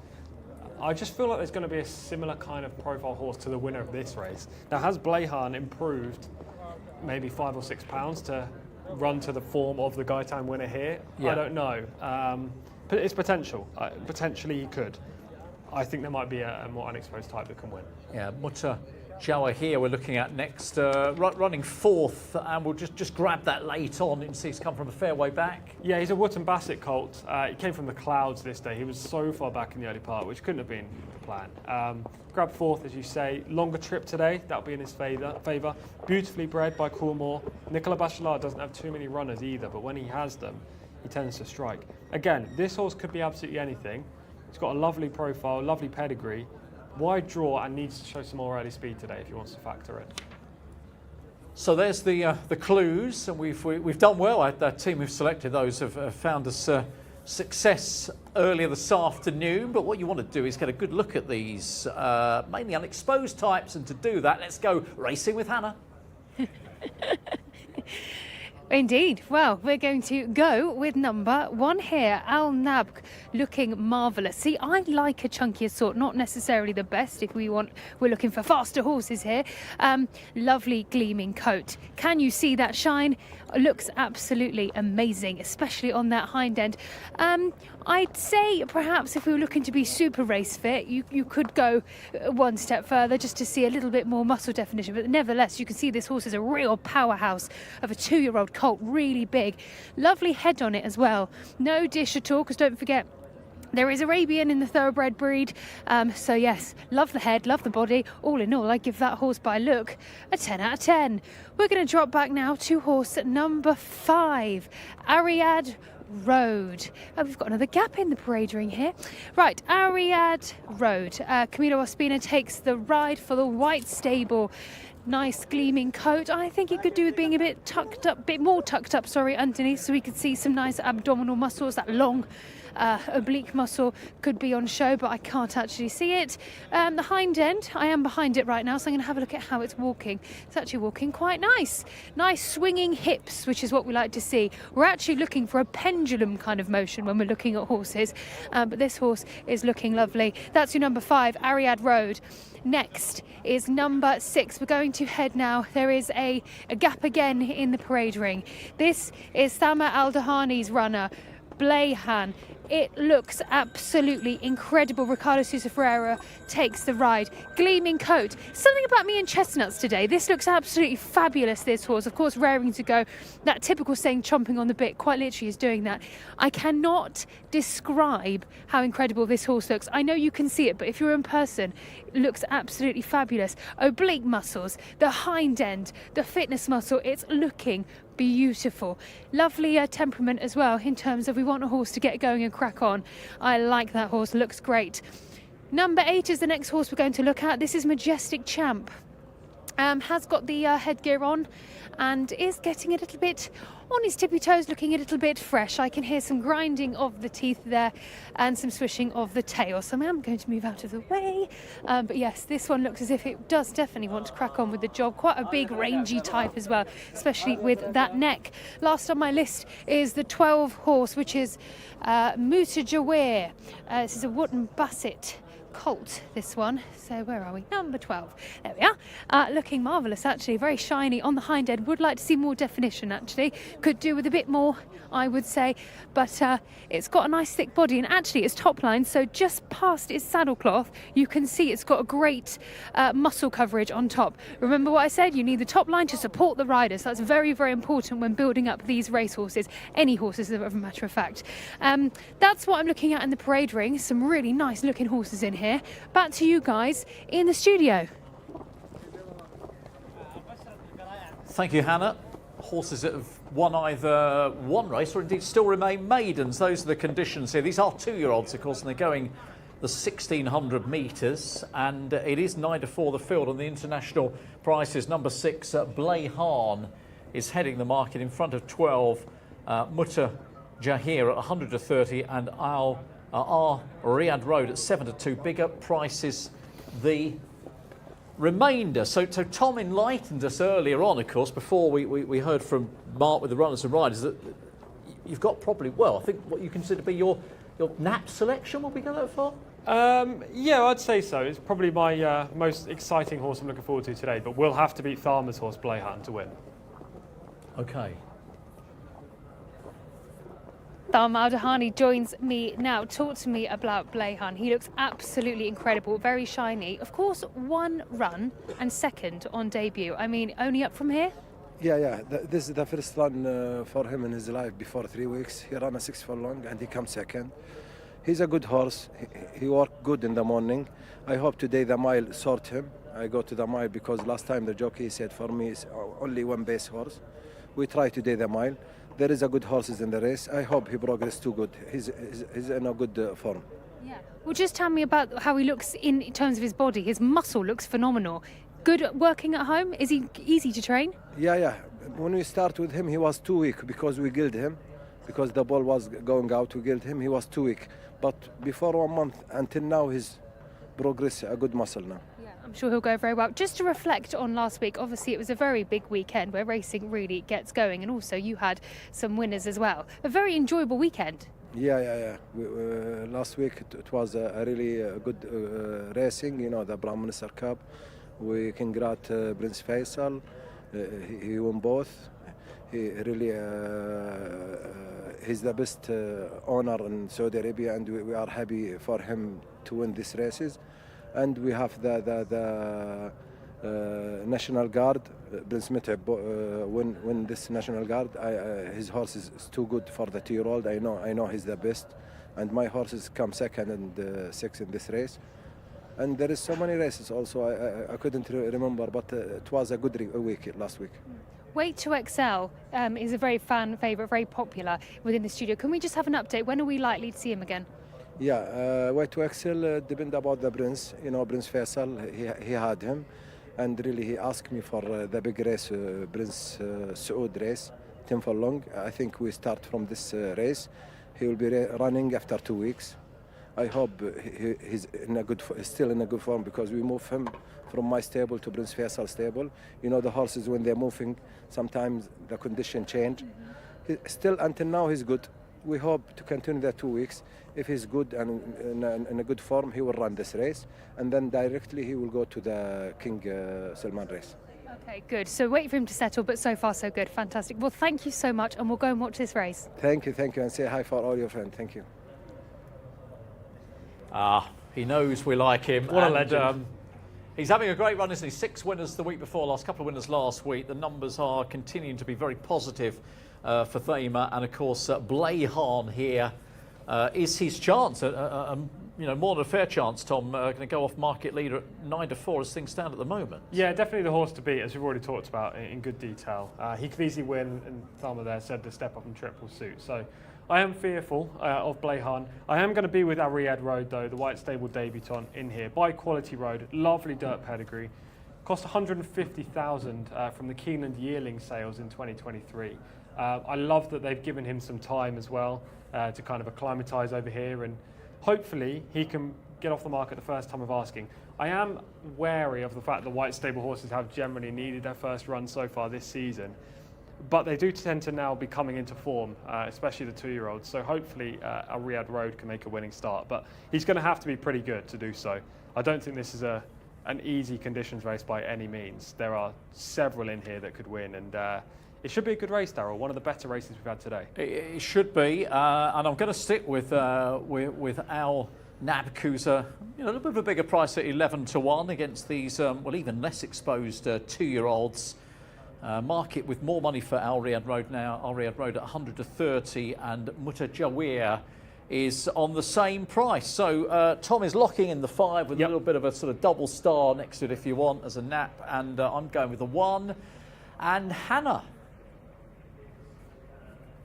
Well, after the emphasis I gave on number 6, Blayhan, I can't not go for that horse. He looked absolutely tremendous. And of course, after speaking to Thamer, it was definitely a yes from me. But of course, going back to his debut run, he did cover the ground well in the closing stages and out on his own. The increase in trip is no negative, I don't think, and I think he's going to go really well. He's a fine looking horse. The muscle on it looked tremendous, but specifically the coat, the shine, you see horses with shiny coats, and I always say yes, it looks well in its coat, but when they look that shiny, apart from the products they put on and whatnot to make their coats look shiny, you can tell that horse it's good inside, and that's what shows on the outside. Much like our skin, we eat well, we look good. So that horse, it's a yes from me. That will be my selection, number 6, Blayhan, and hopefully we'll be able to catch up with Thamer once that horse crosses the finish line. We hope. Mark, it's over to you. Yeah, thank you very much indeed, Hannah. Stellar work with Thamer Al-Dahani. I wonder if you hinted to him off camera that Tom is not with his horse here. He is with a Riyadh Road, and I'm going to join him as well. I really want to see something special from a Riyadh Road. Camilo Ospina for the White Stable. Stall 7. Again, as Tom said in his preview, that really this season, most of 2024, you haven't really wanted to be on the side of the White Stable horses on debut, but they are certainly in form at the moment, particularly those at the start of their careers. So hopefully a Riyadh Road provides myself and Tom with a winner here. There we can see the top runner Al Nabak and also Selham.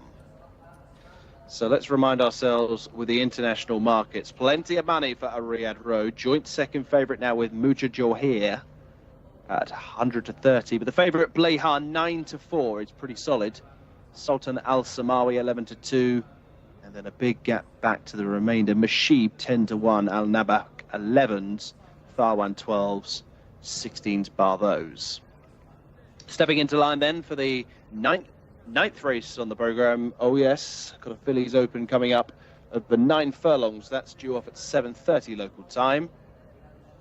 As Haja, the only filly in the lineup, goes into 18. Very wide post. Al Shabar, blue jacket, white spots. Selham, blue and yellow. Also Majestio Champ, white headgear. Certainly worth noting. Here is the white stable runner. Riyadh Road, ready to go into 7. Alongside the market rival, Blayhan, who steps into 11. Out of shot, you can see Muta Jazif going forward. Might be Prince Miteb, it is on the far side. Binoculars at the ready for this expensive debutant. Plotting forward, Al-Kaya into 1. One that's causing real trouble is Muta Kareem. Al-Nabak also at the back.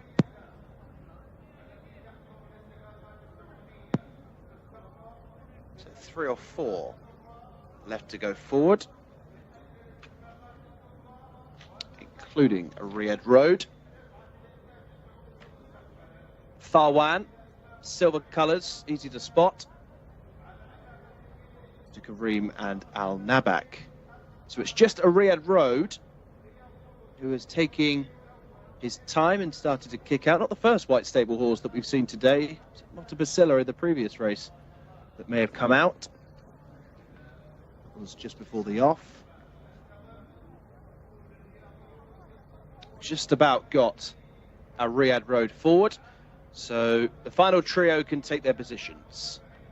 Tharwan into 8. Al-Nabak into 4. And Muta Kareem into 10. 1 mile is the trip. 2-year-olds in action. There's non-winners of 2 events. 2 minutes behind schedule. Field are just about set. So stand by for the 9th race on the programme. They're ready and lined up. And they're off and racing.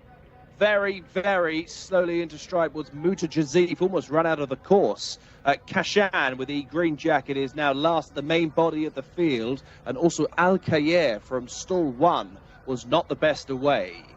Meanwhile, the white and green colours of the market leader Blayhan on the right of shot, horse with the noseband, is one of the early leaders with Muta Johir, the white jacket with the blue braces, and 3 wide is Hor Al-Mohammedia to make a line of 3. Just in behind those, we have Majestio Champ, looking for a Riyadh Road, is right towards the back of the field, is struggling to go this early speed here as they complete their journey down the end of the back straight. Hajar is also prominent with Mashib, and between runners, Sultan Al-Samawi also wants a piece of this red-hot early action as they encounter the opening turn. Market leader on the inside, green sleeves. That is Blayhan for double seeking Ricardo Sousa Ferreira. Hor Al-Mohammedia in second for Fahid Al-Faredi. Then comes Sultan Al-Samawi in 3rd position. Mashib on the outside, horse with the yellow noseband, is joined by Hajar on the wide outside. Muta Johir is now called upon for a maximum effort. Rezk Allah is also under the pump. A Riyadh Road has still got plenty of horses in front than behind. And then comes Selham down the middle of the course. But the bird has certainly flown here. Hor Al-Mohammedia on just his 2nd start is now stretching away. Leads by 10 lengths now on the 2nd place runner, which is Sultan Al-Samawi. Then comes Tharwan down the wide outside. But this race is all over. Hor Al-Mohammedia got into the race and hacked up in the end. Home in second was Tharwan on the outside of Sultan Al-Samawi. Majestio Champ was well beaten along with Blayhan, a Riyadh Road. Very, very disappointing.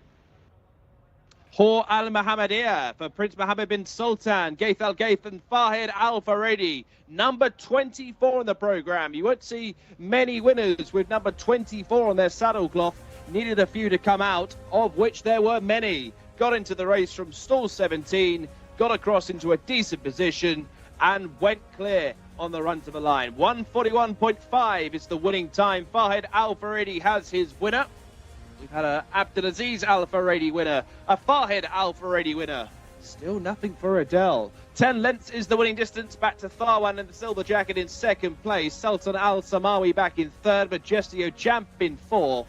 Disappointing favourite Blehan back in fifth place ahead of Mutajor and Resk Allah. There is a Riyadh Road coming across the line in about eighth place. But the winner, Hor Al Mohammedia, wins by 9 3/4, 24, 19, 18 and 8. The bottom numbers dominating.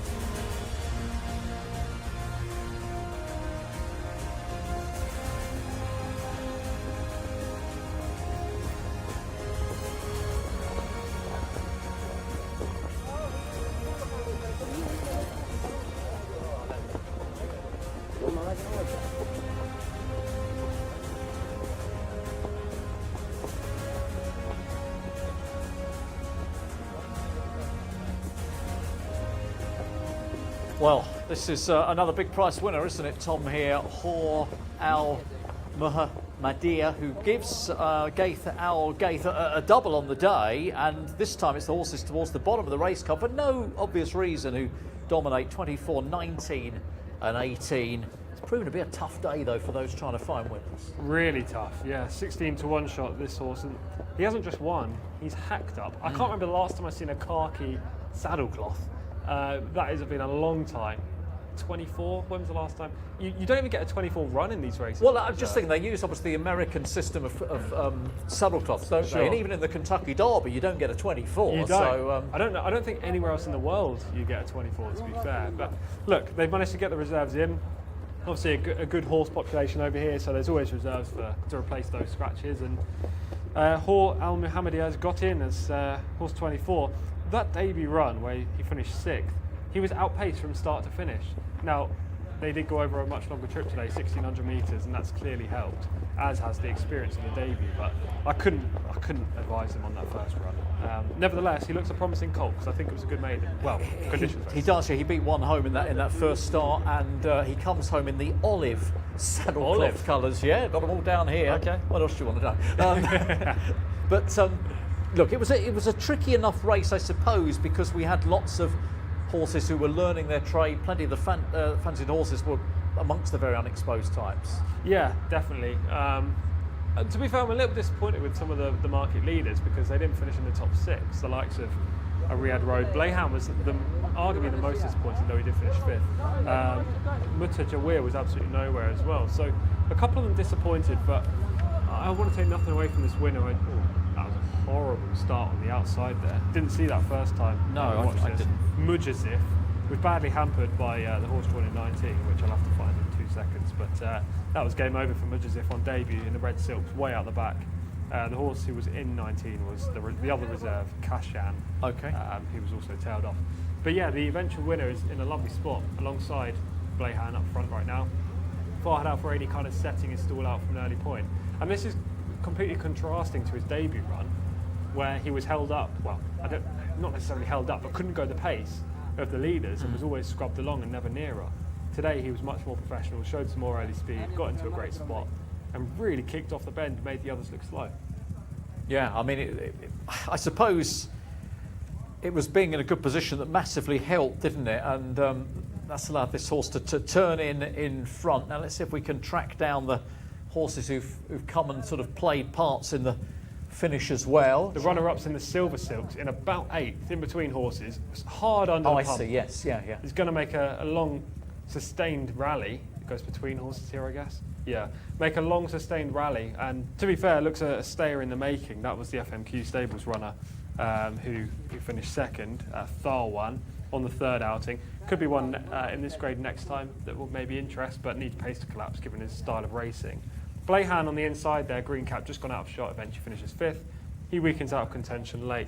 The 3rd place finisher was another right down the bottom of the race card, Sultan Al Samawi, who did have relatively strong form coming into today. So it wasn't like complete outsiders that dominated the finish, but it was those in the second flight of the market, those that had either shown something and not enough, or were becoming a little bit exposed, like Tharwan.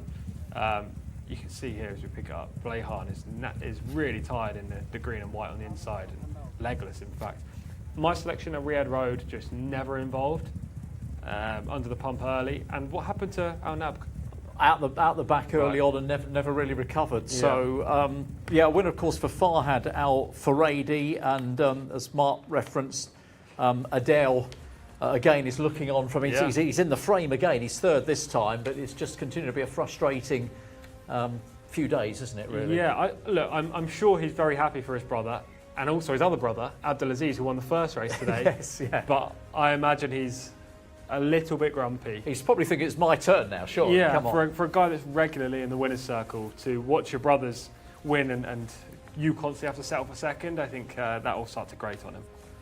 Yeah, I'm sure he's going to be bouncing back, maybe before the end of the day, of course. If not, there is Friday and Saturday Maybe to come. the next race. Maybe in this very next race, possibly, because he's going to be on the favourite, and Mark will call that one. And the remainder of this, hey, this is a workable field, everybody, Mark. We've just got the 9 this time. Yeah, I put away the 3 pages for race 9. I'm happy to see the back of that one, but very happy to see race 10 on 1 page. Fillies Open, yes, 9 furlongs, 3-year-olds and upwards, and this is a really good little race. A Fassa for the White Stable, Camilo Ospina heads them from stall 3, 4 wins from 20 starts. Durat Al Durea is drawn next door in stall 2 for the Red Stable, Ricardo Sousa Ferreira. Boz Aleta is 3rd choice, Ali Al-Matib in the race card. 4 is Jadel Kayer for Alex Moreno, 2nd last time. Seghar, Lucas Gaitan with the runner, Mohamed Al-Hubail. 6 is Tahadi for Rakan El Abeid. 3 over the page, Kahilat Delman is the mount of Osama Al-Shirani, who can't claim here, of course, being an open contest. 8 is Montaki Bar for Ayed Al-Tarizi, already on the score sheet today. Something that Adel Al-Faredi, I'm sure, will be hoping for. He rides the Red Stable's Shajwa here, who emerges from stall number 6. They are the runners and riders then for the 10th race of the programme. And I know Shajwa, Hannah, is certainly your idea of the winner in this contest. Have a look, shall we? I'm starting at the top end of the card here. Horse number 1, Afessar, looks absolutely gorgeous, this 5-year-old mare. Camilo Ospina takes the ride for the White Stable. Some lovely quarter markings on the hind there, so well done to the handlers, grooms. They did an excellent job. Now, in terms of body, how is this horse looking? Well, you'd be silly to say it looks bad, because she looks absolutely tremendous. Now, that shoulder muscle looks very big, but the main thing that strikes, so of course she's got lots of big muscle, but I'd hope to think she pushes from behind and not pulls from from the front, which is what can happen if they build too much at the front. But as you can see from this horse, she doesn't look out of proportion at all. Lovely, nice, thick set neck, but not in a bad way, just full of lovely muscle. Got the tongue out there. I think that's probably just because she's got the tongue tie in and she's just playing it with it at the top end of her tongue. Got the headgear on as well, so to keep her looking forward. She is having a little look around, but temperament-wise, a really gorgeous mare there. And the hind end muscle, well, of course, got to talk about those because you can't miss them. They look phenomenal. That fitness line at the back is on show. Yes, a great-looking mare and definitely a paddock eye-catcher for sure. We're heading now to the back of the parade ring string. We're going for horse number 8, Montaka Heba.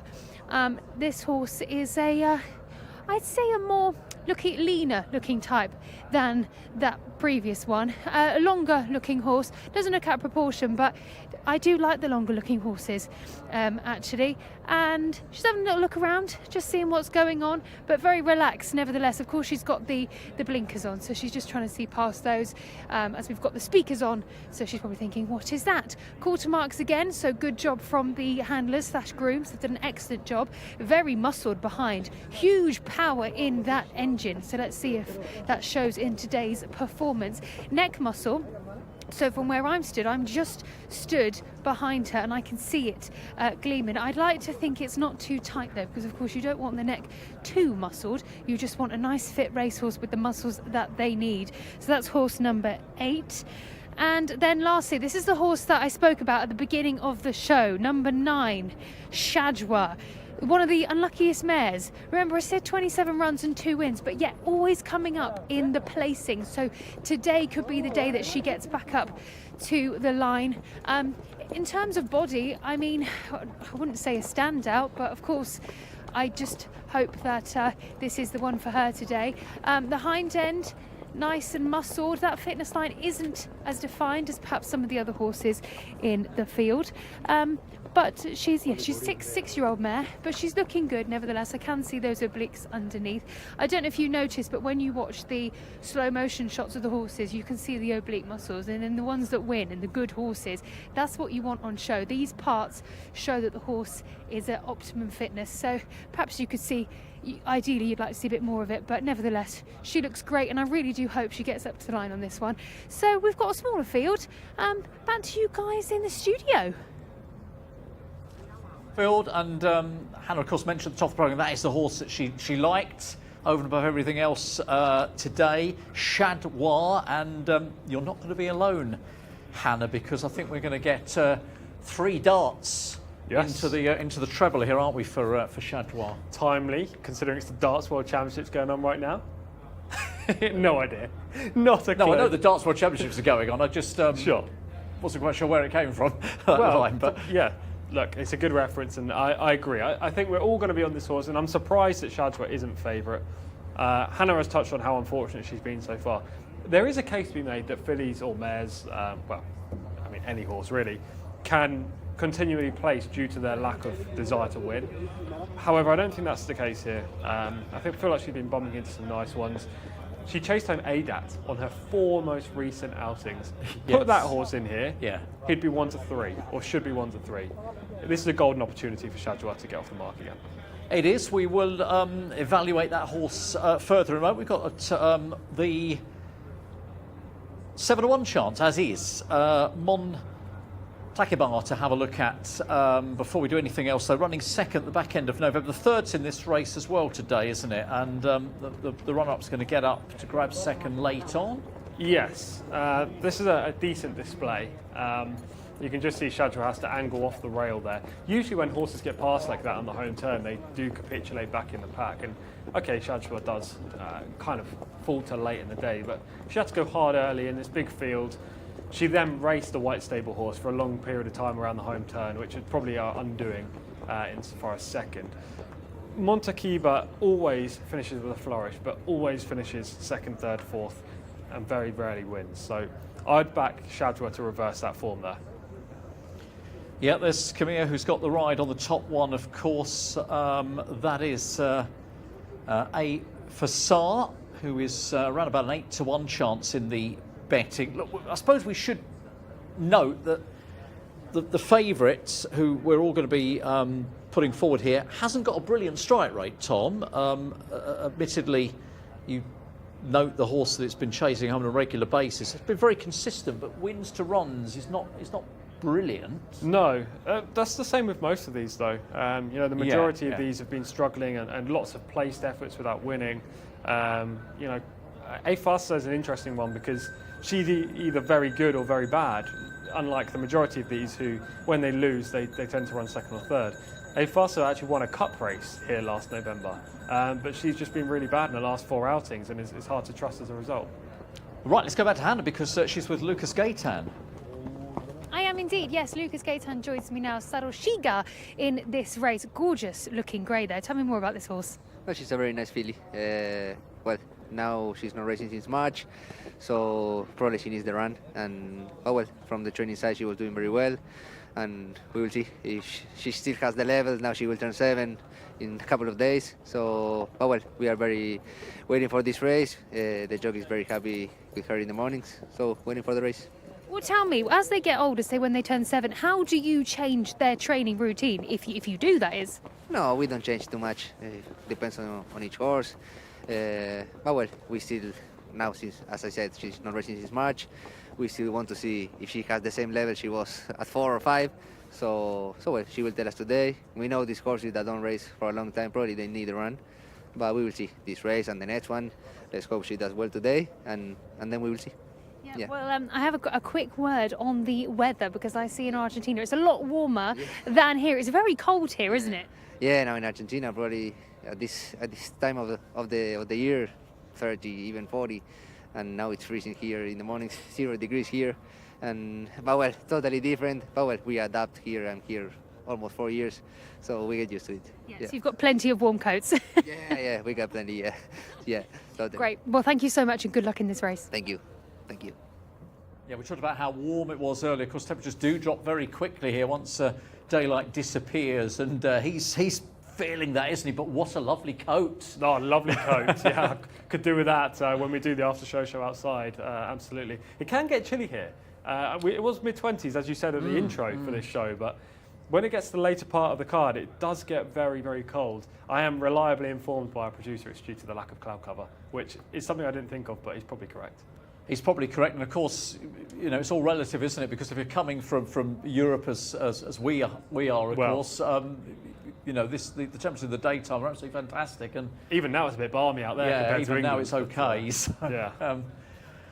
Let's see how the market is shaping up because it is the Gaitan horse who is joint favourite now with Shadjois. They've gone 13 away each of 2, so they've come together, and Shadjois is the runner on the move here, the mare on the move in the betting.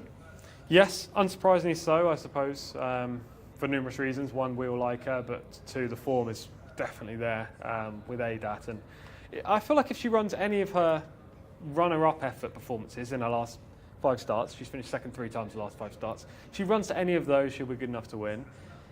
Last time she finished 3rd, but she was second best. It's just that she had to race hard early. The way of beating Shadjois, if you wanted to beat Shadjois as any of these other connections, is to push her in the early stages, make her go too quick up front, and then try and pick up the pieces. But it's a small field. I don't feel like that's going to happen. I feel like Shadjois is going to get her own way, and if she does, she's mighty dangerous. We talk about the trip as well, because 1800 is not a distance she normally runs over the favourite. No. She's more of a 14-16. Exactly, so you wouldn't want to press on the front end. That's another reason for it. But because she's going over further, they're likely to go slower in the early part of the race, which does help her out. Yeah. I think she'll stay. I don't think that's a problem, but you don't want a contested pace for her anyway. In behind those 2, I'm guessing you've put the 5 in to be second behind the 9, or I did actually you not? didn't. No, I put Montequiba in the 8 in for second, just purely because she runs home well from off the speed. I thought she'd pick up some pieces. I put in A Fasta as 3rd, just if she bounced back to her best, but that was a bit speculative. And then the Gaitan horse I actually put in 4th. But look, I want Shadjois in this spot. I feel like she's the most logical winner. Yeah, well, we know Hannah is with Shadjois, and Tom is, and I am as well. So joint favourite maybe will end up being favoured. I could see that happening the way the momentum is going in the market. And boy, Mark Francis, we are due a winning favourite here. We had one second favourite going, didn't we? Nafa Al Riyadh earlier on. That's as close as it's gone so far. Are we going to get a winning favourite? Are you jumping on board the Shadwar train here? Oh, Daryl, I'm so sorry. No. I am on the favourite, the joint favourite, but the other one, Seghar, Lucas Gaitan. One runner. Will it be one winner? And I'm teaming up here with my producer, who I know is Lucas Gaitan's biggest fan. Seghar, 13-8 joint with Shadwar at the top, 13-8 as the runners arrive down at the 9 furlong start. They won't be circling for very long at all, as we've now hit post time. Durat Alderea in the first colours of the red stable, 5-1 for Ricardo Sousa Ferreira. Montaki Bar 6-1, A Fasa 8-1, 14-1 Jadel Kayer, 25-1 for Foz Alatar, Tahadi 66s, and Kahilat Delman at 80-1. So they have now reached the 1800 metres start, which of course you can see on the front of the stalls is the Saudi Cup distance, which we are very much looking forward to here on the Jcsa English-speaking channel. All the build-up over the next few weeks, of course, into the new year. Throughout January, of course, with some of the key trials, you won't miss a thing here on the Jcsa English-speaking channel. So the runners are there. A Fasa for the White Stable has got to have a pretty decent chance of a mark of 85. Seghar of a mark of 90 does have £2 to find on official figures with Shadwar, and the team have highlighted the leading players there, including the 9, Adel Al-Faredi, still waiting to ride a winner today. Certainly end this cold spell. I mean, both brothers have been in the winners' enclosure today. In race 1, Morib Alderea, Abdulaziz Al-Faredi in race 1, and Fahed was amongst the winners in race 9 half an hour ago. Hor Al-Muhammadiyah, probably currently the most impressive winner of the night. Loading the stalls then, as Tahadi goes into 8 and Ifasa into 3. Ozalatar into 5 with Jadel Kayer into 4. Easy to identify the grey, which is Seghar, Mohamed Al-Hubail, who of course rode a lame Redar to victory back in race 4. At first colours of the red stable, Durat Alderea in stall 2 to match the saddlecloth. The grey is going to be reloaded back into 7, and we're just about set. Stand by. 9 furlongs, flags up, gates back, they are off and racing. Level beginning. A Fasa dropped out towards the back end of the field. Extreme left, Montaki Bar is certainly staying wide of the field. But it's Durat Alderea in the first colours of Prince Faisal bin Khalid. Red jacket, horse with the noseband, is leading another horse with red and white colours. That is Jadel Kayer, horse with the red noseband, a clear second. The grey, one of the market leaders, Seghar, Mohamed Al-Hubail, is nicely positioned in third. Wider out to find Tahadi. Back towards the inside running rail, we have a Fasa. The one that's not in that shot is Kahilat Delman, who is a long way behind the main body of the field. Back in mid-division is the white cap of Shadwar, who races in company with Foz Alatar. And last of the main group is Montaki Bar. Kahilat Delman continues, but 15 lengths behind this group of runners. So approaching the left-handed turn and 4 across the track here, working inside to out, it is Durat Alderea, Ricardo Sousa Ferreira. Jadel Kayer, Alex Moreno now surrendering second to Seghar, Mohamed Al-Hubail, and creeping closer is Tahadi on the wide outside for Rakan Al Abeid. Shadwar is now called upon for an effort towards the inside under Adel Al-Faredi, and then comes a Fasa, who only has a couple behind, including Foz Alatar, and detached is Kahilat Delman, as Montaki Bar now makes progress into 7th position. Top of the lane, then 3 across the track, far side, Durat Alderea has kicked. Seghar won't go away in second. Down the middle, Tahadi is getting going with Shadwar. Montaki Bar continues to make significant progress on the outside of a Fasa. 5 or 6 in with a chance chance here as we approach the final furlong. Sekar the Grey, the far side, nearest to us, Shadwa now getting on top. Afasa and Montakiba continue to close up towards the finish. Shadwa will hit the bullseye for Adel Al-Faradi. Camilla Waspina in second on Afasa. Far side was Sekar home, possibly in third, ahead of Durat Al-Darea in a bunch finish. Well, he's got his winner, hasn't he? Adel Al-Faradi on Shadwa. The second colours of the White Stable has mowed them down on the outside to win. Finally, it seems. Third victory on start number 28. Virtually all the field covered in this very shot as Shadwa has got the verdict in the closing stages to win in a time of 1:58.1. Daryl, Tom and Hannah all certainly knew again. Wins by a length, Afasa in second. At Sekar, decent run from the joint market leader back in third, only beaten a length and a bit at the wire. Durat Al-Darea on the far side, home in fourth. This is going to look very busy, isn't it? Shadwa nearest to us wins to Afasa green cap in second. The Grey Sekar home in third. Durat Al-Darea the far side in fourth of Tahadi Montakiba. Then came Foz Aleta. 9-1, 5-2 as Shadwa wins again.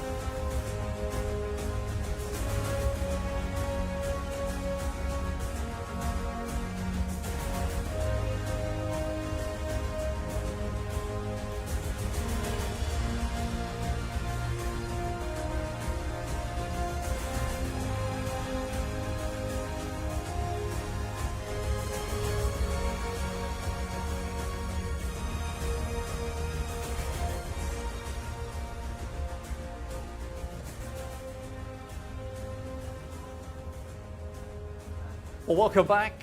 That is probably, as much as anything else, real relief for Adel Al-Faradi, Tom, because do you know what? His last winner was the second race last Thursday. Was it? He won't want reminding of that, but he's had so many that have hit the crossbar. Yes, he's had a luckless week, but it's finally back for him. Look, Adel Al-Faradi's been riding great. It's not like it's been his fault by any means, but he's just been hitting seconds and thirds and seconds and thirds, and he's been struggling to get on the board. Fortunately for us, it comes in this spot where we like Shadwa. I have to admit, towing for home, I had very, very little confidence she and Adel were going to win this race, but Adel's pulled out the fire. He has, and it, you know, it's not the way we thought he'd win. I suppose at the end of the day, if you're checking the results and you go, well, she won, but in the white cap, sort of angling out, getting a run, and you're thinking, well, he's got it going, but is he going to pick them off? Yeah. Well, the leaders looked like they had it basically between them, turning for home. The three horses up in front, including Nicholas Gaitan's Shagar, the grey horse, who actually fends off the other speeds. Then it looked like it was going to go to the real closers, the likes of Montakiba and maybe Afasa, who was between horses. And then Shadwa just popped up. I mean, Adel moved her out into the forepath. They're all quite clearly legless in the latter part of the race, but she is the one to decide to fight on and get the prize, which is surprising given she was the one stepping up in trip.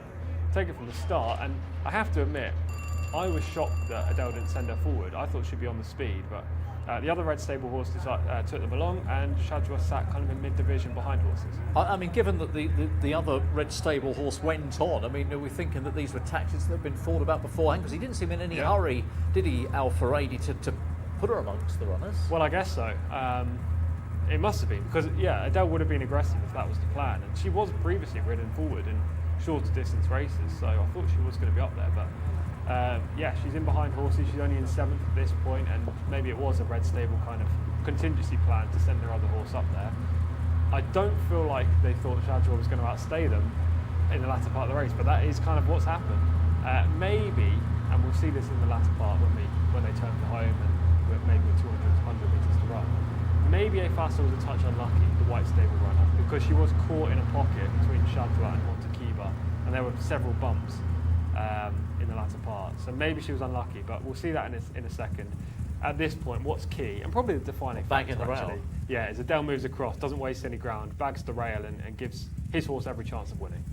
Yeah, has moved up. I mean, you're still not thinking that it's going to happen, given the profile of this mare. This is the first time she's run 1800 for a long, long time. Yeah, and even here, she's not gaining. She's firmly under the pump, and she's not gaining any ground. She's a length, 2 lengths down. Adele switches her out into the 4 or 5 path, then gives her every shot. As you can see, just in behind on her right-hand side is Efasa and Montekiba, who look to be coming with winning and second kind of place runs. Efasa's about to be the sandwich here, which may just stop her. And again, in a second, she's about to be bumped. Just here, the white stable horse. That may have stopped her from winning. A little bit of intimidation and some interference. Because once she cuts to the inside, Efasa finishes best of all. But Adele Al-Faradi's kind of muscled the victory with Shadwa, who's quite clearly tired in the latter part of the race, but clings on for a 3/4 length win.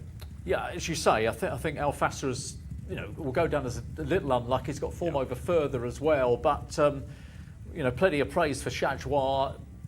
Be fascinating to know whether the tactics were to see what she could do from off the speed, but whatever they were, they've worked perfectly. And most importantly for Adele, he's going to be much more buoyant now, isn't he, going forward for the rest of the day and into the weekend? Yeah, exactly. Even with top jockeys, a win is so crucial. Like, if you go on a bit of a drought, you do start to doubt yourself or start to think, well, when's the next win coming from? So even a win at this late part of the card, he's not going to ride in the next race, but he has got one in the last. It will boost his confidence for the whole remaining 2 days this week. You're absolutely spot on there. And here's the moment then when Shadwa came through, and I think of all the stats we've delivered this afternoon, it's the most pertinent stat when all three of us agree, and Mark Francis is on something else. It's done quite well. Well, when all three of us, us two and Hannah, agree, we're 3 from 3 today, which is unheard of. And Mark Francis, what are you doing, sir? Do you think Mark really wants to disagree with the selection, or do you think he's just playing devil's advocate? Or does he want the glory of being the only one to be on a winning selection? If we're all wrong together, I don't know. Listen, you read into that how you will. Mark's probably sat there fuming now. But Mark is a very good judge. Of course, he we're just absolutely, the absolute best. In fact, here's his chance to answer back and to give his own opinion on those last 30 seconds, which I wish we hadn't put to air. Hello, Mark. Here's the list of runners with you for the Arabian race coming up, the maiden. There's a reason, Daryl, whilst I'm sat up here and you two are sat in the presenters and the tipsters chair. You two know what you're doing. Hannah's on that green grass in the parade ring. She knows what she's doing. I'll just stick up here. 11th race of the programme is a purebred Arabian maiden for the fillies and mares. Once again, we've raced over 1,800 metres. That's 9 furlongs. And it has just attracted a field of 7 runners. 6 of them are on that page, headed by number 1, Bint Alam, who is the mount of Rakan Al-Abaid, 0 from 9. 2 is Hadla Al-Makirat for Asama Al-Shirani, who can certainly claim in this contest a 3-kilo claimer, 1 of 2 in the lineup. 3 is Hayat Al-Shahania, Camilo Ospina on board. 4, Germana Al-Dahamia for Noah Mudiani is number 4.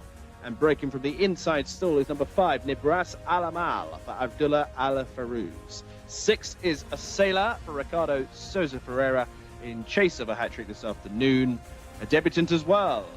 7 is Moa Jeza, Abdullah Al Armies. They are the runners then for this Fillies and Mares Maiden, Arabian horses in action. Virtually a 0 to 65. We'll get the thoughts of the gents in the studio very shortly. For now, it's back to Hannah Bakerold. Well, of course, we've got a small field, so we better whiz through all of them. Let's start with number 1, Bint Alam. Looking very nice, actually. This is the horse that captured my eye. There's 2 greys, and this is one of them. Looking really nice and lean underneath. Quite hard to see, muscle-wise, under this light, so let me have a closer look. She's got very nice temperament. You see very kind eyes. She's just looking at the cameras there. She knows you're all watching. Not really, it's because the handler's pulling on the side just to keep her steady. But yes, she's very gorgeous. Nice defined neck as well. Yeah, I'd say that's probably one of my paddock picks so far, but we'll have a look at all of them. Dropping back to number 2, Hadla Al Mugirat, a teeny tiny pony, this one. Disappointed last time out, 14 from 19, so we'll see how she goes today. Very small. I'm trying to work out actually how big this horse is. I'd say literally 15 hands. She's tiny. In terms of muscle, can see those obliques underneath, looking rather trim. Temperament-wise, just having a little look around. Nothing too exciting. Not a lot to say with this one, but I'd be interested to see how she goes. Number 3, Hayat Al Shehania. Lovely shiny coat there as well, and you can see those obliques underneath. That line is really drawn in and looking very fit. Of course, got the blinkers on there. She is having a look around, has broken into a jog now and again, but I like to see that they look alive and ready to go, so that's the main thing. Number 4 is behind Jomana Al Dirahamya. You can really see the dish from the breed, the Arabian dish. You see that? That's typical with these horses in the face. Again, just having a little bit of a look around, got the tongue tie on as well, chomping away, and of course the sheepskin noseband also. All 4 bandages on all 4 legs, and yeah, looking good, that horse. Dropping back, number 5, we've got Nebras Al Amal. Again, another grey that looks spotlessly beautiful in the parade ring. Remember, these grey horses are hard to clean up, so they do a tremendous job. Walking actually really nice. I like the way it's walking. It's getting a bit too close to the horse in front, so we've got to make sure there's no accidents, but I'm sure our good man here is in control. I like the active walk. I like that. She's moving really nicely. One to note, nice walk. Number 6 is behind, of course, Osalia. Ricardo Sousa Ferreira takes the ride. Got the cross noseband on there. Really nice looking horse here, because look at those kind, beautiful eyes. This 5-year-old chestnut looks gorgeous. Look, she's really having a nice look around. Nice ears as well. Very kind face is what you like to see. So hopefully all the kindness she can put into her performance will do her well. In terms of her coat, wouldn't say she's overly shiny. It does look as though there is a winter coat coming. Of course, we mentioned it is getting chilly here, especially at night time, despite it being warm in the day. So yes, would like to see her a bit more tucked up underneath, and since there is space in front, she could be walking out a bit more. Last but not least, number 7, a naughty 4-year-old filly. This one has been. This is Jcsa. On her toes, and has been since the pre-parade ring. She has had a little bit of a kick out, got the noseband on, and you can see where she's chomping. Her ears go back and her eyes widen, but the creases above her eyes says it all. She's looking around. She hasn't looked particularly happy. She has been halted a few times just to remind her where she is and to behave. In terms of her body, gorgeous shiny coat, but I would like to see some more muscle definition on those hind end muscles. You can see her obliques, of course, underneath, but she could do with a bit more running and looking a bit better fitness wise, I'm sure. That is your 7 horses. All the jockeys have mounted now and they're heading out to track, so it's back to you guys in the studio. Thank you very much to Hannah. So yes, our second and final Arabian race of the afternoon. It's the Fillies and Mares contest. Of course, 2 more races for the Arabian breds, the purebred Arabians, to come tomorrow and on Saturday. Let's have a quick look at the market, Tom. It is 6 to 4 from 13 to 8. Hayat Al Shahania, and 3 to 1 number 1 Bint Alam, and 4 to 1 number 6 Osaila. So how are you seeing it? I'm with the 3. I'm with the favourite. Okay. Hayat Al Shahania. Look, this is a really bad maiden, we should say. From a class perspective, it's not a good one. Right. However, they are very well matched, so it should be an exciting race for the neutral. In terms of overall quality, it's just not great. Hayat Al Shahania is second top rated, with the mark of 61. But Camilo Ospina's on board, which is a big help, and probably why the traders actually have her in as the jolly. The reason I like Hayat Al Shahania is that she was outclassed last time, but that was in a 0 to 70 handicap over 2,000 metres. That trip stretches her stamina. 0 to 70 handicap is probably too tough for her anyway. Now she drops back into a maiden, down in trip as well. And this should be the great opportunity to win. She was previously 4th in this grade over 1,600, but that was a much better maiden. I'm saying all this, I don't actually have that much confidence behind any horse in this race. I just think she's the most logical way to play. Second in, I had Bint Alam, horse number 1, who is top rated £1 higher than Hayat Al Shahania. But she's a 9-race maiden. She's yet to prove she can actually win, and she's had more opportunities. She finished 6th of 19 last time over the course and distance. She has early speed, but she isn't the strongest of stayers. So I wanted a horse that potentially would grind out victory over her, and Hayat Al Shahania dropping down in trip is the one I came down on. And the only other two that I thought had a chance of winning were the other two that are single-figure prices, of course. A Sailor, horse number 6, gets a good jockey on Ricardo. Sousa Ferreira rides. She's a British-bred debutant. I couldn't find any form. Didn't run in this country, but a 5-year-old as well. Yeah, I thought she may have run in Great Britain, but I couldn't find anything. I couldn't find anything, so and the fact she's not. Yeah, but the fact she doesn't have a mark suggests that she hasn't run before. So she's a debutant. I had a third in because she could be absolutely anything with one of the leading riders on board. Plus the sire, No Risk Almori, is pretty strong with his Arabian progeny. So she's interesting, but the trainer strikes at under 10%. So not enough to put her first or second on my shortlist. And the only other one was Hadla Almoghirat, who is 0 from 15, so loads of chances. We know she's about a 60 rated performer. She finished 8 places behind Bint Alam last time, so it's impossible to have the 2 over the 1 just on that form alone. Again, unlikely to win, but she's going to probably be 3rd or 4th just due to the fact there's lack of depth in this contest. Yeah, only 7 runners, of course, because she has got an 8 from 15 record in the places, but that's probably not going to be quite enough to make the top 2 in this race. I've gone the other way. I've gone with Bint Alam. I certainly agree with you that it's tricky to evaluate the form and come up with an absolutely standout selections. Had chances. I mean, was rated 70, now rated 62. Had a bit of time off. I think 4th run back maybe today. A lot of the form's 1,600. This is 1,800, which I think you've touched on as the slightly longer trip.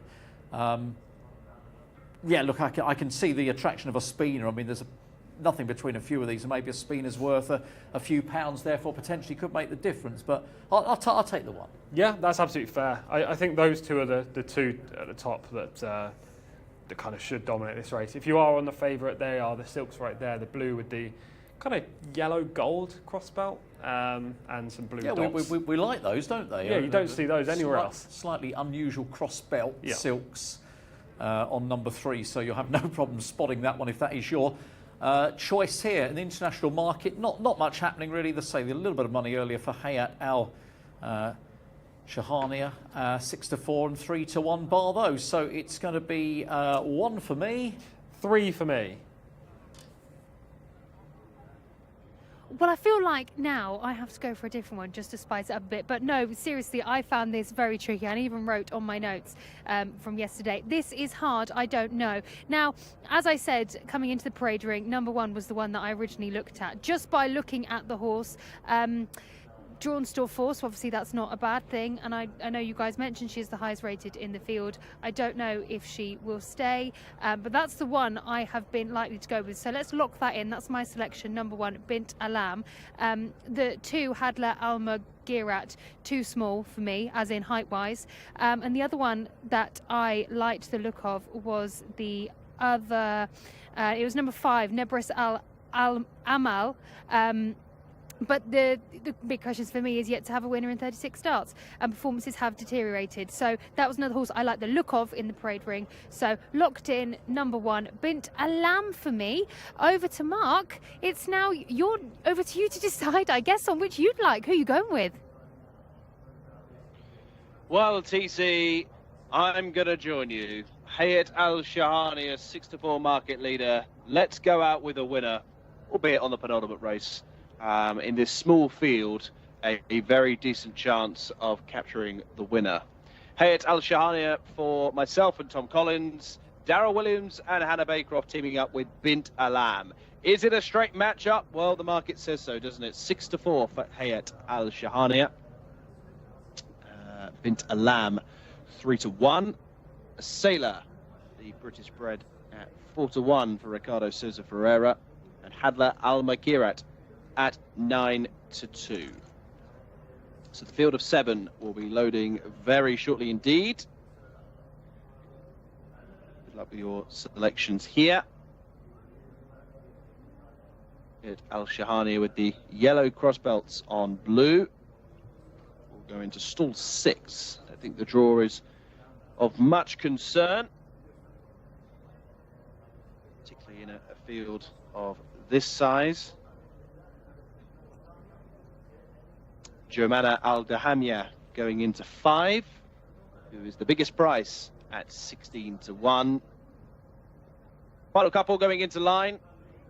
Favourite goes into 6, just waiting on a Sailor now to complete the lineup. Best of luck, penultimate race of the day. Second of 2 for purebred Arabians. Just being held up here by the final horse to load in, which is a Sailor on her Saudi debut. Goes in without the rider. So just waiting on Ricardo Souza Ferreira to climb aboard, and here he comes.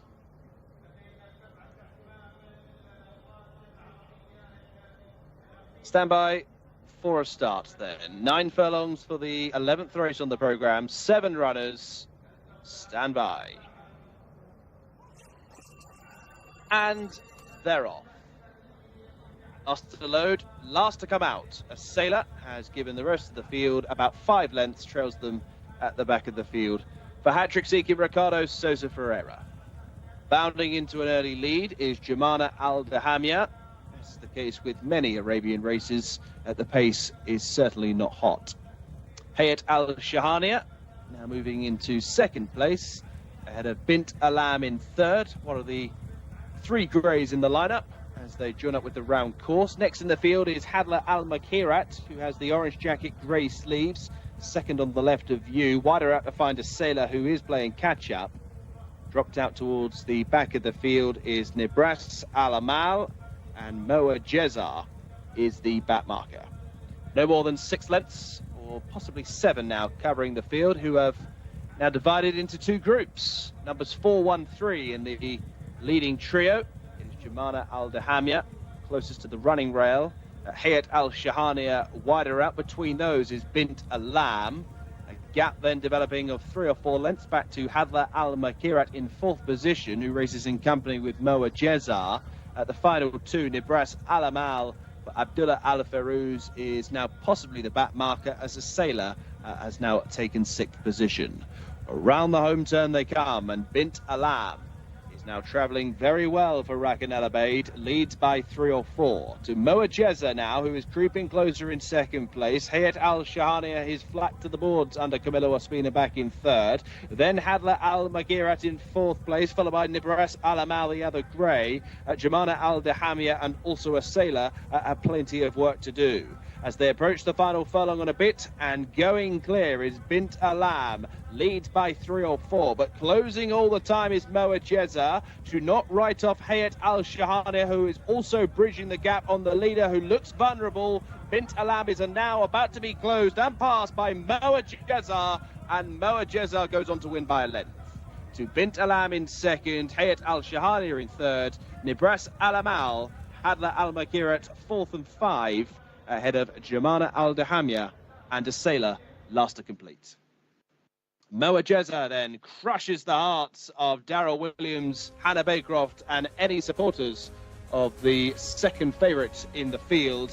Closed down by Moa Jcsa, Abdullah Al-Khamis, drawn out in 7, clearly was not a negative factor. 2:11.14 is the winning time, wins by a length.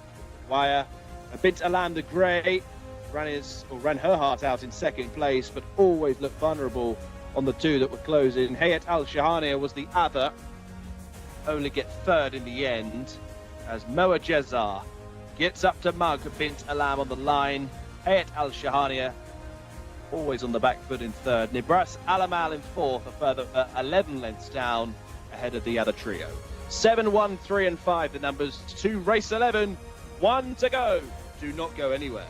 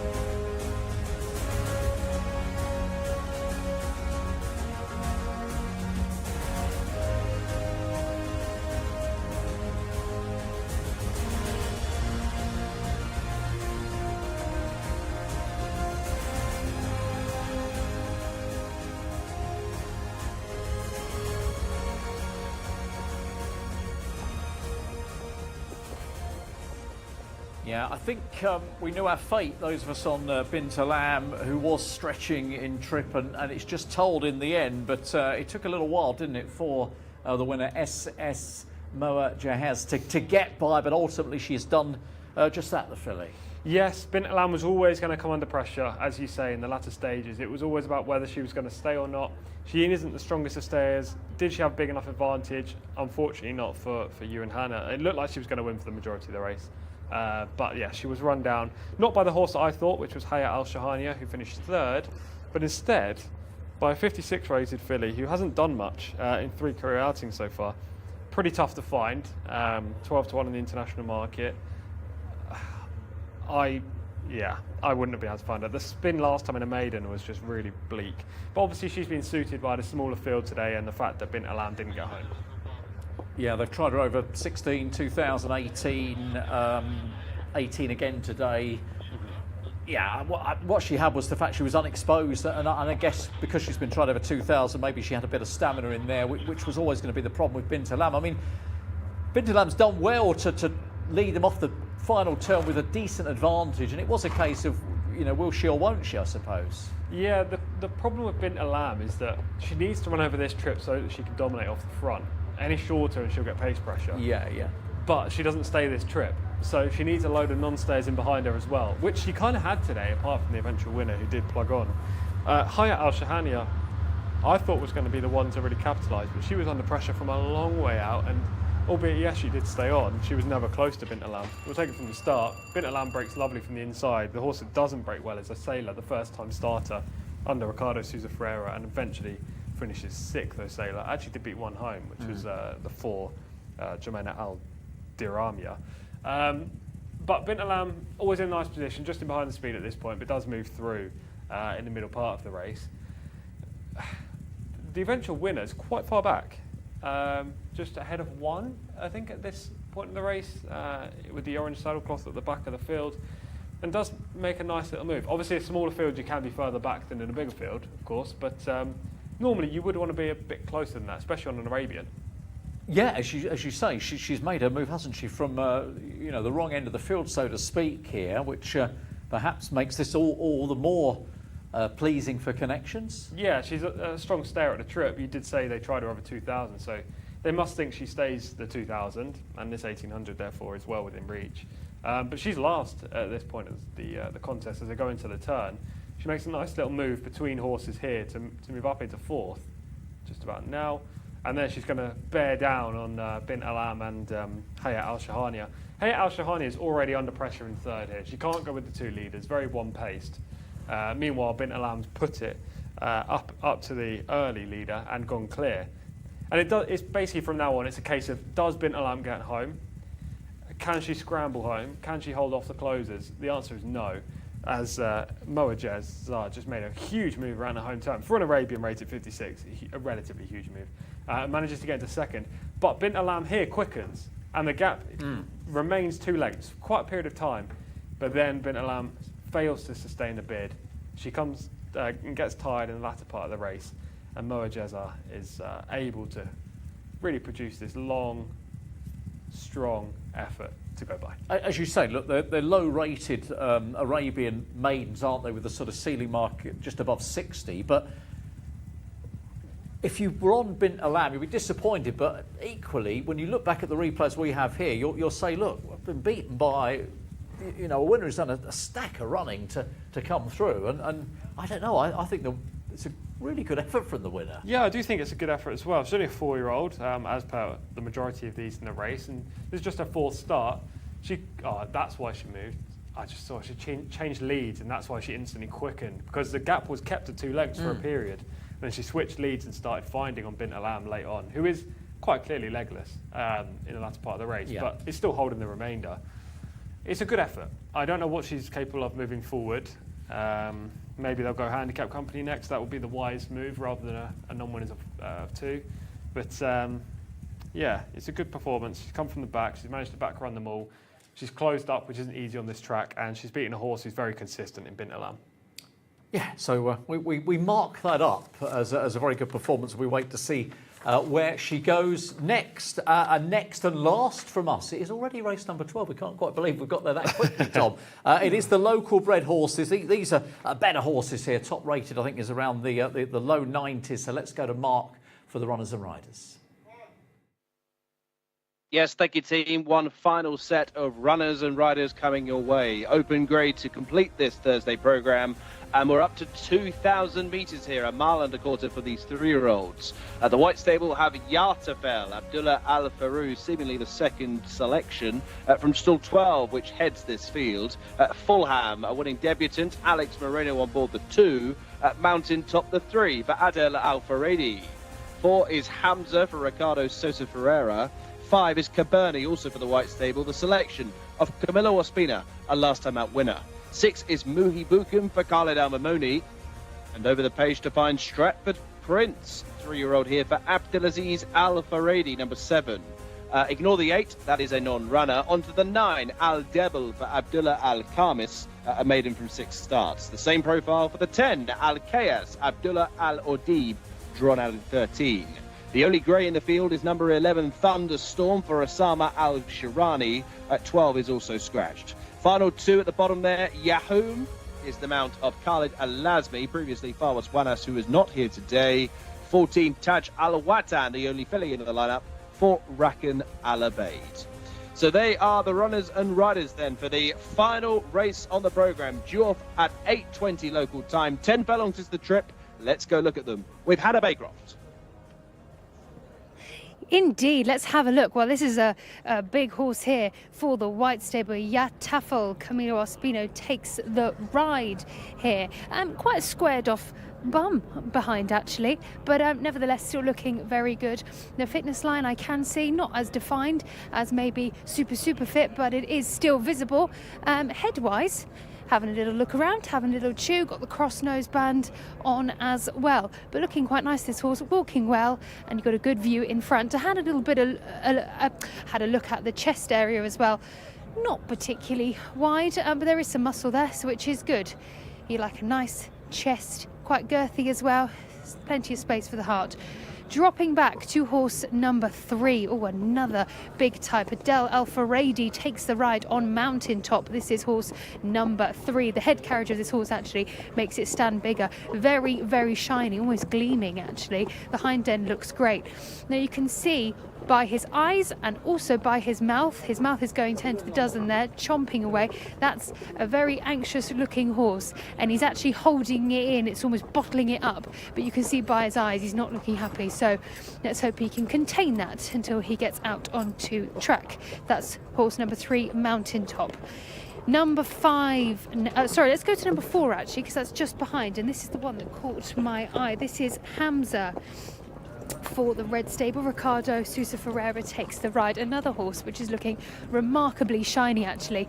It's almost looked like it's had hot oils on it. It looks great. Chomping away, but you can see the difference in the way of attitudes here with this horse. It's not looking like it's completely anxious. It's almost just chewing at what's happening. But still looking great. That's a nice looking horse. So that's number 4, and actually the hind end looks lovely, especially with the shine coming off of it. The fitness muscle is looking great too. Now we're going to head to horse number 5, Cabernet. Lovely, oh nice tall leggy type this one. Again, a gorgeous shine.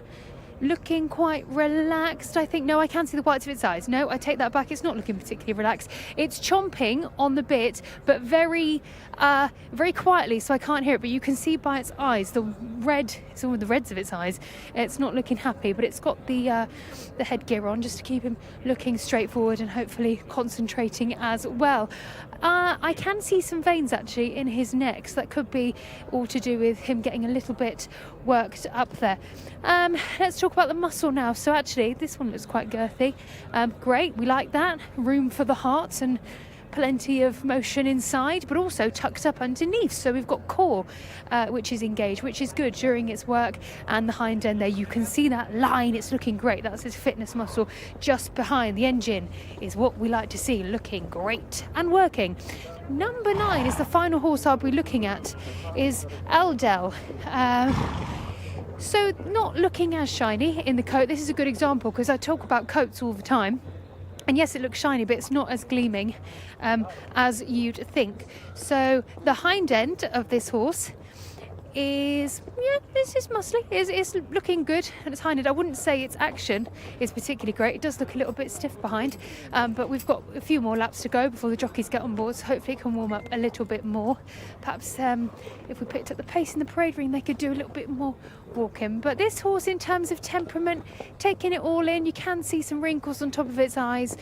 But of course it's got the blinkers on as well, so it is looking forward and a little bit to the left and right, but can't see everything that's going on. But I'm quite happy with the way it's looking. Its tummy underneath, I'd like to see that a bit more tucked up, looking a bit more race fit. Is carrying some condition, but it looks healthy, which is the main thing. So there are some of the horses that I like in the parade ring. I have to say the 5, Cabernet, which we looked at earlier, that's the one that catches my eye. I think that horse looks great. But we'll go to you guys in the studio. Bella's gone, jockeys are about to mount. Thank you, Hannah. There you are. There's the ringing of the bell. So let's have a look at a couple of these. We've seen them in the paddock. Let's see them on tape now, beginning with Mountain Top's run. This is back in the middle of November. It's going to finish 4th here, Tom, and stay on quite well down the outside. Yeah, taking performance. He's a really scopy colt. You can see how big he is. Sorry, on the rail, actually. Yes, yeah. You can see how big he is to some of the other horses in the field. He's unfurnished. He's going to get bigger and stronger in time, but this is a solid effort. This was in Group 3 on the return to action last month, drops down into an open today. If he can produce something similar to this, but maybe stay on with a little bit more kind of an emphasis at the top of the turn, then he'll run a good race. I think he's vulnerable to a couple of others in here, as he doesn't have the early speed and he's drawn wide, but he's a nice horse. Yeah, I quite like the run of Fulham here, who is running second. This was at the beginning of November. Yeah, recorded 2 victories last term. This was a creditable effort. I thought he had every chance of running down the leader here, but obviously was some way back turning for home. It was a good display. He smashes the others, maybe not the third, but the remainder in the field. And again, a similar effort would give him every chance. I think they're going to ride him more aggressively today from the outside gate. So there's a couple of clues. Hannah was taken by Cabernet, who is the 5 and is the international favourite in the betting at 7-4, over 4 harm at 11-4, and then Mountain Top 100-30, and 4-1 is the top horse, Tafel. Bigger prices the remainder, so the market's kind of got it down to 4 with more obvious chances. Which, if any of those, do you like? I like Cabernet. Favourites, but rightly so. Now, the reason I like Cabernet, before I get into his form, is the fact that this race sets up lovely for him. Tafel lacks some speed for a white stable horse. Fulham will be ridden prominently, but he's never normally on the front. Mountain Top's a closer, Hamza's a closer, Muhi Bukum's a closer, Stratford Prince is a closer, and then you've got 4 at the bottom that just aren't good enough to win. That should mean Cabernet gets an easy time of things on the lead. He showed blistering speed to lead on his debut at Taif, where he weakened late. He wasn't ready to run first up, and the white stable horses weren't performing at the time, but he showed blistering speed, which is a clear asset. Last time up, he managed to sustain his effort, which is what he didn't show on the debut, but he sustained it over 1,800 metres. This trip should suit him. If he gets a cheap lead, he's going to be mighty tough to run back. The only problem is if Fulham pushes him, or one of the rags, one of the outsiders pushes him for the lead in the early part of the race. But I think Cabernet's just quicker than the ball, and he could outsprint them from start to finish, despite the fact this is a stamina kind of laden contest. Camilo Ospina will have to rate him, though, because he is so quick. He looks more like a sprinter in how he races. Obviously, he stays the distance, that's not a problem, but he's very choke out in the early part, so Camilo's going to have to be at his best. Keep him under a firm hold, use that energy wisely and efficiently, and hope to produce him at the right time on the home turn. Allow him to quick and clear it and hold on. But Cabernet's going to be my play, Daryl. Cabernet's going to be your play. I'm sensing it's probably be Hannah's as well, the way she was talking about them in the paddock. Just 2 starts, that 1 win so far. I just prefer Fulham here, the 2, who's had a few more runs, run second over the 1800 back in November. Alex Moreno on board. Again, has a rating. Obviously, there's no rating yet for Cabernet, having had just the 2 starts, but rated high 80s. Top mark here is Tafel off of 91, although I'm not sure whether that horse is running to that level, having been sort of re-evaluated downwards. Definitely not. He was a 4-time winner last year as a 2-year-old, but he's a typical horse that's just not developed from 2 to 3. And he's not a 91 rated horse. I think Fulham actually sets the standard. Mountain Top's rated the same at 87, but his wins have come at lower levels, whereas Fulham's proven himself in open company. So I'd say Fulham is the horse to beat, but Cabernet has the potential to beat him. Let's talk about Mountain Top a little bit more, if we can, with Adele Alfaradi, of course, looking for the doubles. 5 runs, 2 wins. Both have come from 4 runs here. Was off the track for a while. Early in the year till November. You mentioned, I think, on the VT, a Group 3, Grade 3 run last time. Yeah, solid effort last time. I was here last season when he ran as a 2-year-old and actually tipped him on his first 2 starts. First time he jumped really slowly and actually hopped at the start and finished second. Second time he won. He's a nice horse, as I say, but he's unfurnished for my money. I think he's going to be better in time as a 4- and 5-year-old. So I'm happy to go with Cabernet, hopefully make all the running and fend off your Fulham, I presume. Yes, it's certainly going to be Fulham for me. The 2, Tom then with the 5, and I'm sensing Hannah might be with a 5. Yeah, indeed, of course, yes. Number 5, Cabernet, will be the horse that I'm going for. Like I said, looked absolutely amazing in the parade ring. So to match that up with the form and the notes that I have, so to lock that in, that is horse 5, Cabernet, which I do believe is the same horse that Tom is going for. So we'll see what happens. I was pleased with its last run, but let's see if it can get another winner under its belt. So, Mark, it's over to you now. What are your thoughts on this race? Thank you, Hannah. Yes, I'm in agreement with you and Tom here. Cabernet, I thought, was the most likely winner. I think Camilo is certainly on the right horse here. Tafel is proving costly to follow. Cabernet's only run twice, so is yet to receive a rating. We'll get so after today. And, I think it's certainly an improving gelding. You can see there Cabernet with the red cap. Camilo Ospina in conversation with Ricardo Sosa Ferreira. Behind those, Alcayas, I think Tom discussed that anything below 9 in the race card just doesn't have a chance here. Aldebel rated 54, Alcayas 55, Thunderstorm 50, Yahoom 41, and given what we've seen from Taj Al-Watan, I'd struggle to see her rated higher than 30, to be honest. So the second half of the page, seemingly, I might as well put straight in the rubbish bin, because I don't think any of those are going to figure. Interesting that the low numbers as well dominate the international markets.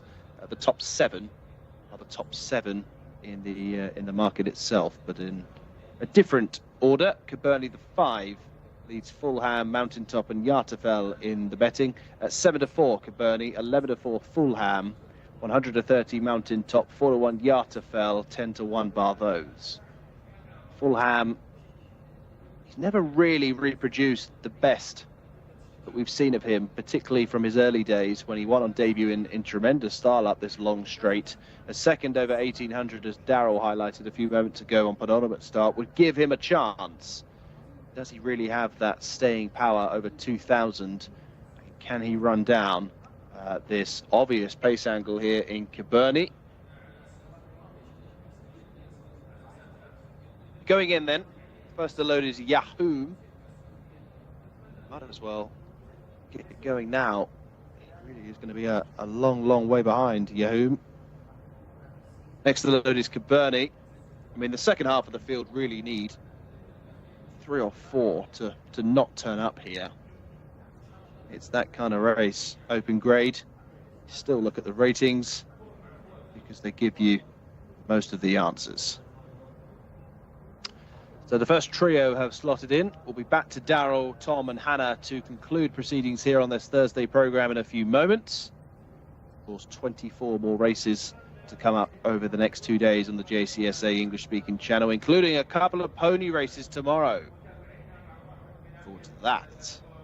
They're called the pony races here 12 months ago. I'll be tuning in. Make sure you are as well. Stratford Prince slotting into line. We're ready for the final time today, and they're off and racing. Yahoom was slowly into stride from stall 1 under Khalid Al-Lazmi.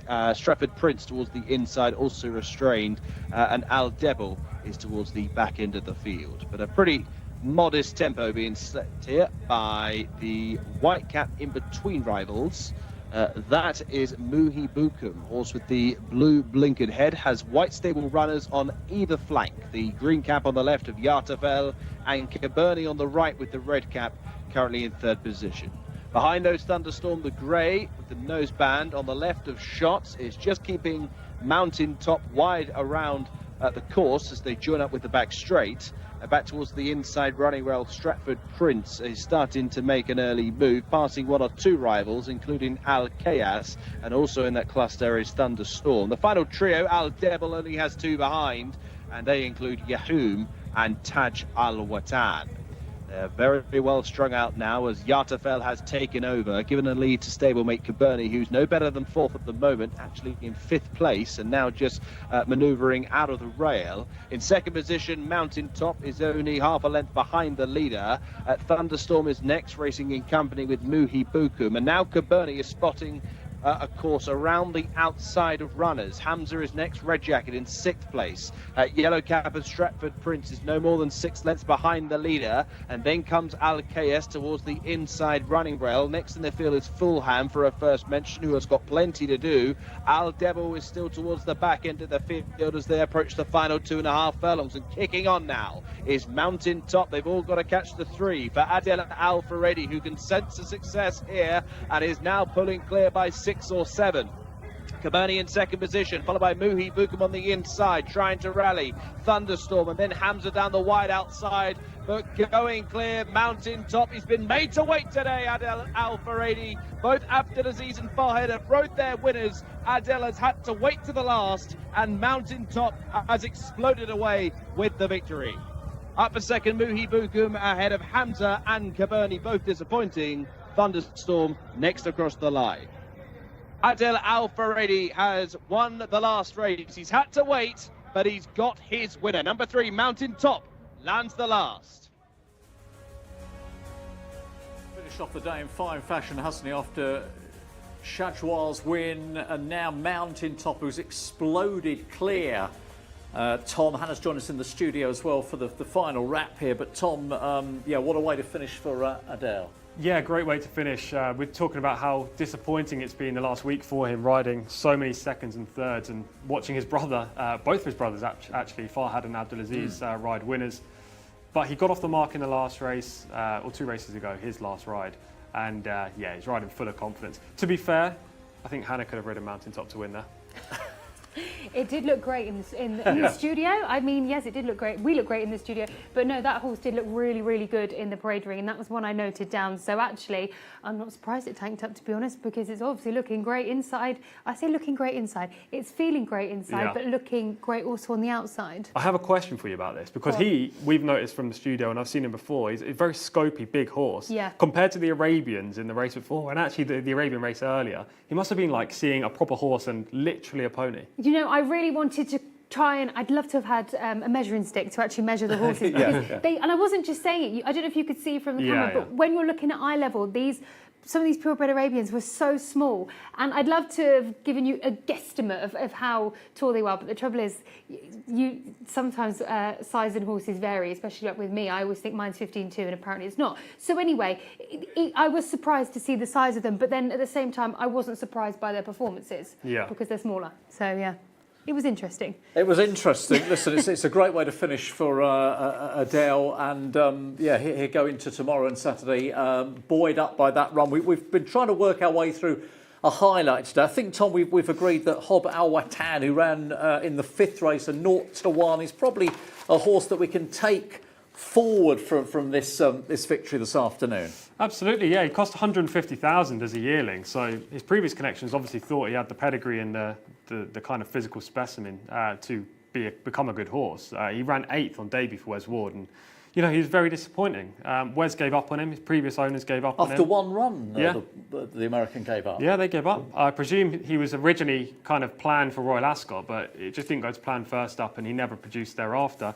Came over here after a long absence, won last time up, but looked tired in the latter stages. That performance that we've just watched there was a different horse. He was strong, powerful, speedy. He seems to have a lot of ability as well. Incredible, that run. Very, very good. Good ride from Mohamed Al-Daham as well. Yeah, for sure. But it just goes to show that some horses actually need time. So if you give them a bit more time, they produce. And as far as the jockey is concerned, look on the top 3 earlier when we looked at the leader board. You've got to keep riding winners out here if you want to stay in that position. What chance would you give him? Well, there was nothing for Camilo today, so Mohamed Al-Daham, I think, matched him. I think they're level, or is one behind. So those two are very similar in joint second.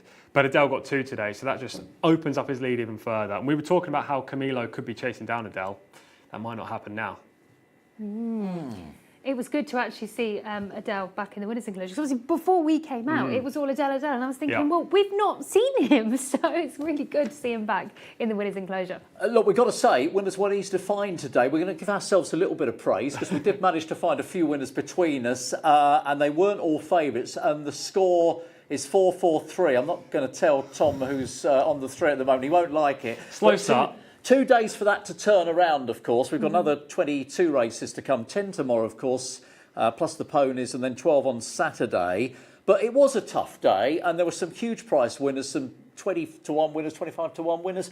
I guess days like that happen, don't they, Tom? Especially Thursdays when we have lots of maidens and Arabian maidens as well, not even like proper opens. We had 2 opens towards the end of the card, which were easier to find the winners, Shadjoa being one of them. But yeah, generally hard today. Very well done for you two, leading the competition. Won't last long, guys. Gritted teeth. He's not liking that at all. What we are liking, though, of course, and amongst the racing is the turf tomorrow. 3 races on the grass to enjoy tomorrow, Hannah. Yes, I'm very much looking forward to tomorrow's card. And it's so exciting to actually have turf racing. And I know I keep saying, you know, we've not been out here long. So it's really great that we're here when it's all starting and happening. We're so lucky, aren't we? I know. Grosser Jack is running tomorrow. The horse that used to be trained by William Haggis in the UK. Really good horse, runs on turf with Jimmy Jerkins. You'll get a Jimmy interview. We'll get to see Grosser Jack. Lovely stuff. Yeah, so all that's come tomorrow. And of course, we've touched on the pony races, which are all for the young kids here. They represent scores in the area. We will be showing you those races, and that's something a little special, a little different, Hannah. You're going to absolutely love that, aren't you? I am. I'm going to love it because it's so important, because it is the next generation coming up. It is. So that's very exciting, and I'm very much looking forward to it.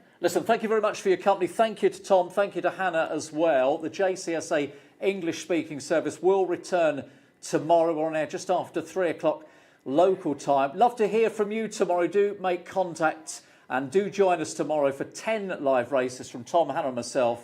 Have a good night.